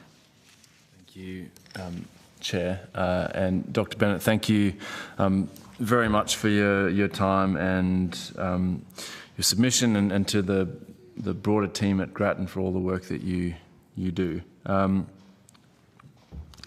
thought your comment earlier that we needed reform rather than cuts sort of gets to the heart of so much that we've heard through this process, and also I think echoes what we're hearing in the broader community. And given your submission argues that the growth rate of 5 to 6% per year is a structural reform that is overdue and needed, bringing it in line with programs like Medicare, you also argue that areas of focus in the bill are generally the right ones, though you've raised some significant risks in relation to implementation. And I was hoping to talk through three of those today. And the first one was the functional capacity assessments, which we've touched on a little bit.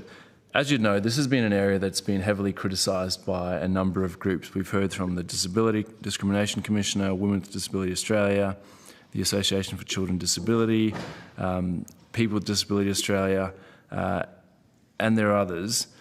And So I was keen to get your reflections on why you see this as a needed change, and if concerns that have been highlighted by these groups can actually be addressed as part of the design of this sort of change.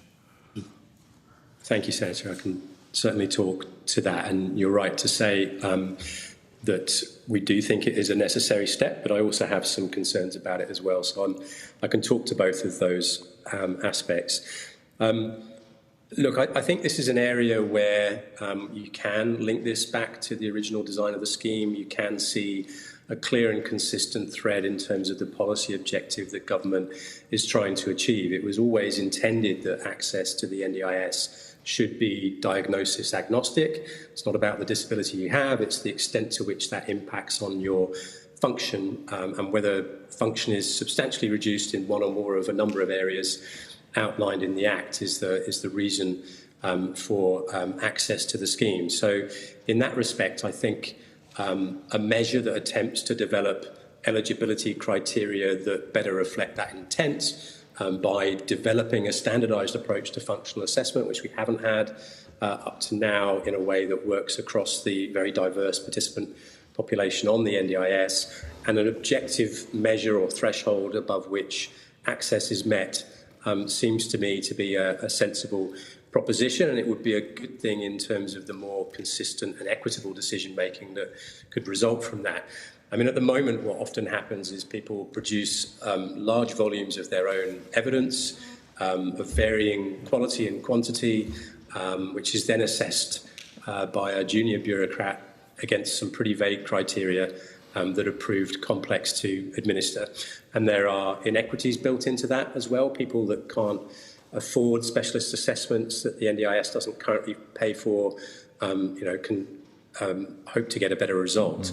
And then we've also had these access lists that you'll have heard a lot about, which streamline entry to the scheme for people with particular diagnoses, most notably autism, assessed as being at level 2. And the failings of these eligibility criteria, which are an important safeguard to ensure the scope of the scheme is clear and well defined, are certainly a significant contributing factor to the numbers of people that are now on it, particularly children, where the current number versus the estimate is about 195% above the original projection. So the implication of the reform clearly is a challenging one, because once this tool is applied to the existing population on the NDIS, the government has estimated around 160,000 people wouldn't meet that eligibility threshold, who have most likely entered the scheme on the basis of either inadequate functional information or a diagnostically driven shortcut. And the rate of new entrants, of course, will also slow, because people that come in under previous settings no longer will over the forward estimates too. So the impact of the proposal is rather larger, in terms of upwards of 300,000. There are issues here. No such assessment tool currently exists, and developing one will be hard.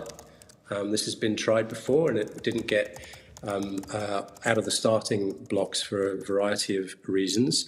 And I do also have some concerns about the definition of functional capacity in the bill, and the fact that it excludes environmental factors and how they impact on a person's function. From a policy perspective, that's a departure from how the World Health Organization's International Classification of Functioning currently understands functional capacity, which intentionally includes those features. And it could result in a narrowing of the basis on which people's needs are assessed. So I would suggest, as part of amendments, that we would want to see that the technical advisory group that government has already committed to establishing to oversee the work to develop the assessment instrument should also have the role in determining the definition. The explanatory memorandum says that this is not, as a change, intended to have any immediate impact. So I see no issue with making that a first request of that mechanism once it is in place.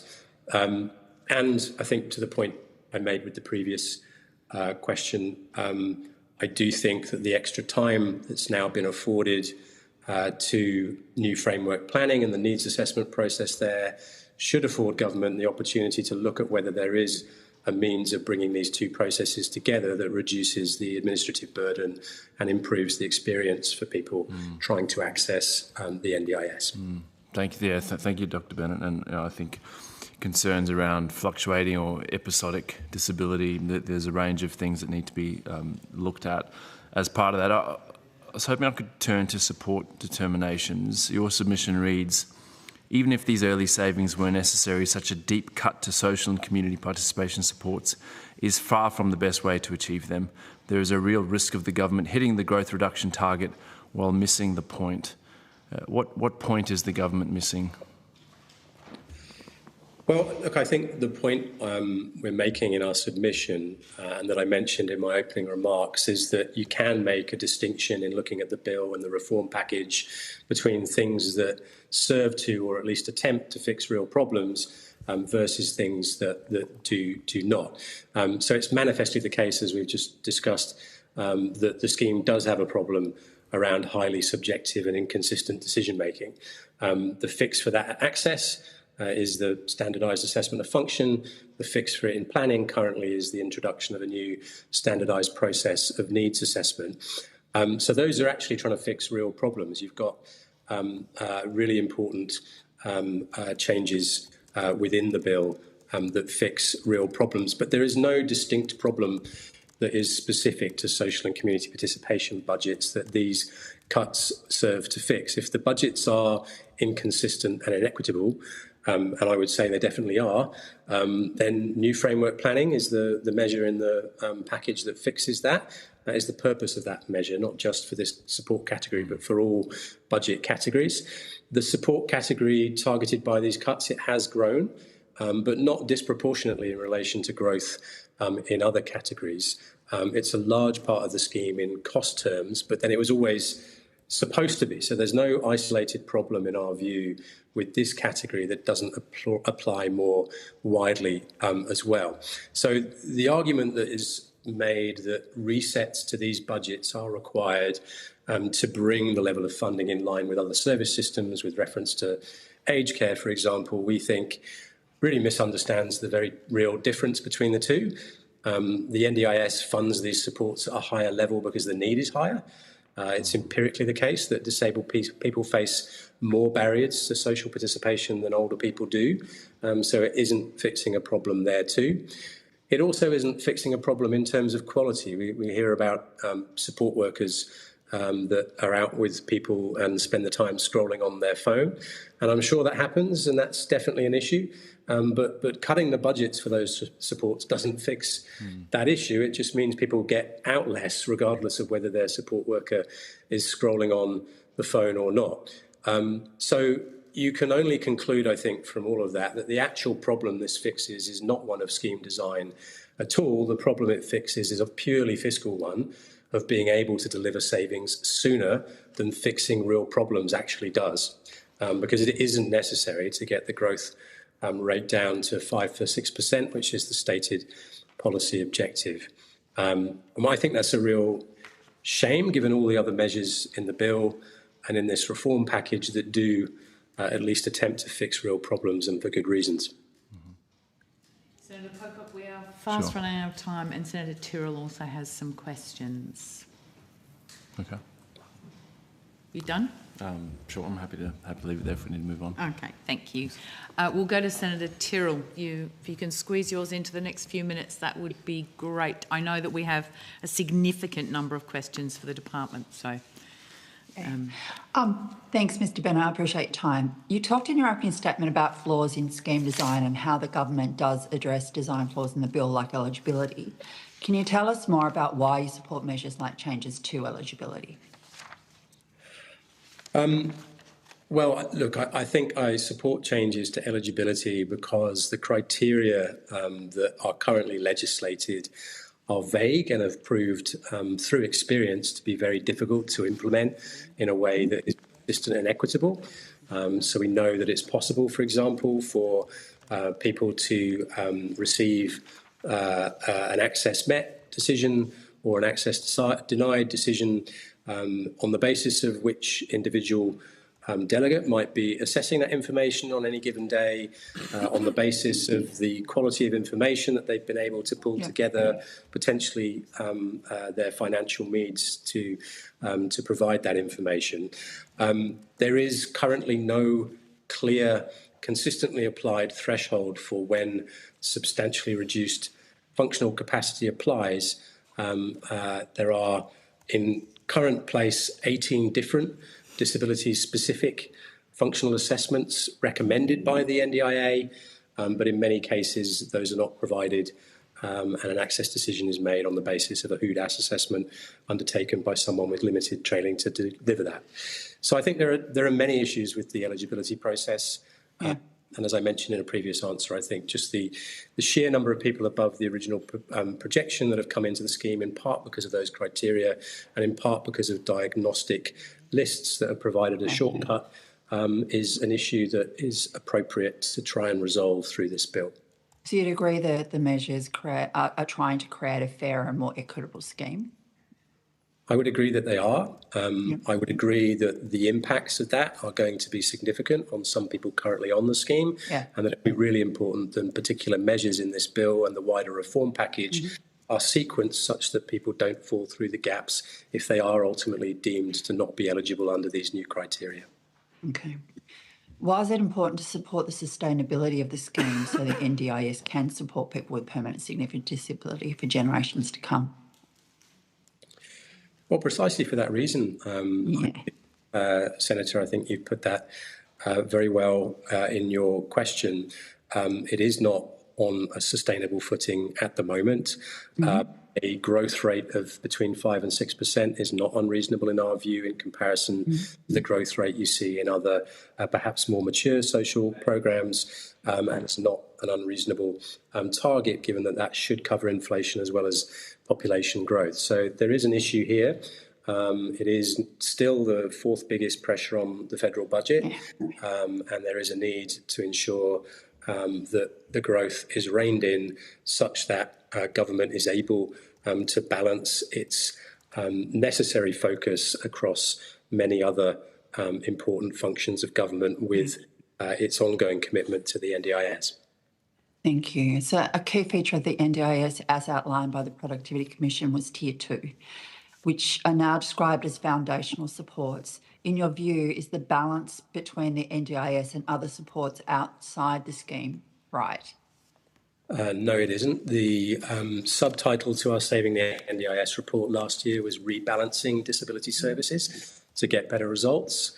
And the main argument we were making in there, above and beyond ones related to access and planning and how those processes work, was that we've ended up with a scheme that doesn't have the intended Tier 2 in place. It was not supposed to be a sole reliance on individualised packages of funding at Tier 3, and we made a case in that report for a gradual rebalancing, including by repurposing some of the existing funding spent at Tier 3 of the NDIS to enable that, and that is, I understand, government's intention around the commitment to foundational supports. We just need to see more meat on the bones as to exactly what that looks like beyond Thriving Kids. And I do currently have some reservations as to the budget attached to it and whether that will be sufficient in the context of the demand I'd anticipate to see. Last one, the bill introduces measures to commission some services directly. Do you think this shift from a purely market-based approach will benefit the participants? I do.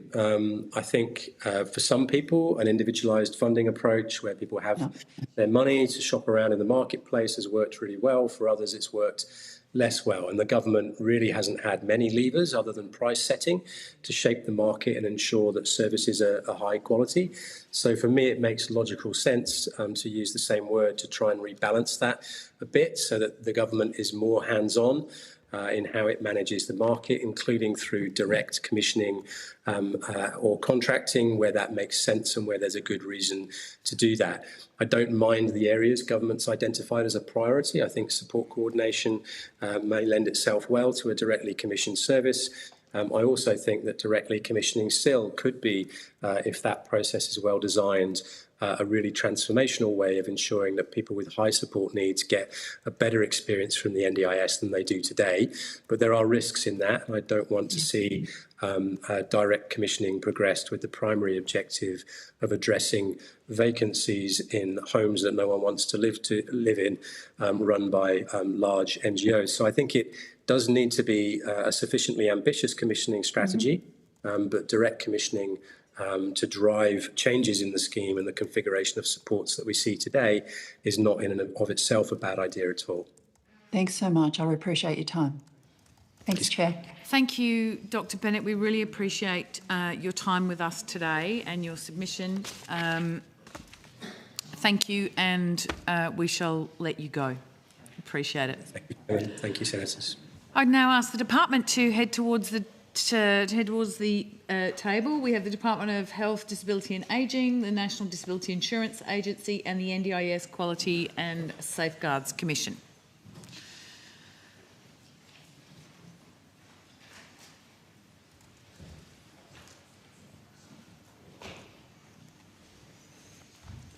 Now, the Senate has resolved that an officer of a department of the Commonwealth or of a state shall not be asked to give opinions on matters of policy and shall be given reasonable opportunity to refer questions asked of the officer to superior officers or to a minister. This resolution does not preclude questions asking for explanations of policies or factual questions about when and how policies were adopted. Commonwealth officers appearing today are also reminded of the Senate order specifying the process by which a claim of public interest immunity should be raised. A copy of the order is available from the Secretariat.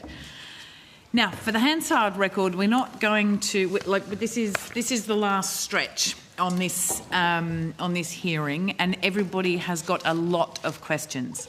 So what I'm going to ask is the lead human from each of those three bodies to just introduce yourself and provide any opening statement or points of clarity that you want to provide, and then throughout the rest of the afternoon, as you come to speak, please let us know who you are and the capacity in which you're appearing for the Hansard. Is that okay? Okay, who wants to start? Chair, Ross Schaefer, Acting Deputy Secretary, Disability and Care is in the department. I don't have an opening statement. Thank you. Yeah, good afternoon, everybody. Matthew Swainson, Deputy CEO of the National Disability Insurance Agency. We don't have an opening statement, but I will ask one of our witnesses to come to the table just to make a clarification from yesterday's hearing. Fantastic. Secretary Chatham, Acting Group Manager from the Department of Social Services, and I don't have an opening statement. Thank you. Ms Wade is online from the Commission. There you are. Yeah. Hello. Hopefully I have it here. There we go. That's what I need to do. Natalie Wade, Associate Commissioner and Chief Legal Counsel at the NDIS Commission. No opening statement from us, Chair. Thank you very much. And Chair, if I may ask Mr Ben Cheever, who's our Acting Chief Counsel, just to make a minor clarification from yesterday. Thank you. Yes, please. Go right ahead. Thank you, Matt. Ben Cheever, Acting General Manager Legal and Chief Counsel at the NDIA. I just want to correct something that some evidence was provided yesterday in relation to the whistleblowing discussion with Senator Steele-John. This is about protections when seeking legal advice. Whistleblower protections under the NDIS Act apply where disclosures are made to specific recipients, for instance, the Commissioner of the NDIS Quality and Safeguards Commission, the NDIA and provider personnel, on reasonable grounds that the information indicates a contravention or possible contravention of the NDIS Act. Disclosures made to legal practitioners are not of themselves protected disclosures under the Act. This applies across the framework, including for disclosures who are not employees or former employees.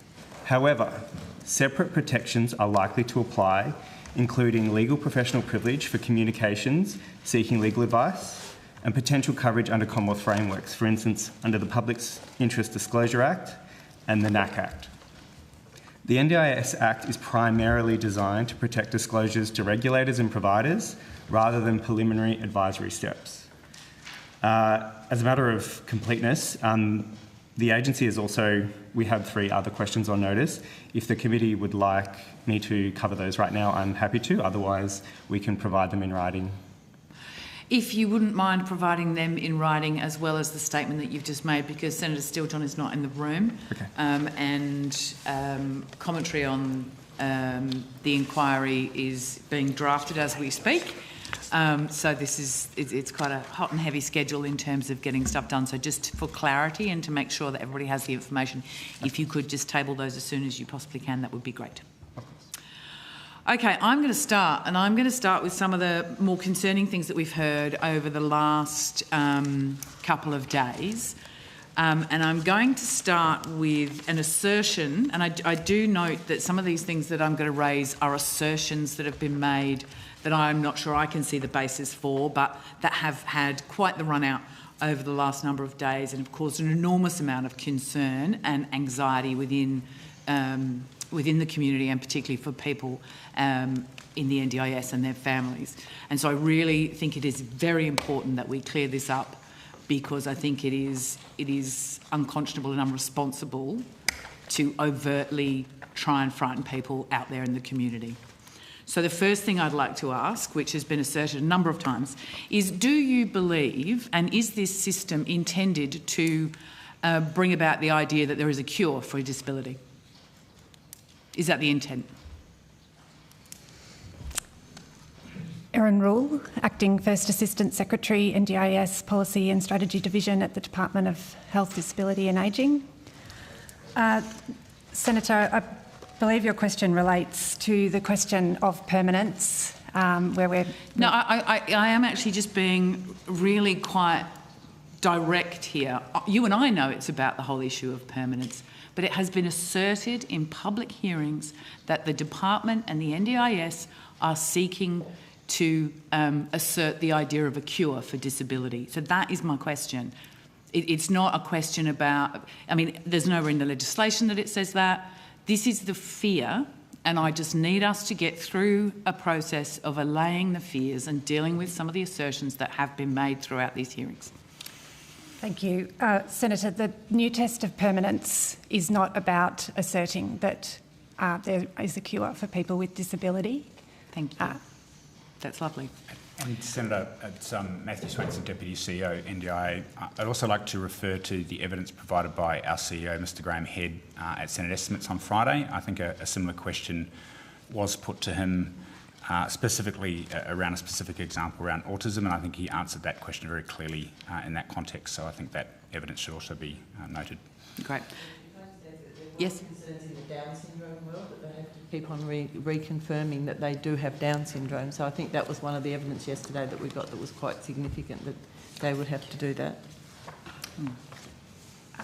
If I may respond to that, Senator, there is already in the legislation a requirement to undertake reassessments at various points in time. So there's not a change in that regard. And certainly not for any particular impairment or cohort of people with disability. So there will be reassessments that are conducted over a period of 3 years from 1 January 2028, when there's a new eligibility and access test implemented. But part of the consideration at that time will be considering ways that may be streamlined in the future, and we'll be seeking expert advice on that. Someone with a lifelong disability will have to reprove their disability, that they have that disability.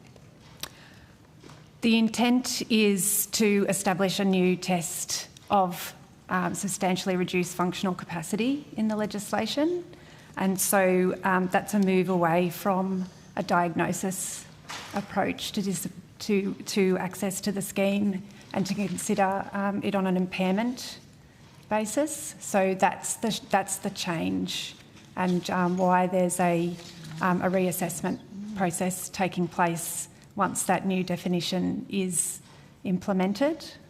And will there be a light touch, as we were hearing about before, that there's the first two questions will clarify, I've had this since birth and it's not going away, are the first two questions, and then that's the end of it?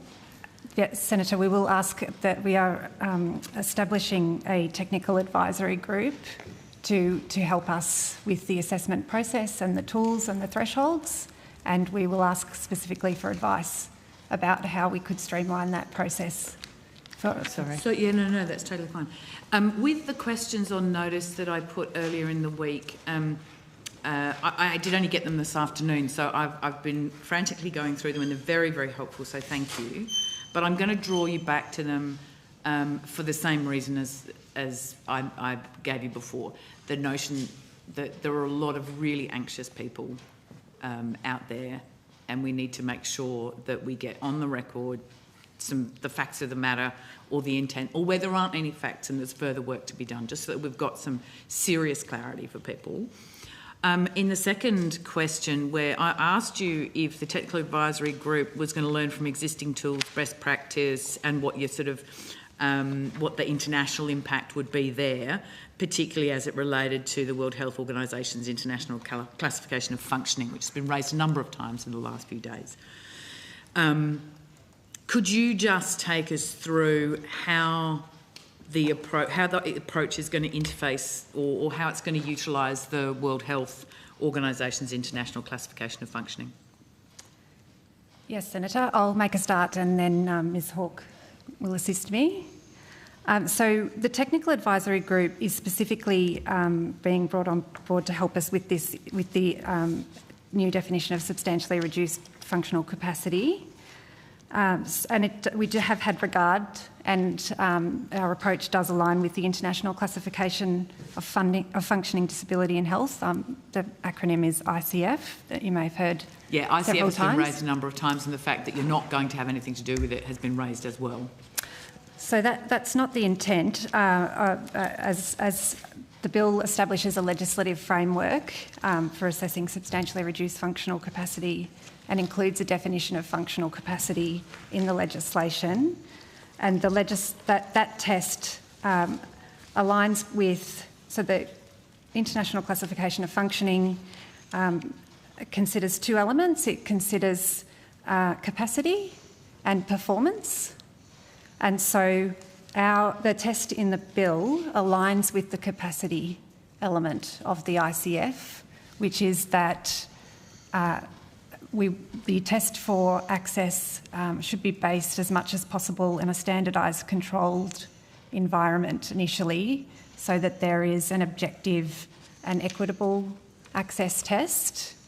And then further in the planning process, that is where, under new framework planning, we will consider the performance aspect of the International Classification of Functioning. So that will be where consideration is taken to a person's personal and environmental circumstances. I was going to come to that, because and I'm trying to go through this in as sort of logical a way as I can, working off 3 different documents here. So please excuse me. There's the notion of the functional capacity, and whether that is a better way to go than the diagnostic approach that we have currently. The evidence that we've heard so far has confused both of those things. People have raised that the manner in which the bill lays out how it's going to happen into the future, and the EM, is that it will be going to more of a diagnosis approach as opposed to a functional approach. So there's been a lot of evidence.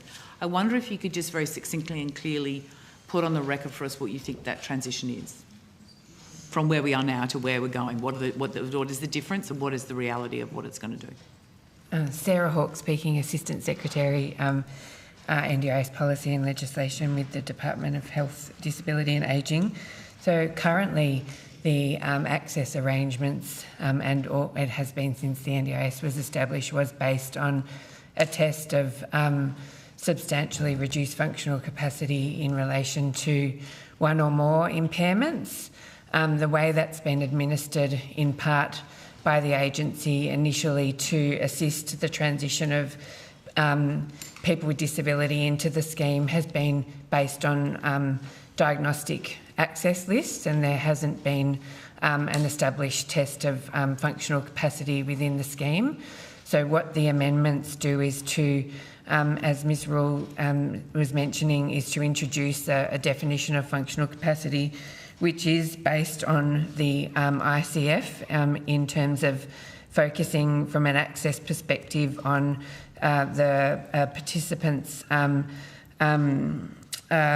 functional capacity agnostic of their personal and environmental circumstances, and that we will be assisted through a technical advisory group to establish a standardised assessment approach for functional capacity to determine access for people with permanent and lifelong disability.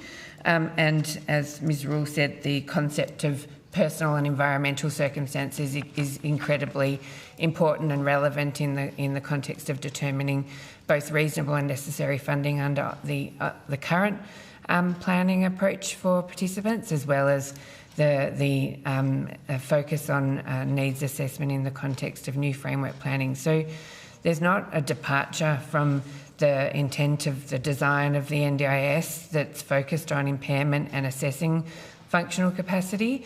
It's really about providing clarification and a framework that we can work with technical experts, the disability community and states and territories to really establish a clear and appropriate assessment approach that the Grattan Institute was just speaking prior to us appearing before this committee.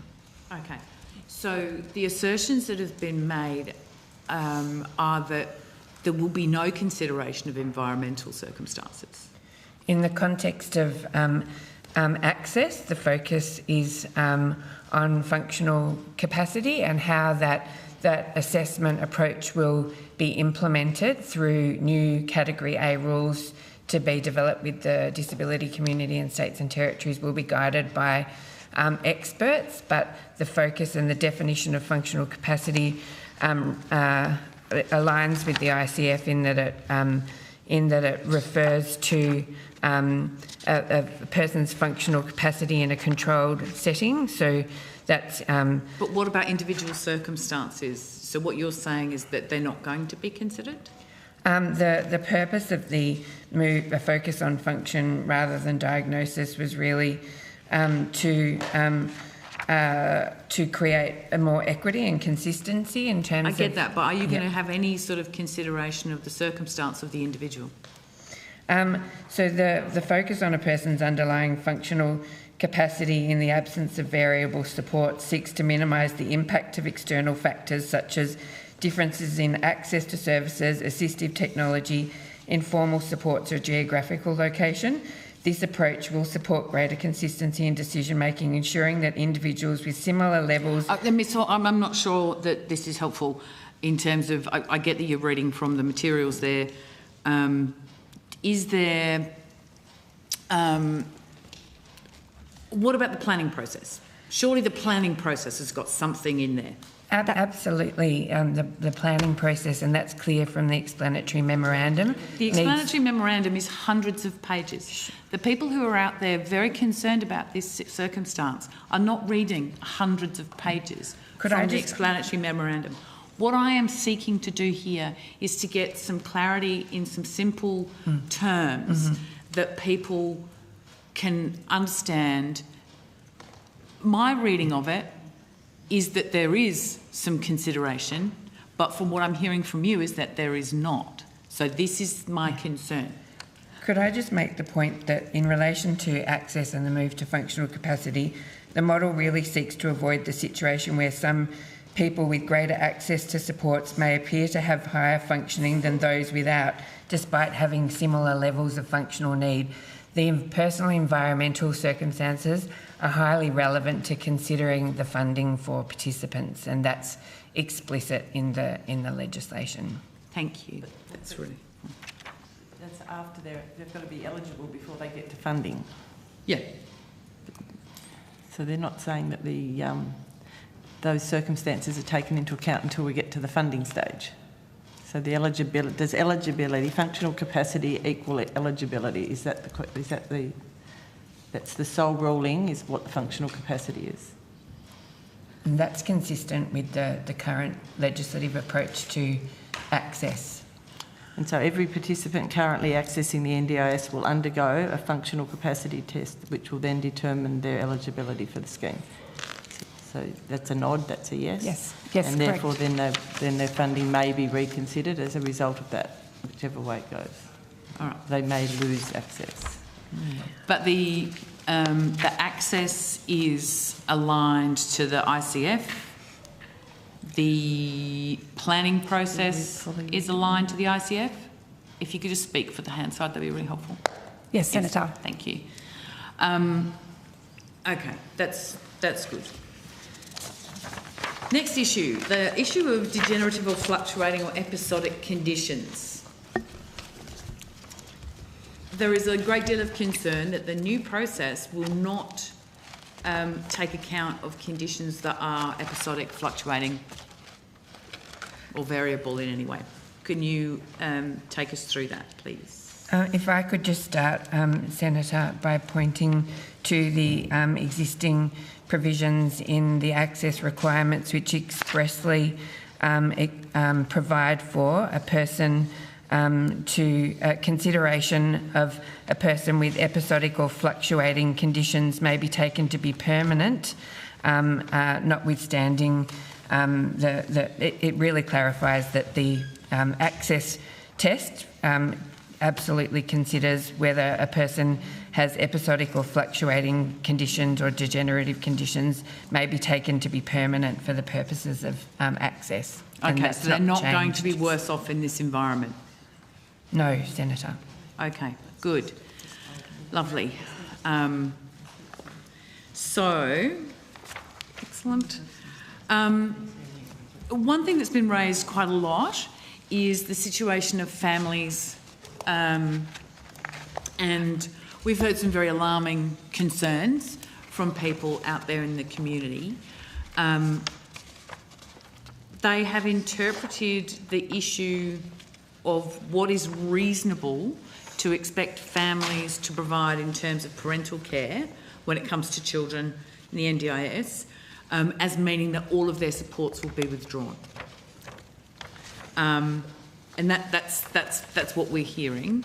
And people with children for whom they deeply require assistance. Can you clear up for us in simple terms, is this a significant change? What will people lose? Or is there any consideration of parental role in the current situation? Thank you, Chair. The NDIS Act and the current support for participant rules already outline how the NDIA makes decisions about funding for a child, which must take into account what's reasonable to expect from families. So is that what you're talking about, what's current? Currently, yes, that's correct. Okay, because we got the distinct impression from people that wasn't the case and that this is a whole new thing. But you're telling me that that condition, that what is reasonable to expect families to provide, yes, in terms of parental support, is the same. It exists now and it'll exist in the future. That's correct. It's not a whole new... No, Chair, it's not.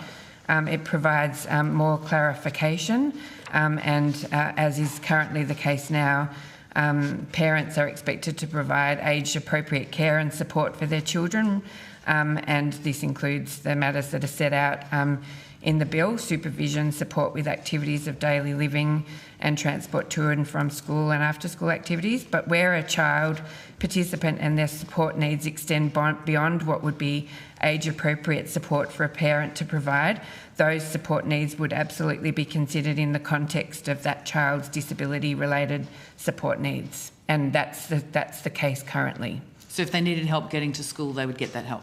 Correct. So why is it in the legislation? Why have we had to put it back into the new legislation if it already exists? We've just elevated what was in the current rules and made some clarification to describe what is substantial care and support for a child, and age appropriate care and support for a child. So it's just lifted the current rules into the bill and provided some points of clarification. So what was existing before was rules, it wasn't legislated, so it's now legislating the rules and strengthening them, making them more defined. Is that what you're saying? It's elevated from the rules into the primary legislation to clarify what substantial care and support means for a child. So it's It currently exists in the rules. It's now codified in the bill with some further clarification, including consideration of the need for ensuring, taking into account where care and support arrangements are becoming unsustainable. That's a relevant factor in terms of funding disability-related supports for that child and family. Would you be able to provide us with a copy of the rule so we can compare the two? Yes. That would be great, thank you. Yes. Thanks. I'll just read the name of the rules so that they are the National Disability Insurance Scheme, bracket supports for participants, close bracket rules 2013. And you'll provide a copy to the Secretariat? Yes. Thank you. Thank you very much. Another couple of things that have come up is again in relation to the permanence test. There were assertions made that chemical restraints and psychotropic medications would be fair game and you would have to use them whether you wanted to or not. Is this true? Chair, firstly on chemical restraints, that would not be considered an appropriate treatment. This is a matter that would be considered as part of an approved behaviour support plan for a participant, not relevant to an access decision or for permanence. Otherwise, your question about psychotropic medications, we're not in a position to make a definitive statement about that today. We need to seek advice and consult on Category D rules that will assist the department to define what treatments would not be considered, would not be required. Okay, but chemical restraints are not correct. Excellent. So, we might come back to that in a little while. I'll let you. Do you want to? No. Do you come back to it when Jordan's here?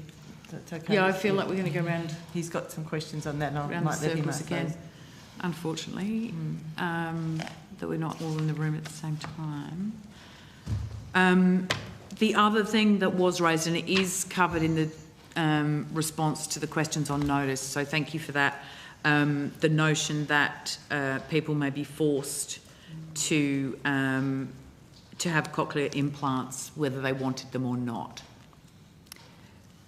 The bill does not prescribe any treatments that a participant or a prospective participant must undertake, and does not and will not prescribe any treatments. Cool, because I think there was a concern that choice was going to be extracted from the NDIS and you would be forced to undertake whatever treatment the NDIA told you to take. No, that's not the policy intent and is not what is reflected in the bill. Great. We also heard that GPs and medical professionals were going to be excluded and that all of the materials that people have in the system as it stands, if they've been long-term users of the NDIS, that all of their medical records would be basically ignored from here on in. Senator, that I think there are strong record-keeping requirements that we're subject to, including the NDIA and previous medical and other information on a participant's record is highly relevant to all administrative decisions made by the agency in relation to access and funding, and that remains the case. Because I think the GPs were also raised that they would be excluded from the system from here as well. Is that doesn't seem to be the case, but it has been raised, so I'm just that's not correct. Here to clean up on. There's nothing in the bill or legislative changes. The NDIS obviously relies heavily on evidence and information from treating general practitioners and other health professionals in order to make decisions about access and planning, and there's nothing in the legislation that would remove that. However, the technical advisory group, as we were discussing earlier, will be providing advice and information about a standardised assessment approach for access, which will commence from the 1st of January 2028. And as part of that standardised assessment approach, it may well be that there is different information that is needed to be provided to support an access consideration about an access decision for a participant. But there will always be the need for information about the nature of a person's impairments and disability, and that information will absolutely need to come from treating professionals, including general practitioners, who are best placed to determine and work with the participant and provide advice to the agency about that participant's impairment and any relevant matters related to treatment or the like. Can I just add a bit on that one? Yeah. There is actually a question on notice response that came in this morning from the GPs. I don't know if you've seen that, where they've said that they've been indicated to on a number of occasions from anecdotal evidence that the provision of a letter from the GP is being disregarded, and they've been told, that participants have been told that will be disregarded by the NDIS in their consideration. So you might want to have a look at the response that's come back this morning. And the other part of their concern was also that they're underutilised and that they could provide a far greater service to the NDIS, and that was the evidence we received the other day from the GPs, that they feel that they're the ones who have the regular contact, and their evidence in any consideration should be given priority, because they're the ones who actually can see the improvement and any decline or fluctuation in someone's condition. So it may be something worth taking on notice as well. Thanks, Senator. We do meet regularly with the Royal Australian College of GPs, and we certainly will welcome their insights and support and guidance in the design of access and new framework planning settings. Well, that was who the response was from, so definitely worth having a look at. The other issue that's been raised significantly over the last few days and in a number of the submissions is the issue of ministerial power. Now, you have provided quite a response to the question I put on notice regarding that, but the assertions are that the ministerial powers are a significant overreach and don't align with other legislation, and that the minister can essentially just make up the pricing, for example, or cut an entire cohort from the scheme, and that there's no oversight of those things. Now, a short and pithy response to that would be highly useful right now. So there are a number of ministerial powers that currently and legislation that are subject to scrutiny of legislation processes already in the Act, including a number of determinations. There are some additional ministerial determinations which are legislative instruments in the Act, and they are as I mentioned, disallowable instruments. So just to be clear, a disallowable instrument is an instrument that goes through the Parliament. So it has parliamentary scrutiny. Yes. Yes. Yes, all of them. All of them? All of them. So whatever decision the minister may make has to be lodged in the Parliament? Correct. And therefore, as a disallowable instrument, for anyone who would like to know, that means they're 15 sitting days in the Parliament for the Parliament to debate, for anyone to object, for a disallowance to be moved. That's correct. It's pretty clear, pretty open. Fair bit of scrutiny, I would hazard. Thank you, that's very helpful. I think those were my sort of, my kind of top issues. I do have other things, but I'll move on to Senator Askew first. I just wanted to clarify just a couple of things that you said regarding, I know that Senator Steele-John will come back to chemical restraints, but you mentioned that you, with the psychotropic treatments, that you couldn't, not in a position to make a definitive statement today. That's actually the reason there is so much concern in the community. Can you give us any indication on when you will be able to provide us with a copy? So we will go through a consultation process, Senator, over the next 12 months. So 12 months? Correct, so that we can hear and help develop the instrument making the rule that the Category D rule that will come into effect from 1 January 2028.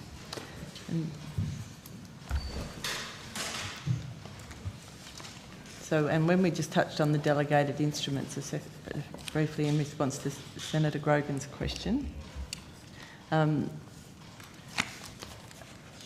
have they been defined, and when will participants know what treatments will need to be undertaken, as in to be able to get to their final eligibility to be become a participant?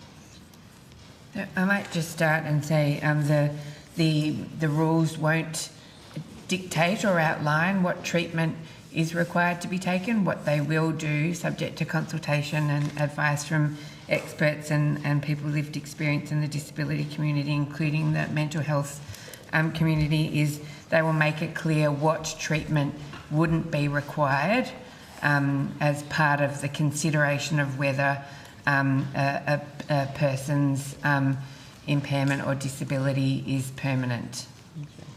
So coming back to where we started, the bill specifies that the minister can exclude particular treatments, but you're refusing at this point to rule out chemical restraint, or is that definitely ruled out?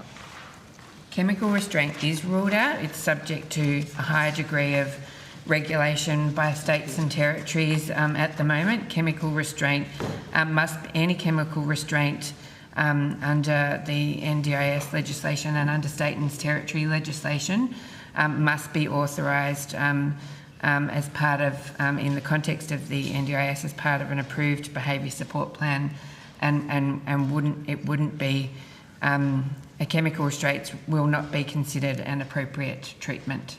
Okay, we'll leave that there. I know Senator Liddle's got some questions about the states. Thank you. Can you explain what consultation? We'll start with the states and territories. States and territories. Do you want me to repeat that question? So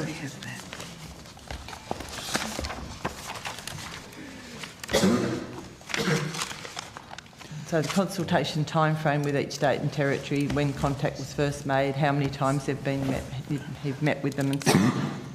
Excuse me. Oh, did that get it right?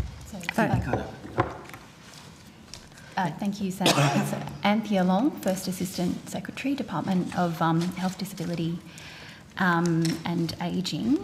So there has actually been a range of consultation and engagement with states and territories with respect to the reforms, and that includes at both the ministerial and also at the officials level. So in particular, there's been a series of meetings with disability ministers, for example, starting from the 22nd of April, and then subsequently after that. There was, sorry, apologies, this year. Obviously, there is regular meetings with disability ministers and officials, but with respect to these reforms and the legislation, there was a meeting on the 22nd of April, which was at the same time that Minister Butler made his NPC speech, and there has been subsequent meetings as well. Was that just a notification phone call to tell them he was about to announce it? It was a meeting to discuss the reforms.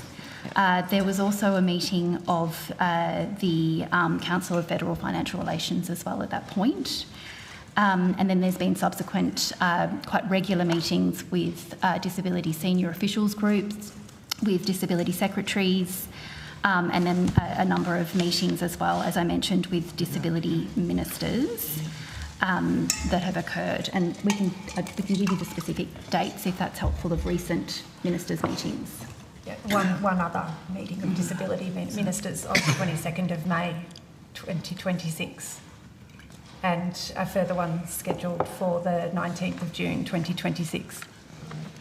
So was that the first meeting that you advised, was that the same day that the Minister attended the National Press Club and made the announcement? Yep. That's correct. That's correct. So the consultation was done that day, and then the announcement was made later in the day. Told them. So the minister met with, the ministers met with disability ministers on that day, but obviously I understand they've had previous engagements and discussions. Oh, okay. So today we've been given a submission from them that says essentially they make reference to the Commonwealth is moving very rapidly to reform the NDIS. States and territories are not in a position and have made no agreement to deliver like-for-like services to people who are exited from the NDIS. They're quite concerned about that, and we've heard several submissions about a transition period for people who are likely to be exited from the NDIS from these changes. Can I ask about the modelling, which seems to suggest that at least 241,000 people will be exited as a consequence of the changes in the legislation? Is that correct? Is that figure reasonable? Yes, Senator, but I can just pull that up to be specific as to what that figure is. So it would be, 240,000 at the end of 30 June 2031. Okay. Are you able to provide us with the state and territory breakdown of those participants? Are you able to provide us with the modelling that shows the impact from a state and territory perspective? So, Senator, we don't have that broken down by state and territory, and we have it's been modelled at the national level. So we have total participants at the national level, not at the state and territory level. We will be working and engaging with states and territories around the numbers of participants and working with them around the modelling to understand state and territory and other impacts. Right, because one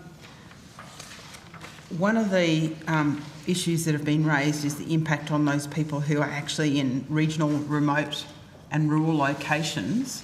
So that's why I'm trying to understand what the impact will be. Can you tell me what the impact will be on people who are already living in thin markets or where their access is impacted by their location?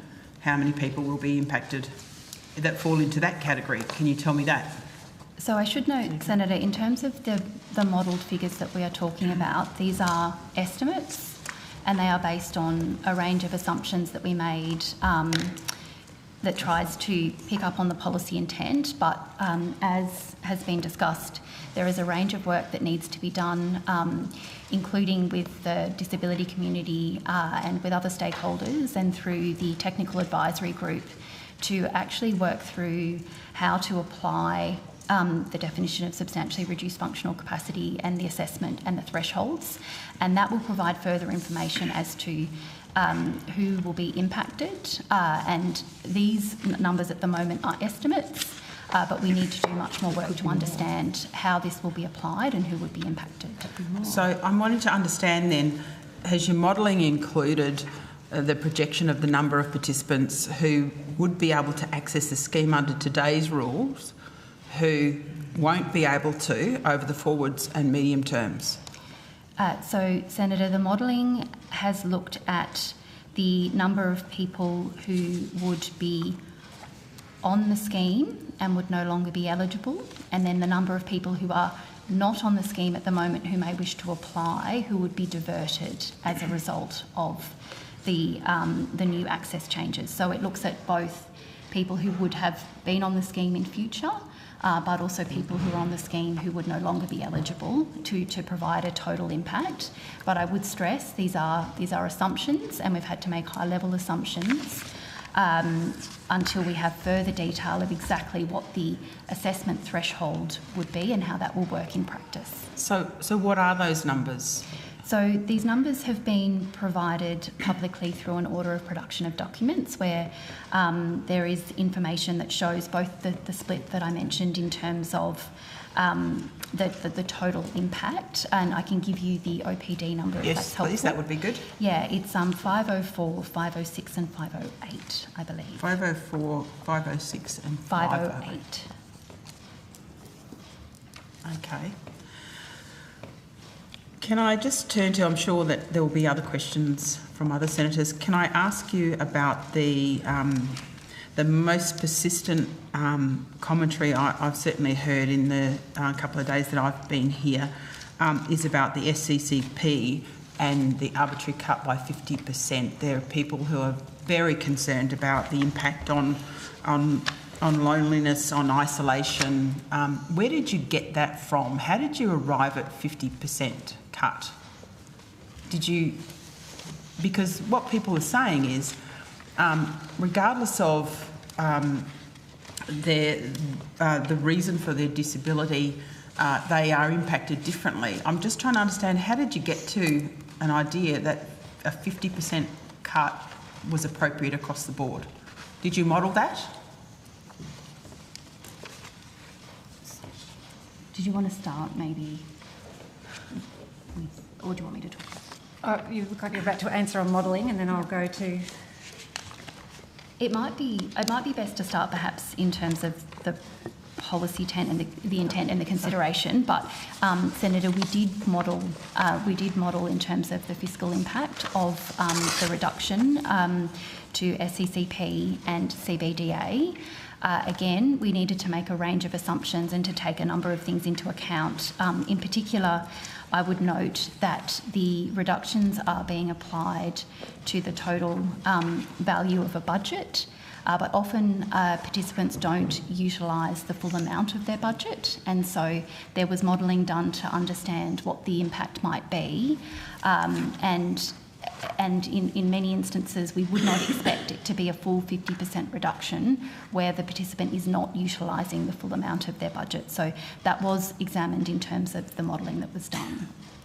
Did you give any consideration to, you just said for fiscal impact, for participant impact? Because that's what we've been hearing over and over today, that people are affected differently based on having a different impact from the condition that they might actually experience. Yes, Senator. So there is a range of analysis that we provided in our impact analysis, which looks at the impacts of the SCCP and CBDA reductions, and that provides a range of data and information around how that might affect different cohorts, and it provides information around what their total budget is, their SCCP budget, and what that is in terms of proportion of their total budget, to give a sense of how they might be impacted.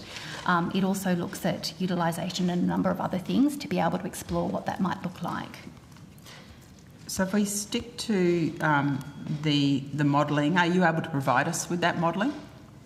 So in the order of production of documents, we've provided information around the fiscal impacts of the measures, and that includes detail around the fiscal impact of the reset of the SCCP and CBDA.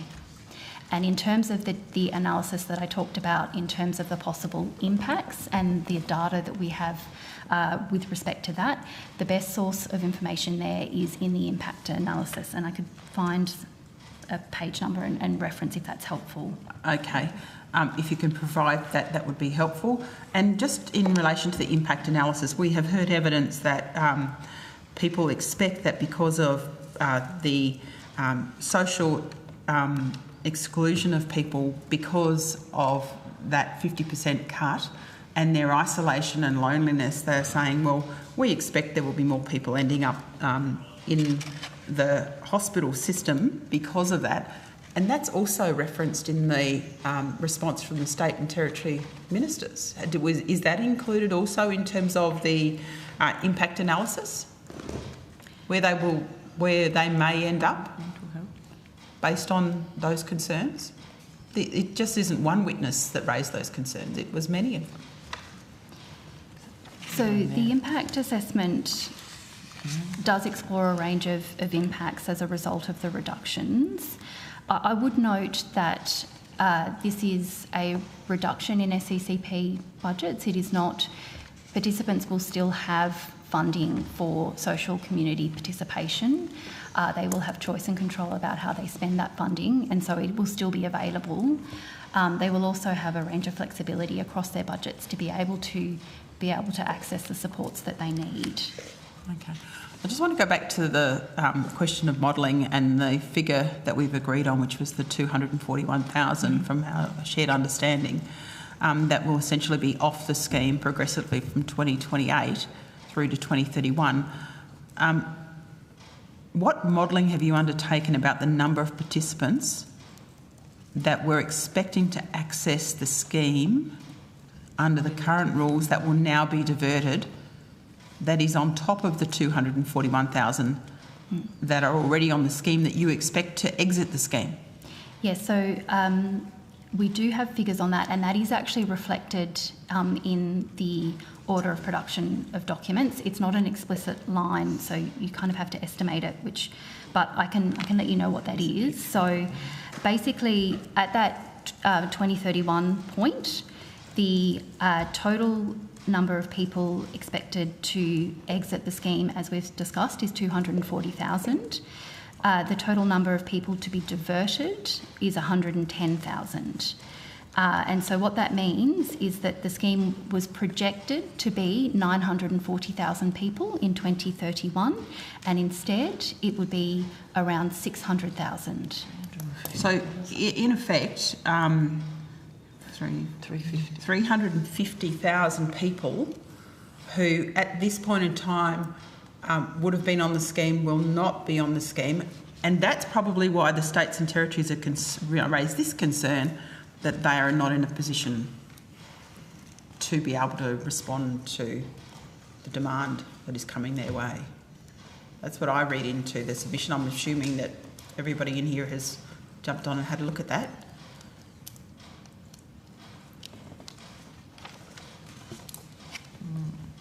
So, Senator, I think I would just note the scheme has grown considerably over the years and has grown considerably beyond the size that it was originally intended. The scheme is not intended to be the only source of supports. It is meant to be part of an ecosystem of supports, and so the intent of these provisions are to focus the scheme on those with permanent and significant disability, and the government is working with the states and territories around broader supports to be provided, for example through foundational supports, to look at establishing and increasing the ecosystem of supports around the scheme. But we hear the mantra that no one will be left behind. We've got 350,000 people who we've just worked out will not be eligible to be on the scheme.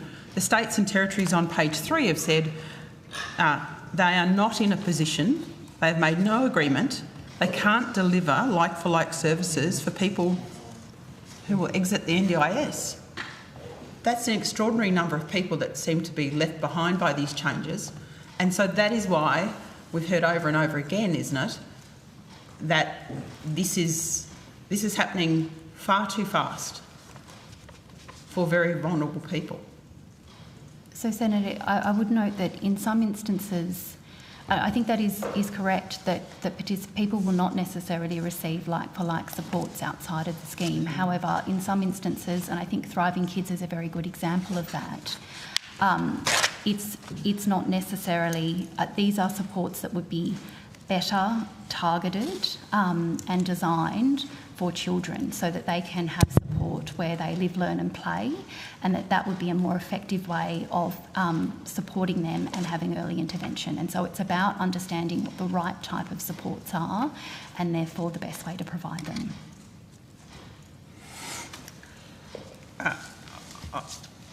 Regardless of that, we've just heard in the evidence that you've given that the states and territories have been engaged on the changes as a consequence of this legislation pretty much on the same day that the announcement was made at the press club by the minister, and now we hear that there are actually 350,000 people that will likely be impacted by this change.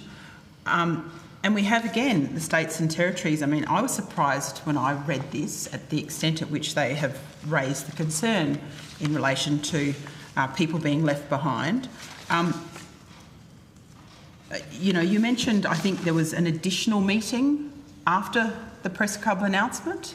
I mean, what's the answer here to make sure that parents sitting at home right now aren't kind of worried, troubled, distressed, thinking, how am I going to keep up with the pace of change that's being proposed here?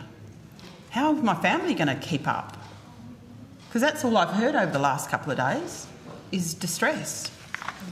So, Senator, we will absolutely be engaging and consulting on the access changes with both the disability community and also with the states and territories.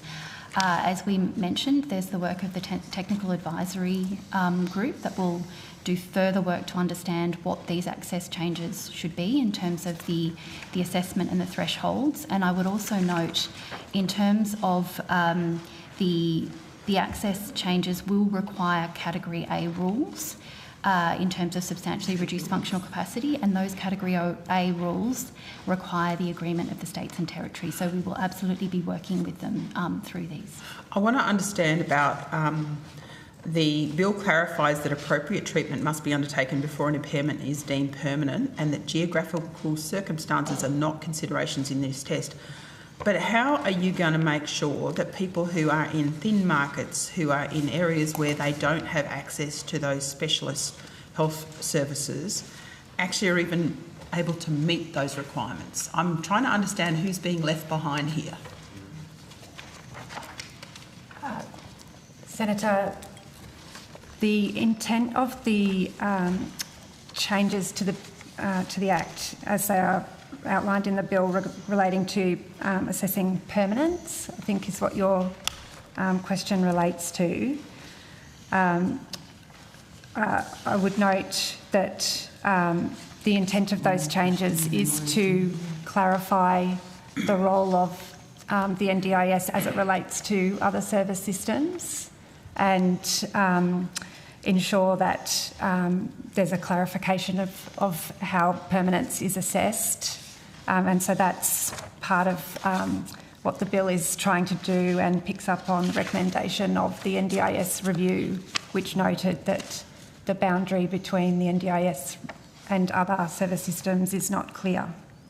So, and that's pretty much what the states and territories are saying, that they're not in a position to respond. So how on earth are these families going to respond if they're already in those markets that are thin? Senator, the NDIS was never intended to replace the role of health services. The bill clarifies that all treatment options within established and recognised clinical practice across Australia are relevant. That includes treatments funded through the Medicare benefits schedule, the pharmaceutical benefit schedule and public health systems, and that's consistent with the original intent of the NDIS that it's necessary and appropriate to ensure it operates in a way that's consistent and equitable and sustainable across Australia. Okay, I'm going to leave my colleagues to post that up. I've just got one more question. The bill introduces wide-ranging powers for automated administrative action, including evaluative judgments.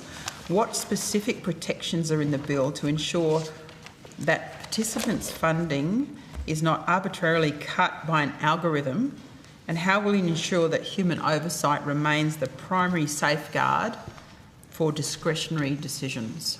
Thank you, Senator. Under the bill, automated processes can only be carried out under designated provisions, and at the moment they only apply to processing claims for payments and grouping supports in a participant's plans, and they've only been listed as designated provisions where the end-to-end process for computer-based decision-making is clear and there's high confidence that the provision can be automated without compromising the integrity of decision-making under those provisions. The specific safeguards that are provided for in the bill include the ability of the CEO to substitute a decision, requirements to notify a person that administrative action was taken using a computer program, requirements to publish details of arrangements which automate administrative action on the agency's website and in the agency's annual report, requiring the CEO to make a standard operating procedure instrument, which is a type of legal document registered on the public Federal Register of Legislation, if the computer program is undertaking an administrative action involving any discretion or evaluative determination being exercised. And further, I would add that any action taken using automated decision-making will not displace the rights of the participant, including to seek merits review. at the administrative tribunal where applicable. Okay. This submission from the states and territories says the Commonwealth is moving very rapidly to reform the NDIS, and we heard that the announcement was made the same day that the disabilities ministers met with the minister. Are they wrong in saying it's moving very rapidly? Is it moving too fast? Do we need to do more work on making sure that people actually understand the changes that are occurring? Senator, the substantial reforms contained in the bill do not commence until 1 January 2028 and will involve consultation and engagement with the sector, with participants and with states and territories to shape those reforms. Senator, it's Matthew Swainson, Deputy CEO, National Disability Insurance Agency. I thought it might be worthwhile also for this committee to supplement that answer provided by Ms Hawke about the automated decision-making provisions in the bill. Ms Hawke sort of outlined those measures which are clearly within the bill. I think it's also useful for this committee to be aware of the additional safeguards that the agency has already established and will establish if this bill passes. So, as Ms Hawke mentioned, the bill does set out 4 specific provisions which may be automated. Broadly, they are the grouping of supports and some provisions around our claims automation process. I would observe, the agency processes over 600,000 claims per day. Currently, that is something which we know can be done much more efficiently, accurately and consistently by a computer. What this bill does is increase the transparency of that process by requiring us to publish a statement on our website about the use of that computer. We've also established an internal oversight committee chaired by one of our deputy CEOs to oversight all use cases of this particular provision. We've added automated decision-making to our internal audit program, which will be oversighted by the board.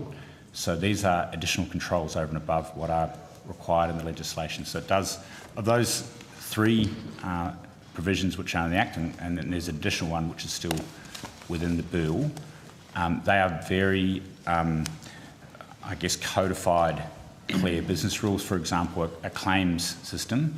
So what would happen is if a claim was made without an invoice attached, that would be rejected as a claim. So it's very clear, binary, codified decision.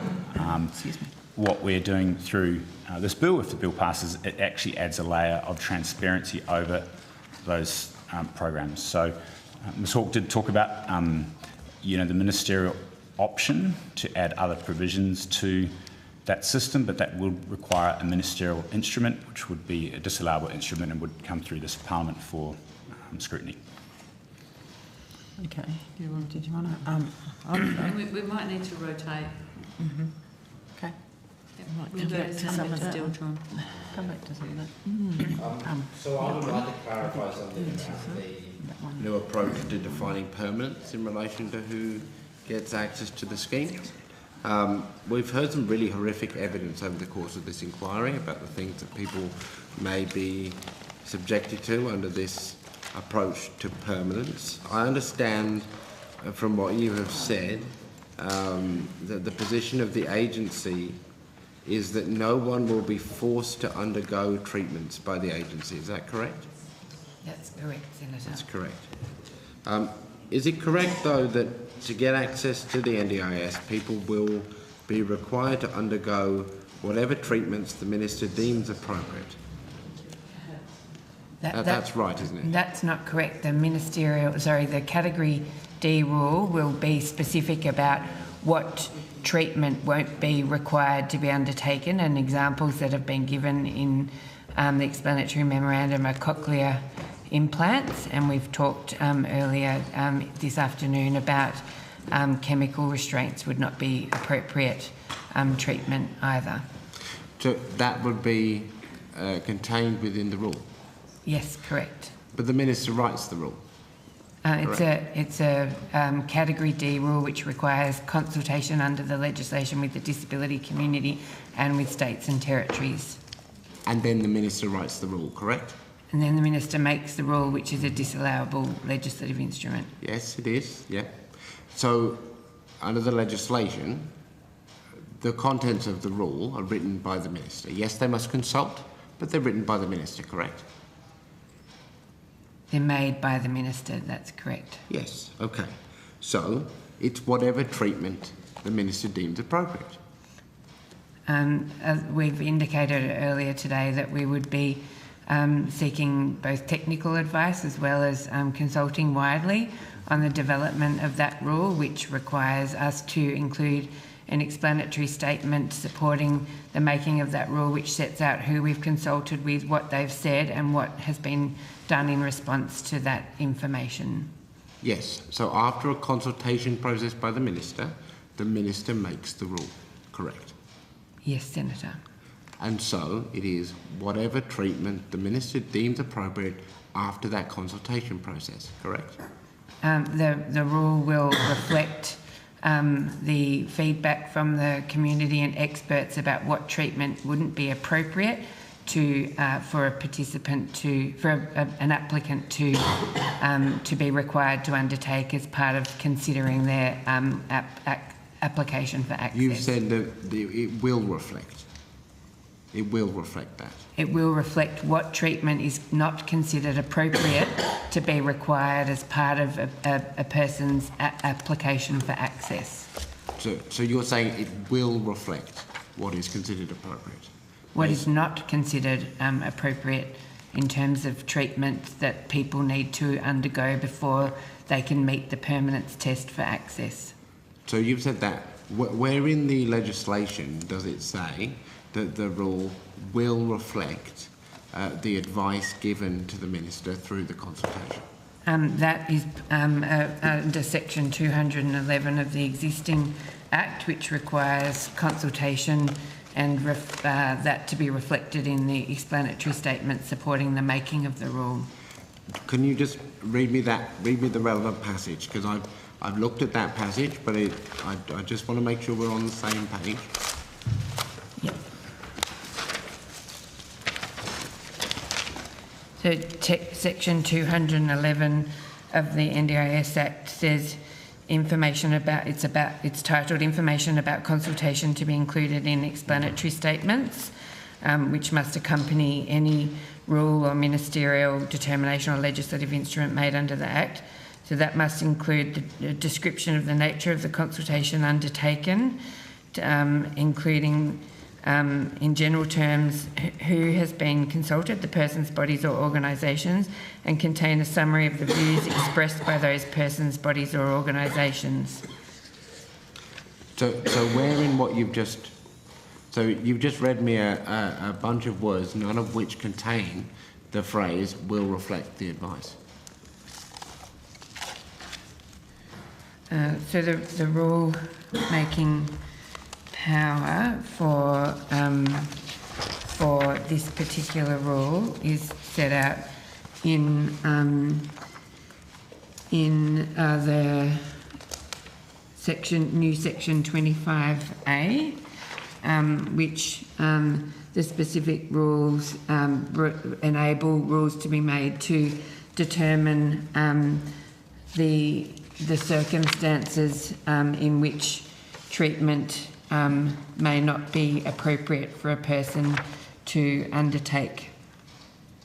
Yep, that's setting out the circumstances. You said that the rules will reflect the advice given. So I'm looking for that part. That's not specifically provided for in the bill, but that's the process that we're embarking on in the event that the bill passes, is to undertake wide consultation in relation to what would need to be reflected in those rules. There is no requirement for that rule to reflect that advice, though, is there?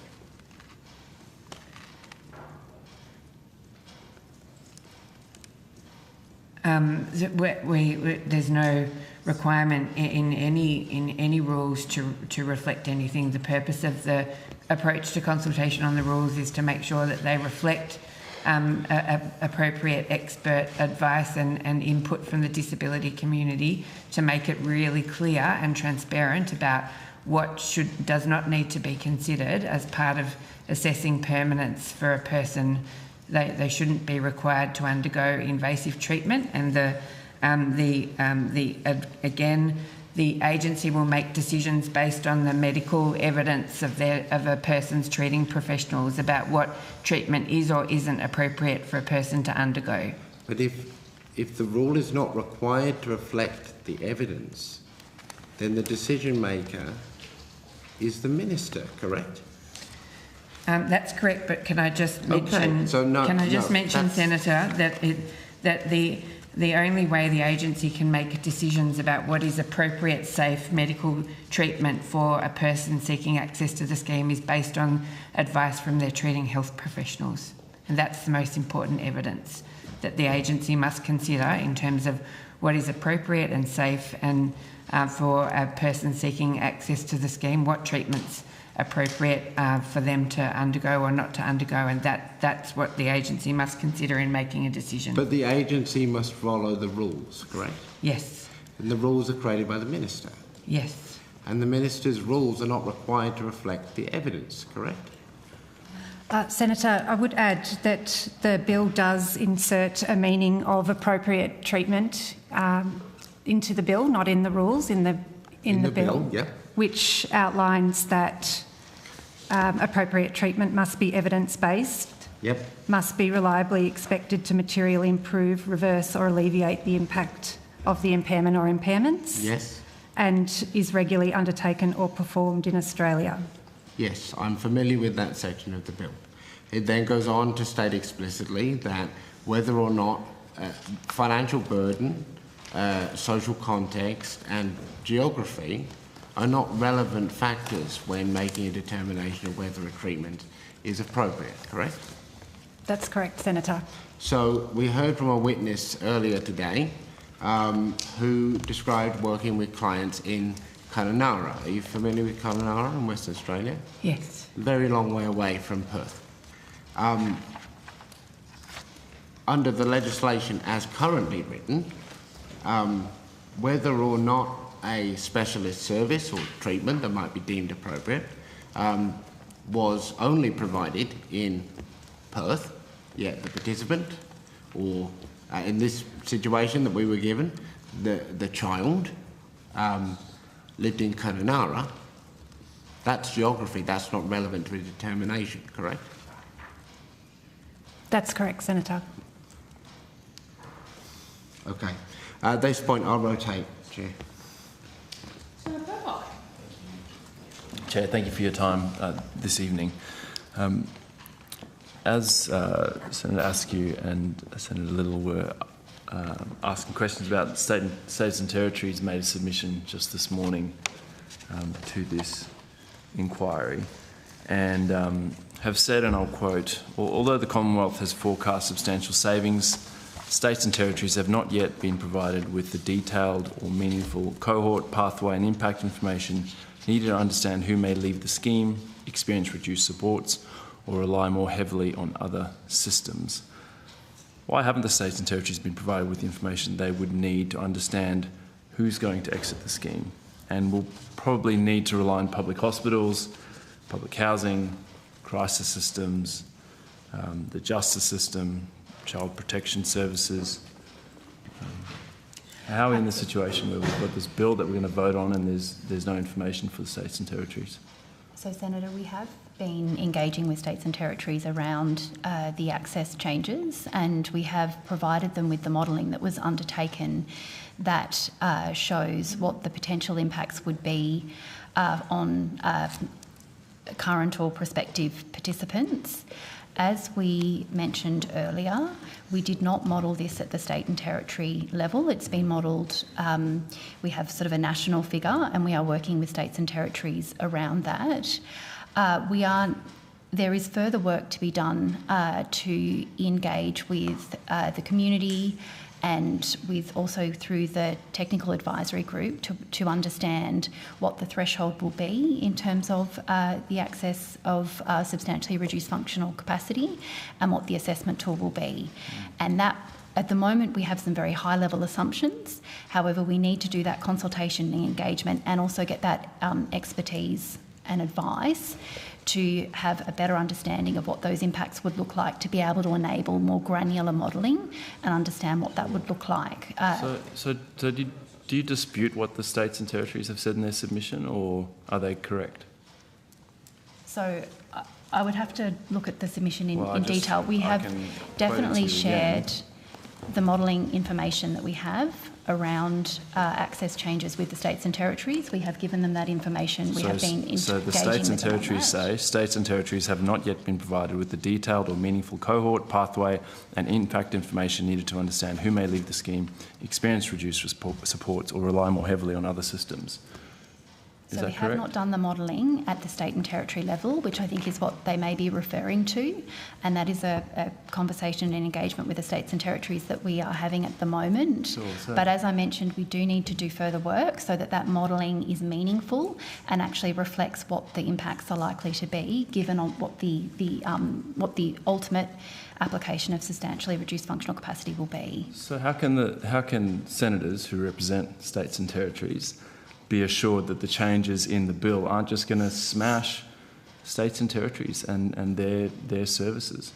So, Senator, as I mentioned earlier, there will be, as part of that engagement with states and territories and the application of substantially reduced functional capacity, there will be the development of a Category A rule as to how that will be that is applied, and that Category A rule will require agreement with states and territories. So we will absolutely be consulting with them, and their agreement will be required. Establishing the technical advisory group, states and territories have been invited to nominate membership of the technical advisory group. And seems very after the fact though, because on day one, if this bill passes, the minister has said there'll be a 50% cut to social and community supports. So that's going to have an impact. And states and territories are saying, well, we don't know what impact that'll have. You know, we hear from Down syndrome participants that they use a big chunk of that funding to actually get to work. So how are we meant to assess this bill when, as we hear earlier, the consultation happens on the day that the minister obviously has written his speech for the press club, and we're now on the last day of hearings for the bill, and states and territories say, well, we haven't been consulted on this properly. We don't have the information. Some aspects of the bill commence immediately or directly after royal assent, and others commence progressively, Senator. So the reductions to social, civic and community capacity building budgets commences from 1 October and progressively rolls out over 12 months, and the access changes do not commence until 1 January 2028, during which time we'll be working with the states and territories on that detailed design and seeking advice from the technical advisory group on the definition of substantially reduced functional capacity and undertaking community engagement. So, to my question, how can the Senate be assured that states and territories aren't going to have to pick up a huge amount that they're not even sure what they're picking up? Why hasn't this work happened? Why hasn't there been more detailed consultation? Why hasn't the modelling been done at a state and territory level, giving it states and territories that have to pick up the slack? There must be a reason. With regard to the bill, the budget was announced in May, and so there was not sufficient time to conduct to release an exposure draft of the bill. Okay. So that was. So it was a decision of government to get a certain amount of budget savings, and then the department has had to sort of work around that and sort of retrofit a bill that would provide those savings. No, Senator. What I meant to say is that as is usual with pulling together federal budgets, Commonwealth public servants are required to maintain cabinet confidentiality while preparing proposals, and following that there was a series of meetings and stakeholder briefings that has been outlined earlier by Ms Long. And so as part of preparing that, you didn't do the modelling at a state and territory level of what the impacts would be? So, Senator, we did not. However, I would stress that the government's approach is to engage with the community and with the states and territories on what the definition of substantially reduced functional capacity should be and how that is assessed and applied. At the moment, the modelling has very high-level assumptions around what the impacts could be, and we need that work to be that consultation, engagement, and work to be undertaken, and that can inform more detailed modelling and a more granular understanding of those impacts. Okay, let's move on and just. Information that has been provided to states and territories, are you able to provide a copy of that to the committee? Yes, Senator. I mean, we provide a lot of information to the states and territories, but if you're asking about the reforms, the modelling and the figures, a number of that. So, as I mentioned previously, the order of production of documents does include a lot of detail about the modelling, which is similar to what has been provided to the states and territories. But not just the modelling, but what else has been provided to them in regard to the reforms and how you see it rolling out? Anything that you've got on that would be appreciated. So whether that's minutes of meetings, I'm not sure. Thanks. I will take on notice what we can provide to the committee. Thank you. Thank you. And just to go back to something that you were discussing with Senator Grogan very quickly, under the new bill, how often would, for example, a person with Down syndrome have to be reassessed for their eligibility? Is that every year, every 3 years? How does that work? Thanks, Senator. That with someone that once the new method and approach to assessing functional capacity is being developed and consulted on with the disability community, it's not the intention for people with lifelong and permanent disability with significant impacts that we know arise from Down syndrome to be subject to regular reassessments, and there will be an approach designed with the technical advisory group to enable an appropriate initial assessment as part of implementing the new arrangements from the 1st of January 2028. Okay, and thank you, that's good to know. What about someone with a neurodegenerative disease? Yeah, so I think the government's made it clear that the current pathway for neurodegenerative disease is working really well and will be absolutely maintained at the moment under the access arrangements as part of the establishment of the new assessment to prioritise access, in particular for people with motor neuron disease, to ensure priority and access to supports. Okay, thank you. We've heard across the inquiry that a 50% cut to social and community participation without considering anyone's personal circumstances, just the across-the-board cut, will leave people in unsafe situations. The Disability Discrimination Commissioner was unequivocal in saying that it would. Women with Disability Australia said that it will increase the risk of violence, neglect and abuse towards women. Does the department also see this as a risk? Senator, part of the consideration and advice that we need to provide in supporting the Minister to make the determination is, which is expressly provided for in the bill, is participant safety, and that is the context for safety, and certainly from the evidence before this committee has made it clear that that is, wide and far-reaching, and we need to develop an appropriate framework for providing advice and making that really clear as part of the determination to consider participant safety across the board in relation to the application of the determination. And I think there's been the department and the NDIS submissions made it really clear that some areas that it is absolutely not intended to impact, and and it's not, going to your comment before, Senator, it's not intended to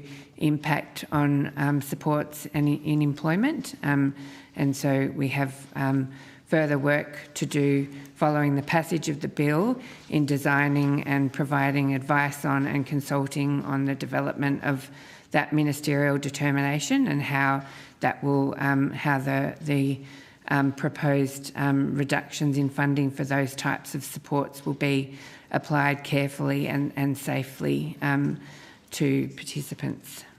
Further to that, I think it's important to note that participants requiring 24/7 supports will continue to have those provided at all times, and this change won't impact other critical supports. Ms Hawker's mentioned employment supports, but I'd add to that supports in the home, for example, to help with eating, drinking, dressing, toileting, laundry, cleaning, community nursing care, help with medication, home and vehicle modifications, personal mobility equipment and transport, consumable products to help with incontinence and specialist disability accommodation. But Ms Rule, that's kind of beside the point. Being isolated in your home 24/7 is part of the reason people feel isolated, because they don't have the supports to get out of home, to actually go and socialise, to get to the shops, to do all the things that people use this budget for. And so the Minister has made it clear that there will be a 50% cut. We've heard from almost every witness who says this will have a serious impact on people. This will undoubtedly lead to more isolation. If you're a woman, you'll be more unsafe. How's the department? How are you going to mitigate this? How do you actually deal with something that the government has said, we are doing this, all the experts say this could be really bad, and the department somehow just disagrees with that assessment? Senator,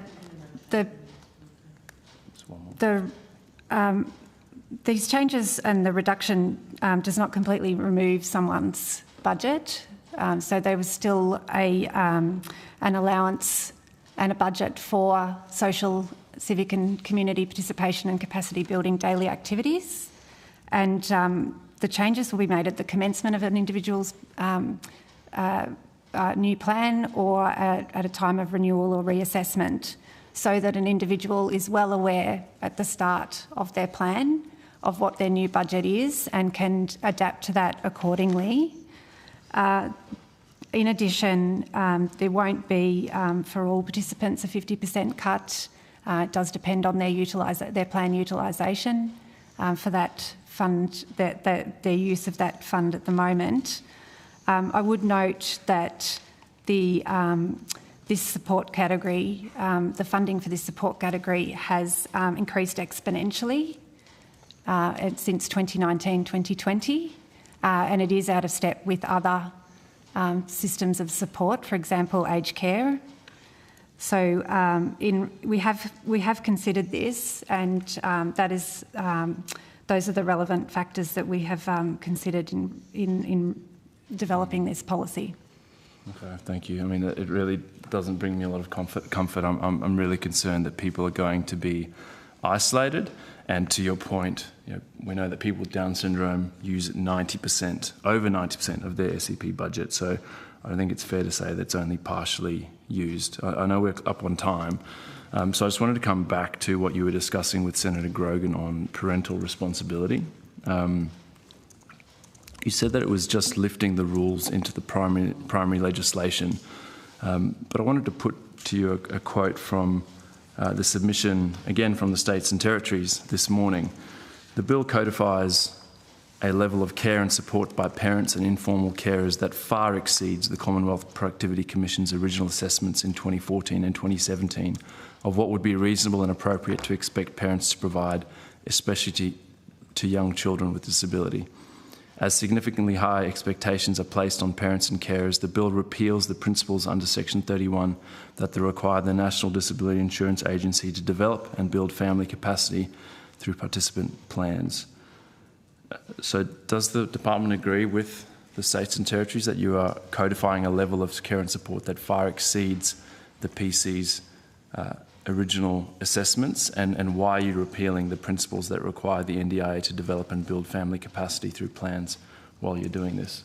Senator, I might just start. We actually determined there was some duplication in the principles that were repealed in section 31, and in fact under section 4 of the Act, it makes it really clear that the role of family carers and other significant persons in the lives of people with disabilities to be acknowledged and respected, and the relationship between people with disability and their families and carers is to be recognised. So in making, with respect, I'm not sure that while we haven't had enough time to analyse the State and Territory Disability Minister's submission in detail, and we will, I'm not sure that that does accurately reflect, in fact, what has been amended by the bill, and this bill certainly doesn't in any way codify the responsibility or allocation of funding in relation to parents and their children with disability. And as we mentioned earlier, what it does do is to elevate existing rules about that require the agency to consider what is appropriate to provide for parents of children with disability to provide in terms of substantial care and support. The reference to substantial care and support is already in the rules and needs to be factored into funding decisions made by the agency. The bill elevates that into the legislation and clarifies what that means in terms of substantial care and support.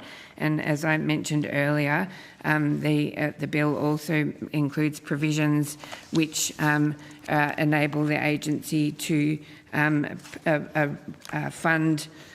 provide funding for additional support in relation to circumstances where there is a need to sustain that family and informal support arrangement as a result of that child's disability. Thank you. That's really good to know. The states and territories had that wrong, and I guess part of the reason it would have been great to actually have them turn up today. I'm done. Okay, Senator Askew.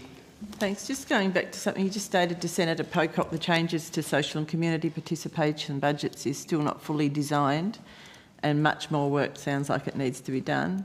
That's the case. I've just got two questions to start with. First of all, what are the savings that will be achieved in the 26-27 financial year on these changes? And why does the bill need to be passed by the 1st of July for these changes to take effect if they aren't ready? Oh, sorry, I was going to just clarify your question because you mentioned social community capacity building. And that's just part of it. That's just an example that so much more work needs to be done. There's so many more rules that need to be developed. If that's the case, what are the savings that will be achieved in the next financial year? And why does the bill need to be passed by the 1st of July for those changes to take effect if things aren't ready to go? Perhaps I'll clarify before Ms Long answers that with respect to the reduction in social community capacity building, that change will commence from 1 October 2026. Earlier, I think you said 1st of July 2028 or 1st of January 2028? The access changes commence from 1st of January 2028. So, but if we could just have a response to the other, that would be great. So in terms of the modelled savings for 2026-27, that is a total of $2 billion. And that reflects... Apologies? How much was that, sorry? $2 billion. That reflects a number of measures that will have commenced at that point in the financial year. So that includes, as Ms Rule mentioned, the reset of the social community and participation budgets. It also includes strengthening guidance around what is reasonable and necessary. A significant contributor to that is also the tightening the criteria around unscheduled reassessments that commence after the bill is passed and royal assent. And then there's also some others that relate to pricing as well. Okay. So why does the bill need to be passed by the 1st of July then? What is the urgency? So as the Minister has referred to, and also as was referred to in the budget documents, there has been a very considerable increase in costs in the scheme, and in particular there was an estimates variation in the budget context of around $13 billion, and so a number of these measures are directly targeting some of the cost increases and the pressures on the scheme, and so that measure that I referred to around unscheduled reassessments is a good example of that, where there has been significantly higher number of unscheduled reassessments than anticipated, and when these unscheduled reassessments occur, often there is significant plan inflation as a result, and so a number of these measures in the bill are around addressing those cost pressures. There are, as you say, other elements that are longer term where we do need to engage and consult, and for those there has been, as Ms Rule mentioned, a phased kind of period of engagement consultation, and when those take effect it will be later. So the savings you referred to were net savings? Is that $2 billion net? So it's the net of, so it's the total savings. That's correct, yes. Not net of the estimates variation, no, it's the total savings. The $13 million variation that you mentioned, is that $13 billion. So it's $13 billion? Yes, that's correct. Is there an expectation that if things aren't, if the bill's not passed, that there will be a similar amount next year? So I think I would probably refer to the scheme actuary, who has a range of projections through the annual financial sustainability report and various things that looks at what the future projections, costs and various things would be of the scheme. Absolutely, though, in the budget context, we did look at what the scheme would cost in respect to with the reforms and what it would look like without the reforms. And there was anticipated to be quite significant growth in the scheme moving forward without the reforms. And so, for example, and I'll just see if I can get you some specific examples of that. So. Without reforms, it was looking like the scheme could continue to grow as a proportion of the economy, reaching almost 2.3% of GDP by the end of the medium term in 2036-2037, whereas with the reforms, the scheme will remain more steady at around 1.6% of GDP over the medium term. So there has been some modelling and analysis done that has been reported in the budget context around what the scheme growth would have looked like in the absence of the reforms. And Senator, my agency colleagues may wish to add to this, but we work closely with them in terms of policy development and design of the bill, and certainly the assessment was that legislative change is required in order to in order to make significant changes to sustainability of the scheme. The agency has initiated initiatives over several years regarding sustainability of the scheme within the current Act and within their current powers, and it was our assessment that legislative change was required in order to make change to the scheme sustainability. I understand that there is a need to make a change, but I'd just like to actually understand each line item, that each of those things that are going to be implemented from the 1st of July. Are you able to tell us what the savings are for each of those changes, the ones that will be taking effect in the financial year? What their savings would be? So I can.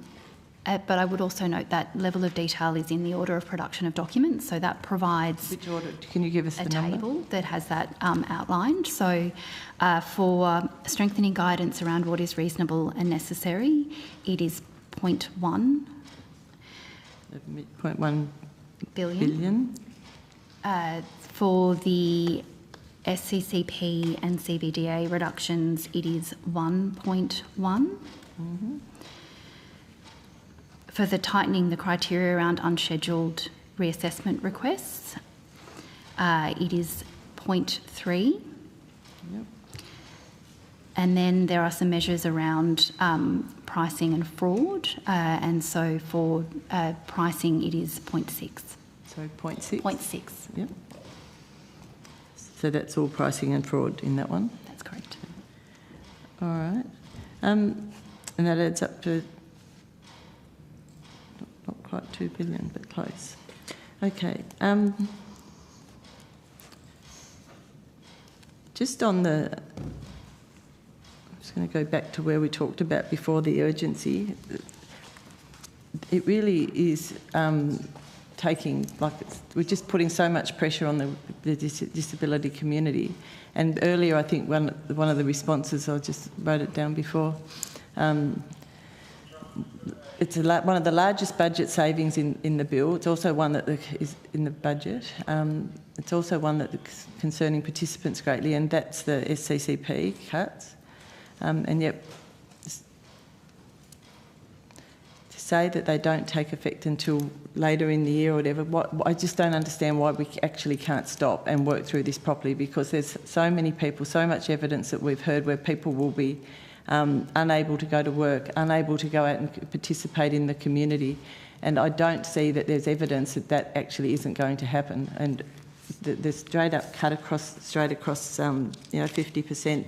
You're saying that they'll be looked at where it's underutilised, and I think that's probably where I think you're hoping to get most of your savings. But a lot of those people may not have used them because they've been in hospital for 4 months, or they've had other injuries, or something has actually impacted their life to not be able to use it. So I'm just very concerned that we're going to be taking a lifeline from people who actually rely on that to actually participate in the community. So it is something of great concern to me and obviously to others. Next thing, I might just move on to another topic because it's something we've sort of laboured all that a fair bit, but I just wanted to know, is there actually built into the legislative process, is there a review built into the into the bill, so that in 12 months' time there'll be a review undertaken, or 2 years? Is there anything being considered on that? I don't believe so. So no, Senator, I don't believe there's a statutory review included. There's not? No. Okay, no statutory review.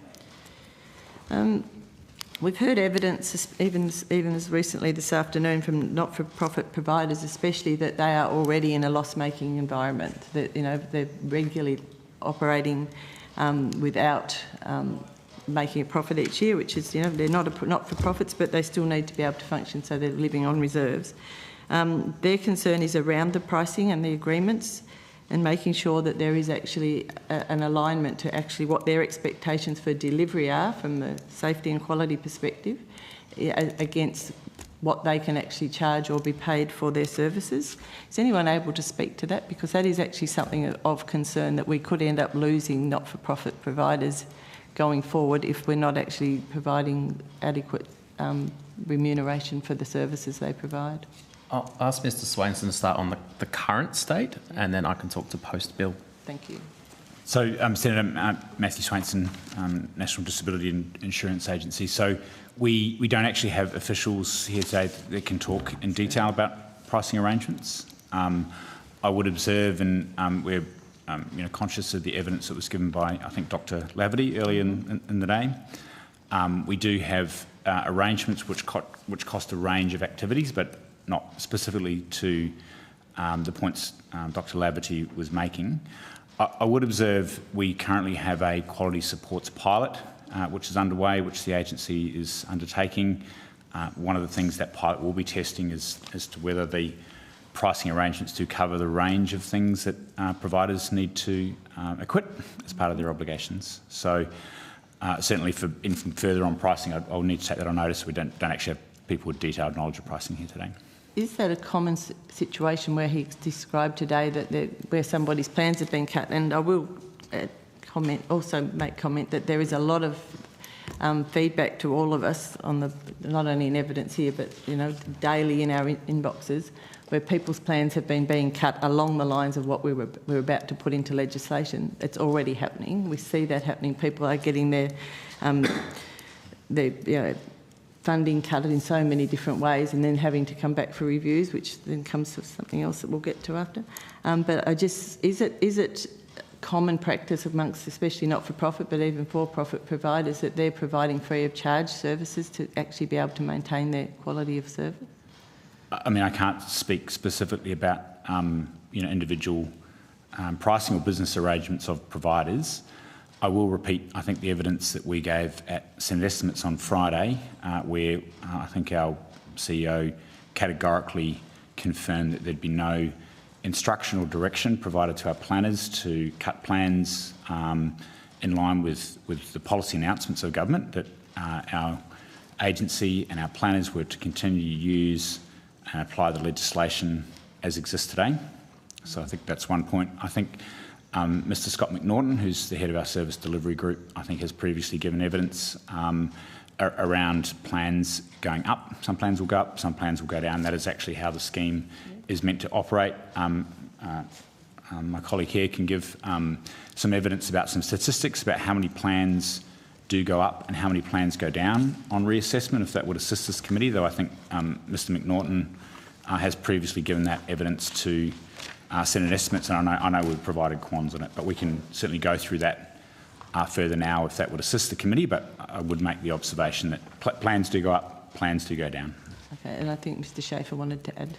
Yeah, thanks, Senator. So, should the bill pass, the decision maker for pricing arrangements in the future would be the government, represented by the minister. Exactly how that will work, there's an instrument that would be required from the minister to direct how the agency undertakes pricing. So, the sorts of things that Mr Laverty raised are the kinds of things we can consider through that process.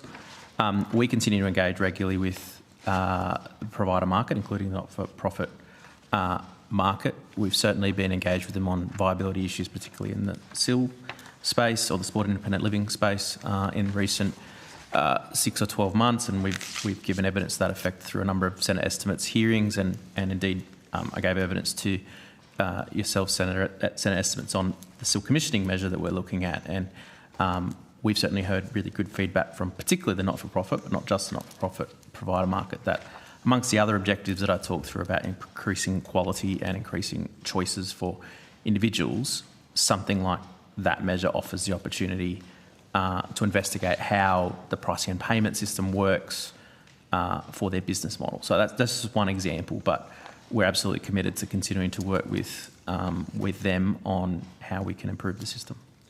Senator, can I just add from the NDIS Quality and Safeguards Commission's perspective? So Alyssa Chambers, Deputy Commissioner.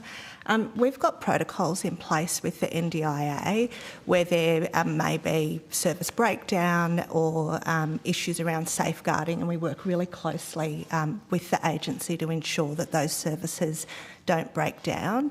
While we've heard from providers that they do have viability issues and they're not able to deliver those services, that's not been borne out in our complaints data and information. So we would really welcome getting that feedback, because our focus is always on the safety of participants, and I think the protocols that we have in place with the agency really support uplifting quality of practice and participant safety. The evidence was more that they actually were providing it, that they had support workers providing it free of charge because there was nothing left in the plan, or the plan didn't extend to the actual needs that were required to actually meet the quality and safeguards. So that was what the evidence was this afternoon, and I'm sure the others have been able to provide you. I'm conscious that Senator Steele-John is back, and he would like to have the call. If I can hand back to the Chair. Certainly, and we'll go to Senator Steele-John. Thanks, Chair. I'll take you to some of the answers you gave on notice to questions asked ahead of time by the Chair, if I could. You've said in your answer to the third question on notice from the Chair that participants will not be required to pay gap fees under this bill. Can I check that in the legislation, as it currently stands, participants are not able to pay gap fees for the supports they're getting funded for?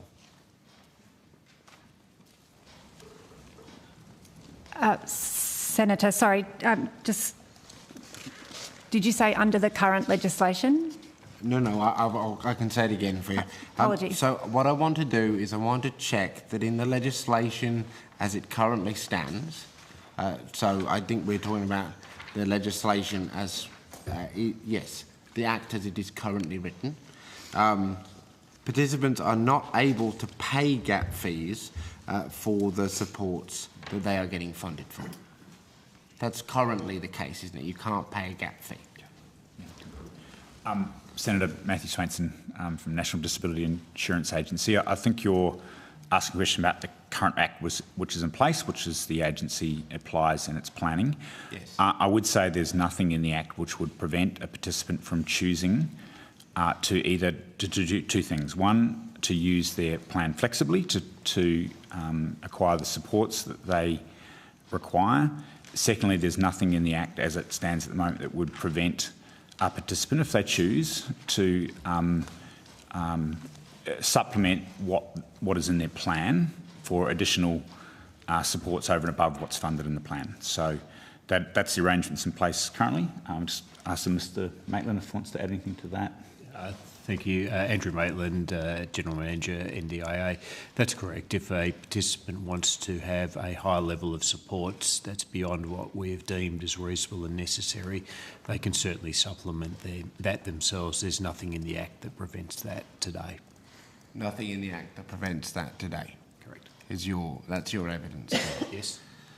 And in the bill that we are considering as a committee, will participants be able to choose to pay gap fees if their funding for a support doesn't cover the cost of that support?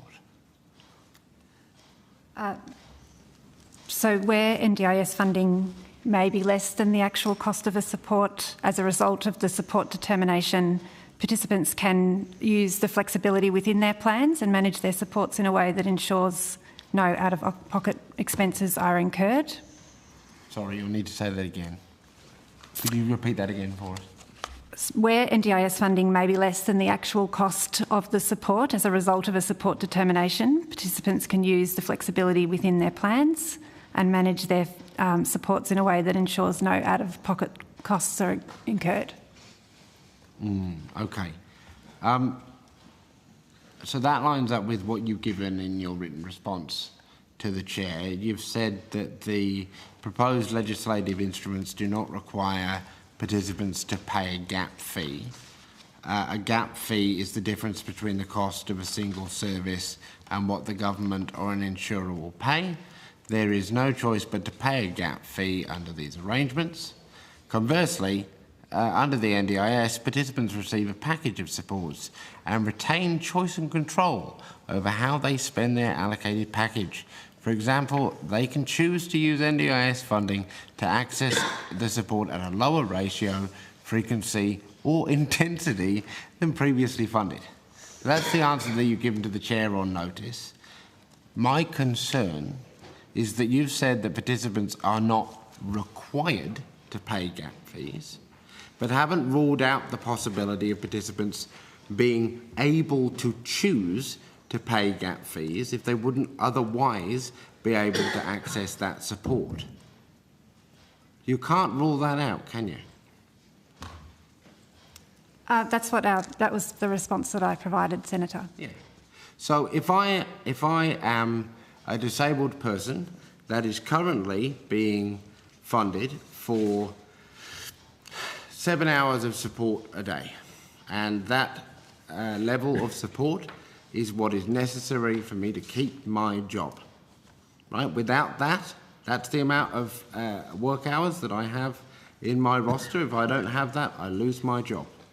And under this bill, the Minister determines a level of support, a number of hours, that is less for me than that 7-hour period that I need. You say, oh, well, Jordan, you can only have supports for 5 hours.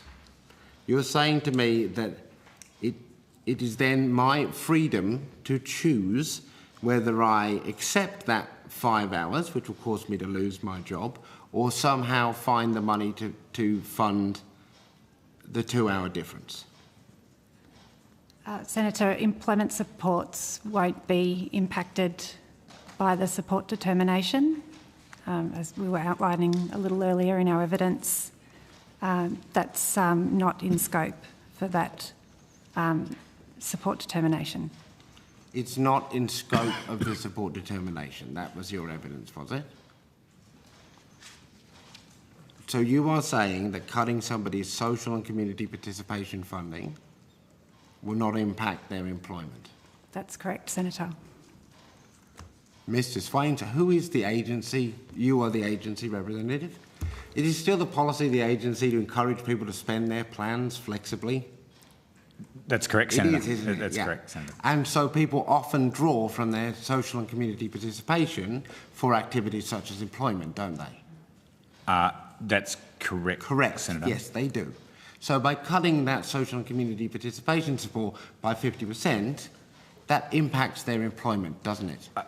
Senator, that's correct, but the converse is also correct. So if there's an item of support in their plan which they wish to acquire or use and they don't have sufficient funding for that type of support, they can use their plan flexibly and from other parts of the plan to fund that support. So, but what if they're short? What if there isn't the flexibility for the extra 2 hours? Senator, can I clarify Ms. Rule's evidence? The government's intention is that the 50% SCCP reduction not apply to the portion of SCCP on employment supports. But what, I'm really sorry, but in the name of all that is holy, what do you mean? Because your colleague has just said funds are used flexibly, all right? So if you cut from one bucket, it means they cannot use it for another. It cannot flow across.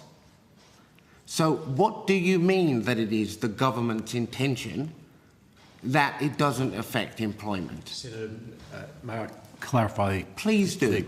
When we can calculate today your SCCP supports, there are line items underneath which include for employment supports.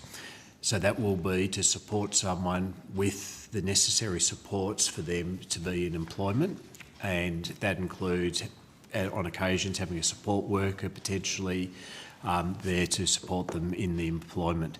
What is being looked at in the legislation, I don't wish to speak for the department, is that that component of SCCP is not intended to be reduced, and I'll let them clarify that. But it is in the SCCP today, and we're not reducing that. Yes, thank you, Mr. Maitland. You're talking about circumstances in which social and community participation is broken down into somebody's plan by those elements of employment, etc. Now, that only occurs in situations where a participant is funded, say, for a support worker because they are part of a Australian Disability Enterprise or other structures such as that. It doesn't account for when people, again, at the agency's encouragement, have used other items within their social and community participation budget to flexibly use their funds to then cover their employment supports. I'm sorry, but this is such a common practice. This is how disabled people have made ends meet at a time when plans have been often seeing year-on-year reductions, and agency officials who I have been interacting with have assured me in certain constituency cases that I shouldn't panic on behalf of my constituent about somebody's support levels in relation to their work, because they can take it flexibly from other parts, other items, and have it flow through. It's not there to flow if it's cut in half. So you can't ring fence it, can you? Senator, may I just try to, because I really would like to help here, because we understand the importance of keeping participants in the employment market and supporting that, and we're very, very sincere about that. Today, when we look at it, we might suggest that someone needs, and I'll use an example, 3 hours a day, and 5 days a week, it's 15 hours, that when we calculate it through our planning process, we would then put in 15 hours of support in our calculation tools for employment supports. And so what we are saying is that 15 hours, which we've worked through with the participant in the planning process when we do it, will not be cut in the future. Now, if you're suggesting that they're also using funds flexibly to go above what we've recorded as employment supports, then I understand your question, but it's... Yes, I am, but also there's this wild thing called disabled people applying for jobs, right? So disabled people moving from one job to another, as I would hope the government would want them to, right, to progress in their career. And we have heard, and quite frankly, you should know, all of you, that many disabled people require support when they leave their homes, from the moment they leave their home to the moment they return. And the fact that they receive that support, need that support, in no way undermines their dignity or basic humanity, right?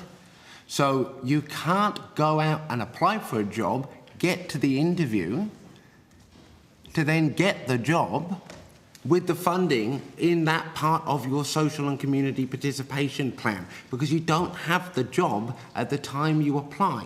You do the application process and supports with the other elements of the community participation funding, correct? So, Senator, what I would say is that you're quite correct in saying in the capacity building in daily activities line, we will build on capacity to get a job and work with employment and all those things. So Mr. that's Maitland, correct. I'm sorry. That's about building your capacity to enter go and get the a job. workforce.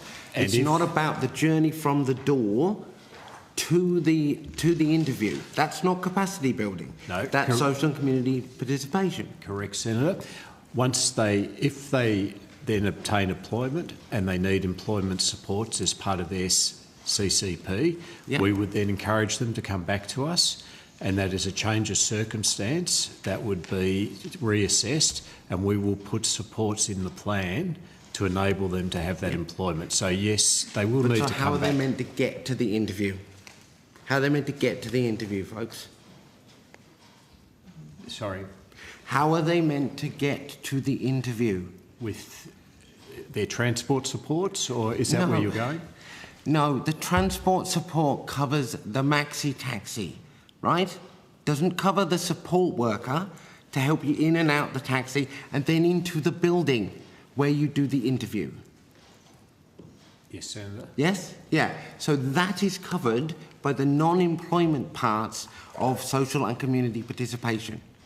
Because you don't have the job yet, and you've already obtained the capacity to apply for the job. Correct? Correct, Senator. Yeah, and that is the part that will be cut, correct? Because it is not the ring-fenced employment line item. I understand what you're saying, Senator. What I would say is if there are supports that are needed to get you to that location, if there are things that need to be done, we do that during the planning process with the participant. But you don't know what jobs you're going to apply for when you go through the planning process, man. Like, come on, this is human life. You all live it. You all live this flexibility, this fluidity. It doesn't exist in little boxes. But come on, I've known a lot of you for a while now. You're clever people. This is not rocket science. This is the basic of getting a job, which, my God, we can all get politically on board with the idea that disabled employment should rise, right? So, again, the funding that would support you to get from your door to your job interviews, not the funding once you have your job and not to build the capacity to go for the interview. That funding, that will be subject to the cut, correct? Senator, just if there is funding in the plan for the transport, that you have transport funding? Not the car, Mr. Maitland, not the car, the support worker. I'm very aware of the transport funding. Yes? Yes, it will be cut, correct? There would be a cut to your SCCP, correct. Okay. All right. Thank you. But that's not to zero, and it doesn't mean the funds that you can use... No, it's 50%, and it's 50%, correct me if I'm wrong, it's 50% because that's what the current government intends. Your legislation allows it to go to 99% of its current value, correct? The Minister can cut social and community participation to 99% of its current value. That's not what the government has announced. It's not what they've announced, Ms. Rule. I understand it's not what they've announced, but the legislation enables a reduction in support of 99.99%. Correct? The reduction needs to be it would need to be for financial sustainability reasons. Yes, can go as low as 99.9%. The provision says a percentage lower than 100%. Which is 99.99%. That's one number below. It is, yes. Okay. At this point, folks, I've got to catch a plane. I'd love to stay and do this for 100 million years. But I suspect you've heard pretty succinctly from my colleagues that there are a number of problems with this legislation that come from the human reality and complexity of disabled life, interacting with what the government and its bureaucratic frameworks are usually able to handle.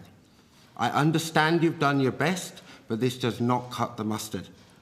You've got to go back and fix some of this stuff before myself or my party can have a bar of anything that is being proposed here. Thank you for your time. I will see you again soon. Thank you, Chair. Senator, may I just correct one thing I said so that it's... Please do, Mr Maitland. I just want to be very clear. Finding and keeping a job, including going to the place of employment, is actually funded out of the capacity building daily allowance. That's where we fund taking someone to the process where they end up with the job. Once they have a job, it is in the SCCP. I think you've got to go back and check that, Mr Maitland, because I think you'll find that enabling somebody to build the capacity to apply and finding a job in terms of looking on the interview, being connected with a provider, those kind of things, that is funded under capacity building. But in terms of the journey to the employment space, to do the interview, that's social and community participation. So correct? Mr Maitland, no. Take it on notice. Just to be really crystal clear. If it is capacity building, then my lord, then the advice we've been given from the agency over a very long period of time has not been aligned with what you've been doing. And again, we were talking about a 10% cut rather than a 50% cut, so we're not off the bloody hook there either. But Senator my understanding I'll is... just ask you to maintain some respect. Yeah. It is late. Everyone's had a big week. Yeah, no, fair enough, Jen. Fair enough. But if you could take that on notice, let's get some specificity, and then we'll come back and do this again at some point. Thank you. Thank you, Senator. Okay. Thank you very much for coming in. I know we've run over. I'm not sure that anyone's wildly surprised. Obviously, there's a lot that we've been getting through this week. We've had a lot of things put to us. So thank you so much for coming and helping clear up a lot of that. We have, as you know, the Senate order has us reporting on the 16th of June. And therefore, if you have taken anything on notice, if you could get it back to us as early as possible tomorrow, that would be amazing. If you have any problem with that, just come back to the Secretariat and we'll see what we can do in terms of sort of shaping whatever the request might have been. That does conclude today's hearing. Thank you to everybody who's appeared today and all week. Thank you to Hansard and Broadcasting. Sorry to keep you late. Really love your work. And thank you to the Secretariat. This has been a big week, so thank you very much for all that you've done. Yeah, and a big shout out to my team too, who are making magic in the background. With that, the committee stands adjourned.